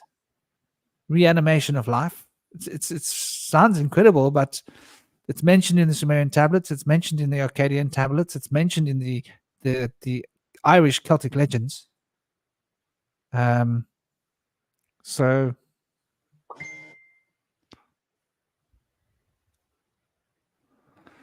Zeus is another one. Yeah. Now, okay, let's talk about Zeus for a moment. Noah, as he was known, was Enki's son, was Zeus Indra. Zeus Indra. Now, Zeus and Indra, let's look at them for a moment. Zeus rules over Sagittarius, Jupiter. Zeus has a lightning bolt. He can throw the lightning bolt. Zeus is the king of the gods, and he rules over the gods. Indra is the king and rules over the other gods. Indra has a bow, and he shoots this magical bow. Zeus, related to the astrological sign of Sagittarius, with the bow. Indra has a lightning bolt that he throws. Can you see the combination of Zeus and Indra being the same being? One from Vedic school of thinking and one from the ancient Greek. And then in the Sumerian tablets, they say that Enki's son was named Zeus Indra. So is that not fascinating? Yeah. Could Zeus also be like Thor or Apollo? Thor also hurls lightning bolts. There's an interesting combination. I mean, Thor is supposed to be the son of Zeus. Okay. So, but, what we were talking about earlier, if Zeus were to take incarnation on Earth in another body, he would be maybe Thor. And so there were stories about that these Anunnakis were able to create avatar human bodies that they could inhabit and come on Earth. What a concept. We're getting to that form of technology soon.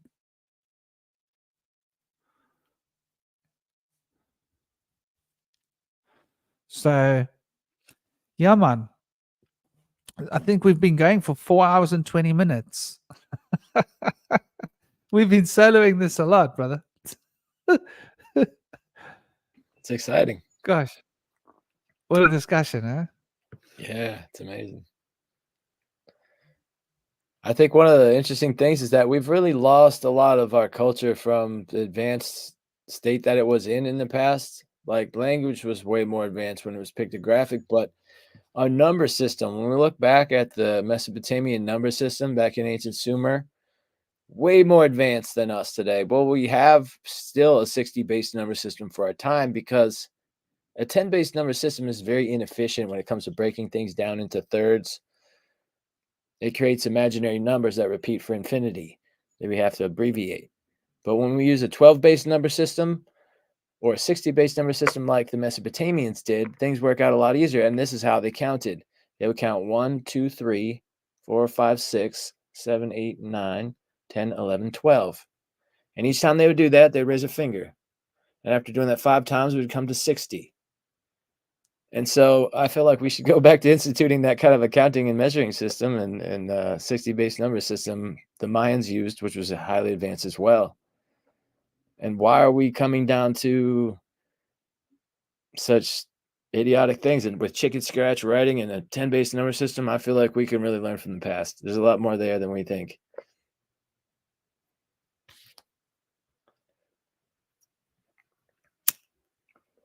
Yeah, I mentioned Zeus's son. You're right. He was Odin's son. I always think of Odin and Zeus as being sort of. I've got them all convoluted in my brain. Like I see them as all the same people, just spoken of in different places. But it's really interesting, because Odin was once again the king of the gods, right? And so there's this. I mean, Odin gave his eye, didn't he? And he hung upside down for 7 days on the tree. There's something quite profound there, quite a story. The crucifixion. So the first crucifixion started with Odin. Well, not the first. I mean, this is a very ancient concept, but it's definitely it's so wrapped up. Oh, and Nightfall Nor, the recording is on here, so it will be here on this episode. You'll be able to catch what we started off on. I think there was quite a lot of interesting discussion earlier on. We had more energy then. Although I think Indy's he's getting a recharge as we speak. He's charging up. It's like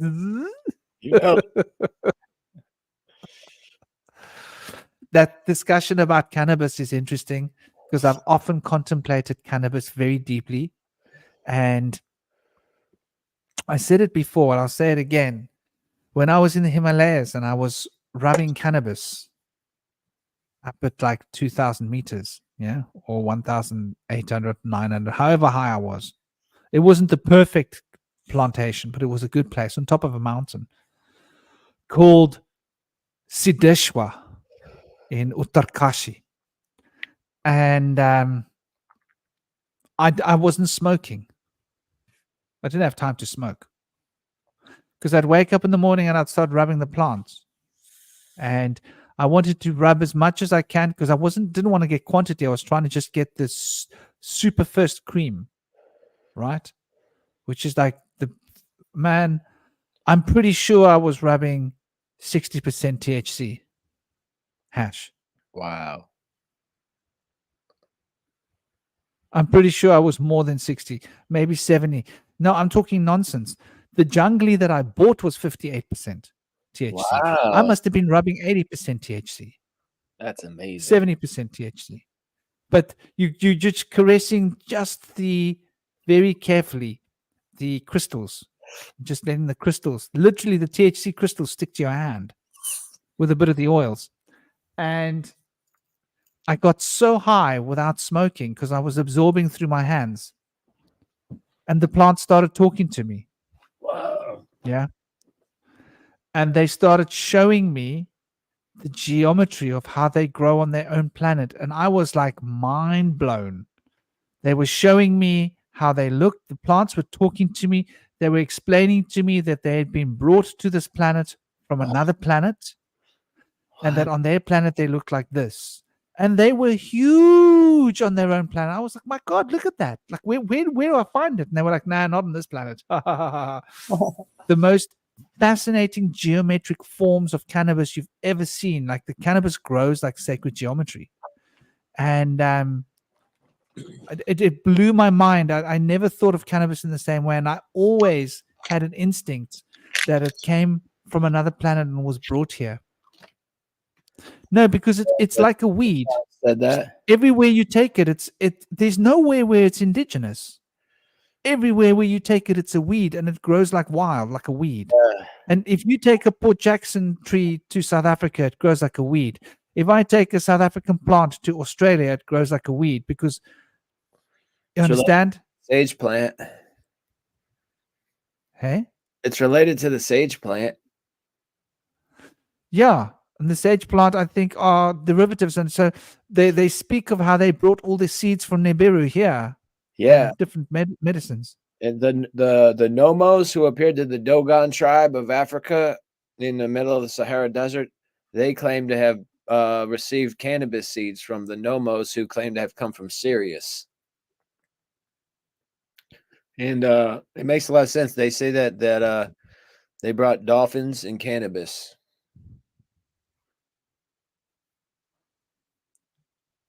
Which dolphins are extremely intelligent, and cannabis can help us think deeper. You know, those are things that we're not allowed to talk to. Dolphins, we're not allowed to have cannabis. There's probably a good reason for that. Dolphins were not allowed to have cannabis. What did they do wrong? Well, they can have as much cannabis as they want, but we can't have cannabis. We're not allowed to speak with them. But if you do try to talk to dolphins, there's a fine of up to $100,000, international fine. That's interesting about plants and classical music. I don't know, but I can tell you what. If you sing to your plants, you will know the difference. I used to chant to my plants. So I'm not smoking cannabis now. I'm a real cannabis snob. If I didn't grow it, I won't smoke it. And I don't want to smoke because it's bad for my lungs. And if I grow it, then I'll have to produce it. I'll have to make my own tar. And I use isopropanol 99.8% pure in order to make my extracts. And then I distill that carefully. And then I use that to manufacture foods and sweets. But I just haven't bothered in so long. And I'm really fussy, but for my health, I'm not smoking because I want to be as fit as possible. I climb the mountain every morning rather than smoke. Yeah. But don't get me wrong, I can enjoy a bit of THC. Nothing wrong. But yeah, it's always been an incredibly fascinating point with plants. When I was growing my cannabis, indoor cannabis in my indoor farm, I used to chant to my plants, and I noticed that when I started chanting to them and singing to them, they went wild. Wild. You can literally see the reaction. You go into your tent and you start singing and chanting, and you literally see the cilia do this. These tiny little hairs in the leaves, they literally stand Really? up. It's like you've given the plant goosebumps. I used to play Sonic Bloom for my plants, and I feel like the music does something for them. But when you go in there and you sing along or hum with the music, I feel like that's when they really hear and feel it, and they start to like really lift up. I think your presence there in listening to the music together is even the most powerful. Even singing the music yourself, even more powerful than that. So there's something there to that. Very powerful. It's interesting how you said that the plants started to communicate to you because the Peruvian shamans, that's how they claim to have attained ayahuasca. There's like a permutations of being able to cross with two different types of plants in that jungle. You could go through billions of different combinations and never achieve it.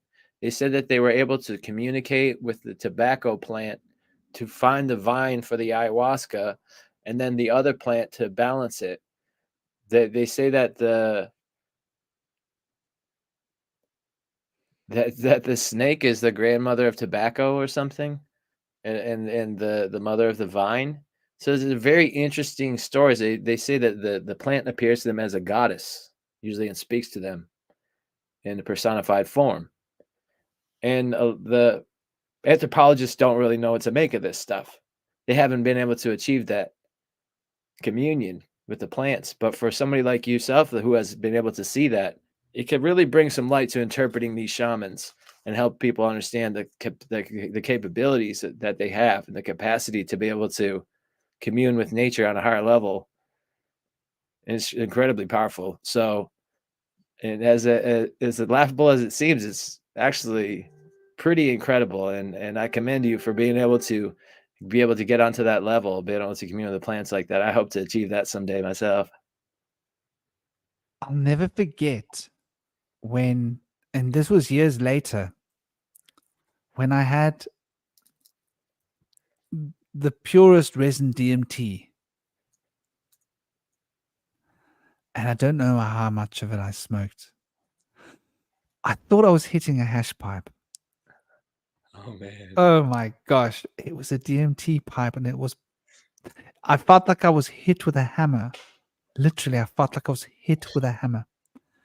And I'll never forget the sensation of, my gosh, I'm moving fast. Like I felt like I was like someone had put a rocket under my butt, and I was just rocketing up into the sky, and I was like, woo! It's like, in my head, that's what I was like, woo! That feeling of like I'm moving, like you're in a park, amusement park, and you're strapped to some big machine, and it's swinging you, like catapulting you up into the air. And obviously I ended up in that geometric thing that you go into. Like you literally feel like you're in the geometry.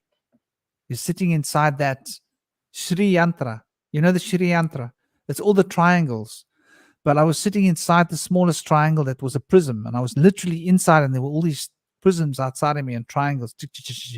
And I watched the whole universe. And there was this download coming. And I was like, nah, download doesn't work for me.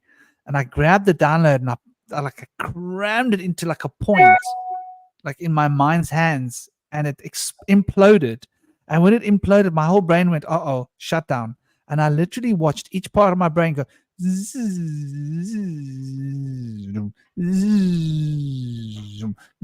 each part of my brain shut down until I was like in the void. And then I felt like each piece started turning slowly. And then I was like, I came out of the void. I was back in my body.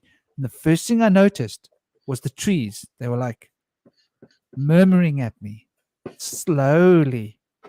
And I had to sit and wait for it, like, wait for it, wait for it, wait for it, wait for it. It was like, that was one syllable of tree thought. So we are literally all the plants are talking all the time to us, but they talk so slowly that like one word takes like 20 minutes. Oh man. And you got to make your mind go so still that you can listen for that one, and then you can get that one piece of information. Like, if that makes any sense, like bits of information. It's so slowly that the tree, so literally all the plants are talking to us. And you'll notice that the people with green fingers, yeah, are the people who talk to their plants. The moment you start talking to your plants, they start growing. It's weird. That's true. I feel like playing some I very wouldn't recommend DMT or psychedelics, by the way, just as a disclaimer.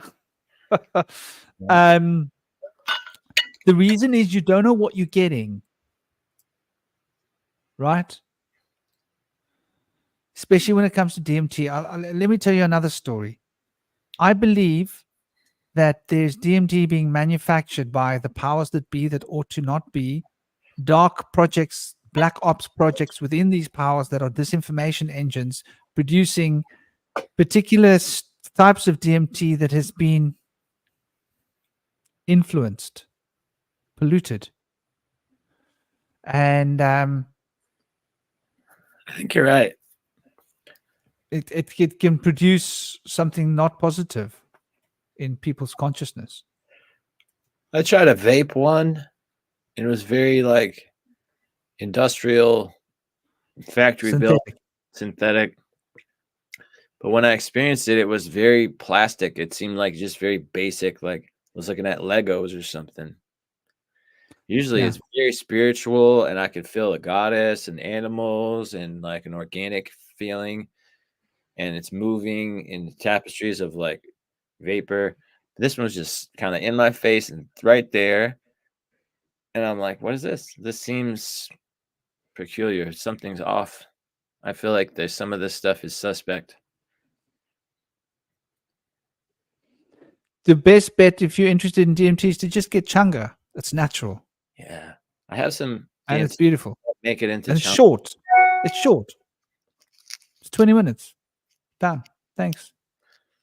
Is it hard to make it? Hey? Is it hard to make changa out of DMT? I got mix it with passion flower. Well, Changa has got active DMT in it when you smoke it. Well, how do I make DMT into changa? No, well, oh, you mean how do you distill DMT from Changa? No, I have. Well, you can't. It's too late. The Changa has got DMT. There probably is a way. Yeah. There must be a way. I don't know. Alchemy. But because the Changa has got a lot of active DMT in it, right? So, okay, here's an idea. Imagine you take Changa and you, I think I know what you could do. If you were to take Changa and you use 99.8% isopropanol, and you soak it in the isopropanol, and then you distill the isopropanol, you should end up with a black tar, which should be a high concentration of the Changa, which would have a high concentration of the DMT. But what other impurities would be in it, I don't know. True. I just know that Changa tastes a lot better. The taste of DMT is really bad. But the Changa also lasts longer too. It's got a good feel. Ayahuasca is a DMT drink. It's a lot milder than DMT. The thing about ayahuasca is you can only, as far as I know, you can only absorb so much of it because your stomach is very particular about how it digests things. So you can only take in so much DMT through your stomach when it comes to that. You will probably vomit out the excess or more than if you take more than you can. So it's probably the safest way to take DMT is through ayahuasca, which is why everybody uses ayahuasca. And it's generally speaking pure and natural. It's just two plants. It's not distilled, and a lot of the DMT, I believe, is synthetic. So, but I would say to people, like, you don't need any substances if you practice deep meditation, and you really sit and you go deep into your breath and you just follow it. You will end up having an out of the body experience anyway, if you devote yourself to it exclusively. And then you will experience what you would have experienced with DMT. The only difference is you'll be a lot more coherent, because there are side effects to these substances, small side effects. They give you something, but they also take something from you.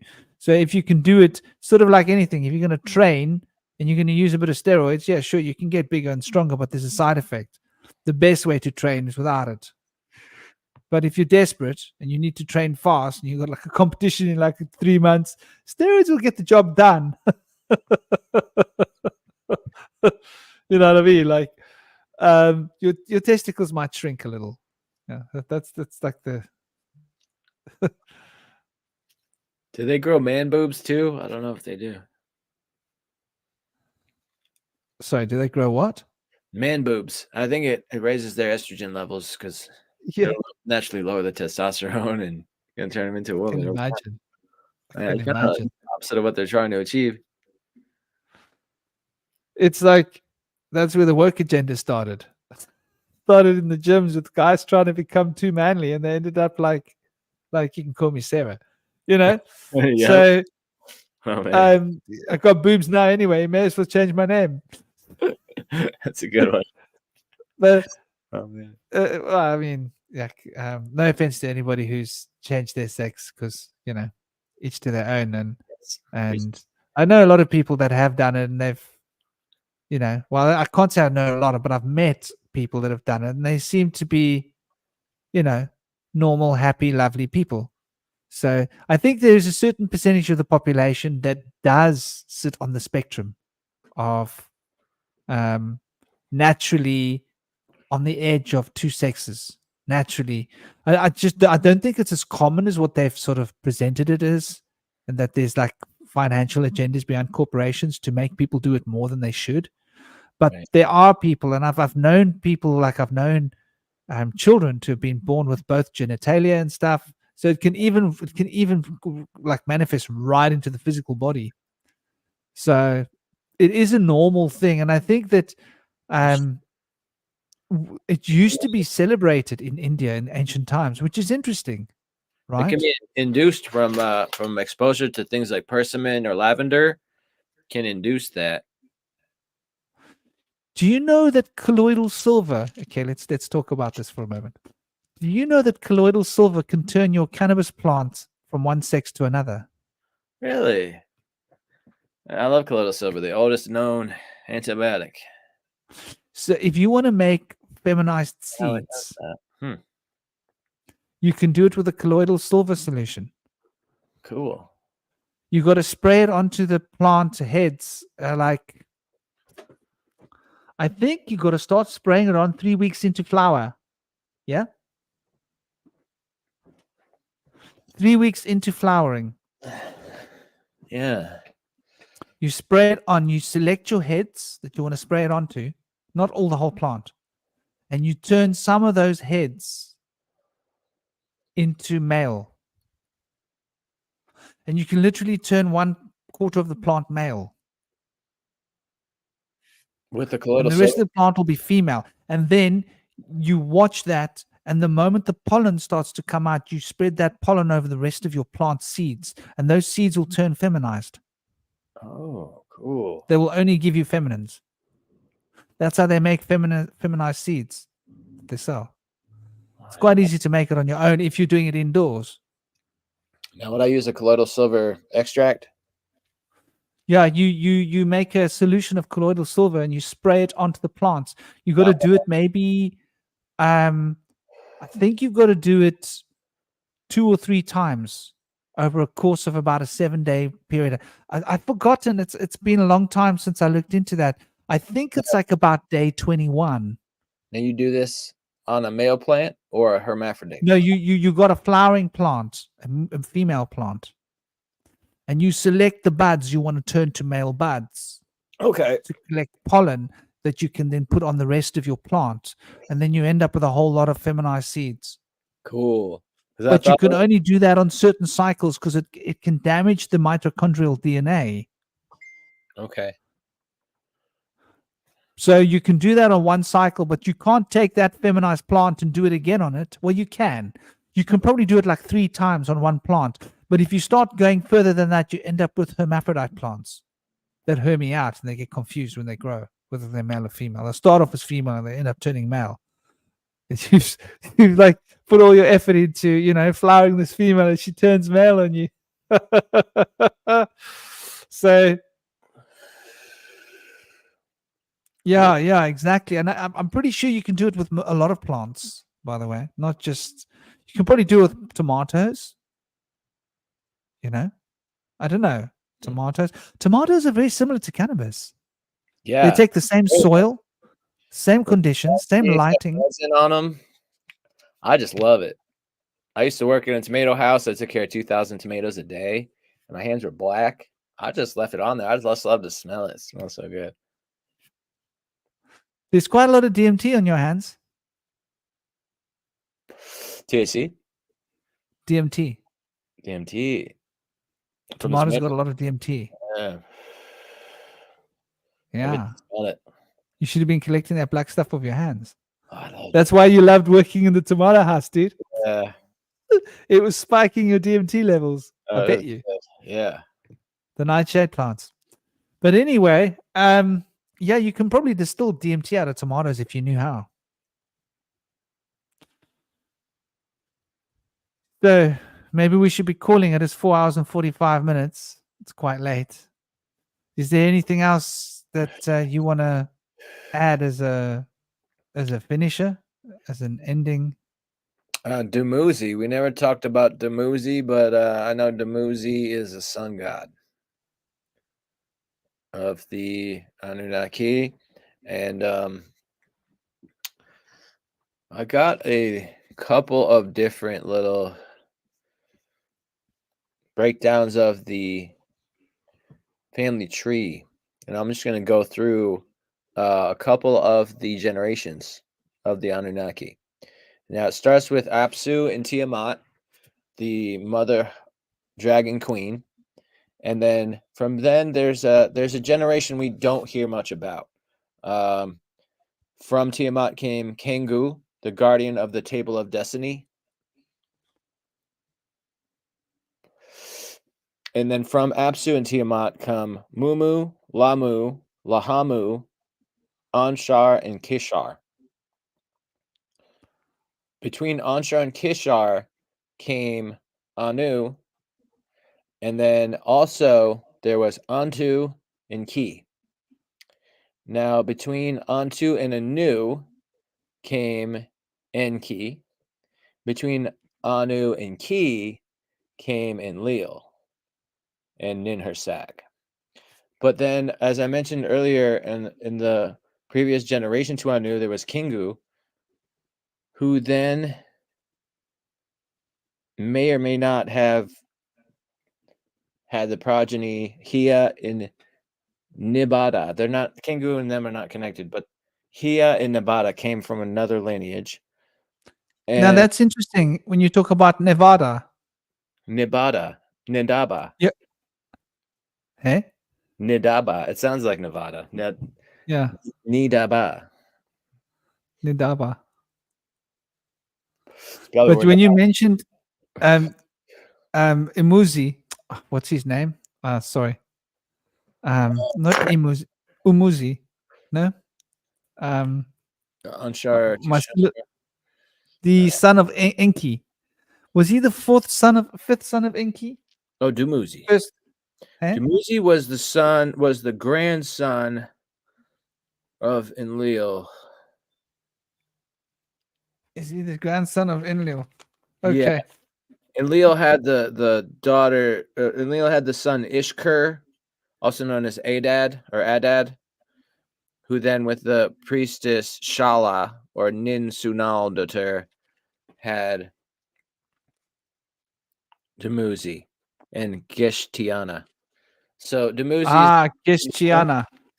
Yeah. the beloved of Enlil. So it's almost as they kind of say he's the beloved of Enlil. It's almost as if he took a son role, like he was his direct son, even though he was his grandson. But they also called Dumuzi Abba, like the famous band ABBA, and Ilulu. So, but Dumuzi was the husband of Inanna. So I felt like that was important to bring him up. Now, also, you see, I think that Enki is also, because they married their brothers and sisters. Do you see the problem? Enki was the father. They show Inanna coming down here from not from Enki, but they show it coming from Ningal and Nana. So I think sometimes Inanna is the daughter of Enki, and sometimes she's the daughter of Nana. I feel like she's actually the daughter of Nana, but Enki kind of took her under his wing. You know what I mean? I feel like Inanna became his goddaughter, so to speak.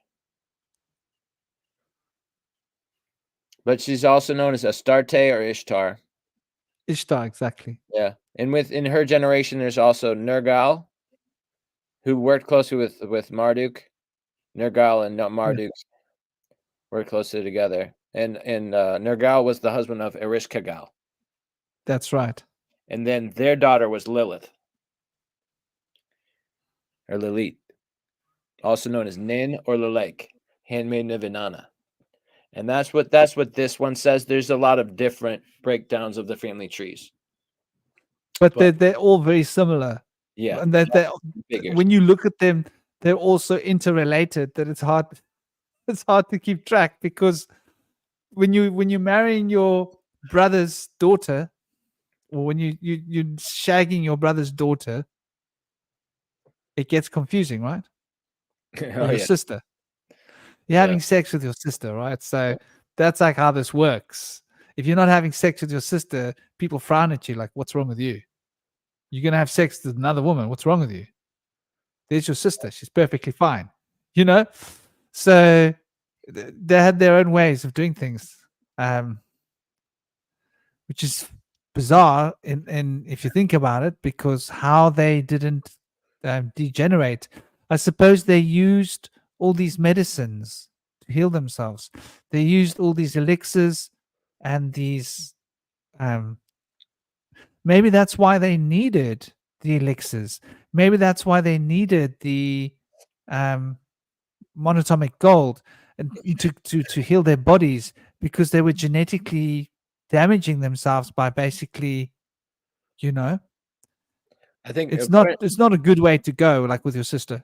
According to their own testimony, they say that they've had this disease where they can't clot their blood that's prominent in their genes. And so they kill each other a lot because they're in power and they seek power.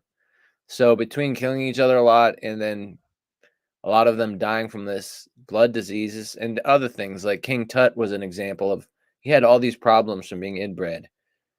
And he had like a deformed like chicken leg and stuff and all these things. They probably had a lot of that, but the story is that they had this disease. Like the queen has this disease, but I think what happens is it only shows up in men or something. So the British have been able to kind of disperse their power by sending out these princesses, and then their offspring, children, sons, become not able to survive. Do you know what that disease is called when they can't bleed? When they bleed and they can't. When the blood platelets don't work, you don't have those blood platelets that cause clotting.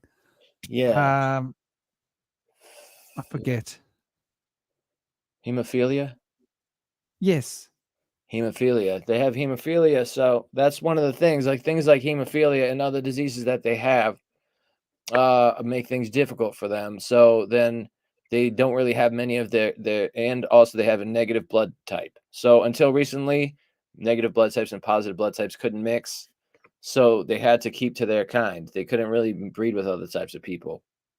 So there's a good thought that the negative blood type comes from the gods. And then people got it from the gods. Or have descended from the gods.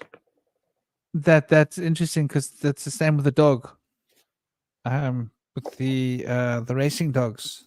That's with the dogs of the pharaohs. Yes, they were. The greyhounds and the Greyhound. smaller ones too. Well, the whippets were bred out of the greyhounds, I believe. The The whippets. greyhounds were the original ones in the pharaoh. You know, they're all over the walls. They're all over the. Yeah. I mean, Anubis. Anubis looks more like a greyhound than anything else. Yeah. But yeah, brother, maybe we should be saying goodbye. It's going on to 5. That sounds good. Do you want to say your last bits? Thank you all for joining us. Much love to you. And Thank you all. Thank you, Franklin. Thanks everybody in the thank comments. you, brother. Special shout out And to Aaron Bar. and Cosmic. Thanks, Aaron and Cosmic. Great Yeah, talk. that whole blood types. I think that's going to be have to be a whole discussion. Yeah, that's some wild stuff. There's people that have the negative blood type that still have elongated skulls. Today, you know, Patrick Stewart, the actor, he's got that. If you see that the Interesting, head huh? goes up and then it goes up again, it's not Yeah. natural. It's very weird. So there's definitely something to do with these blood types as they relate to certain genetic traits being carried through the population. And there's this fascination with beings wanting to abduct those O negatives blood types. Most of the abductions are happening to O negatives, which is really interesting. Yeah, Fascinating. it I is. made a point of not going into a hospital to check my blood. Good. So I don't even know what my blood type is. Can probably work it out with my mother, but I didn't want to know. There's hemoglobin carries as iron carries oxygen, but cyanoglobin is when copper carries oxygen. So there's a good chance that that negative blood type has cyanogen. I love copper. Yeah. I Blue. eat mushrooms like they're going out of fashion. It makes Can't your get enough copper in my blood. it'll make your blood blue, like the horseshoe crab. Well, I eat a lot of copper. It's good stuff. Mushrooms, especially the brown mushrooms, they're full of copper. Oh, Like cool. I can't load enough of it into my body. I can't eat enough mushrooms. Anyway, sending you all so much love. Thank you for joining us. Thank you, Edward. Thank you, Nightfall. Thank you to everybody that's been watching. Have an absolutely fabulous, gorgeous weekend, what's left of it. We're going to be tapping out before we reach the 5 hours mark. And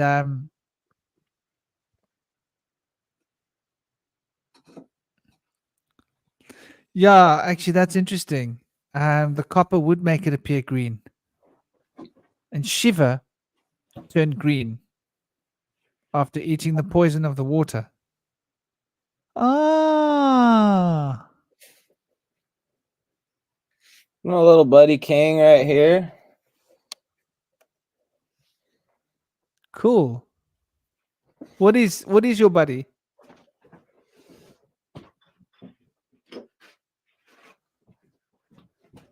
He's a snapping turtle. Ah, sweet. Lovely. He's a good little guy. Okay. He's shy. He's being shy right now. Does he swim in the water? Yeah. Ah, cute, eh? Yeah. Sending you all much love to you, brother. Respect to you. Thank you. Honor being on this discussion with you. It's been an honor having all of you with us. Take it easy. I hope you enjoyed the discussion. I hope you got what you came for, and we will probably revisit it another time with a sequel when we've had time to add to it. There's so much more. Yeah. There is so much. We've just scratched the surface, really. Like, that's the irony of it. And hopefully there'll be more revelations coming, which Oh, we yeah. are expecting at some point. Mhm. Sending much love, respect, peace, and honor. Blessed be. Om Shanti. Om Shanti. Blessed be.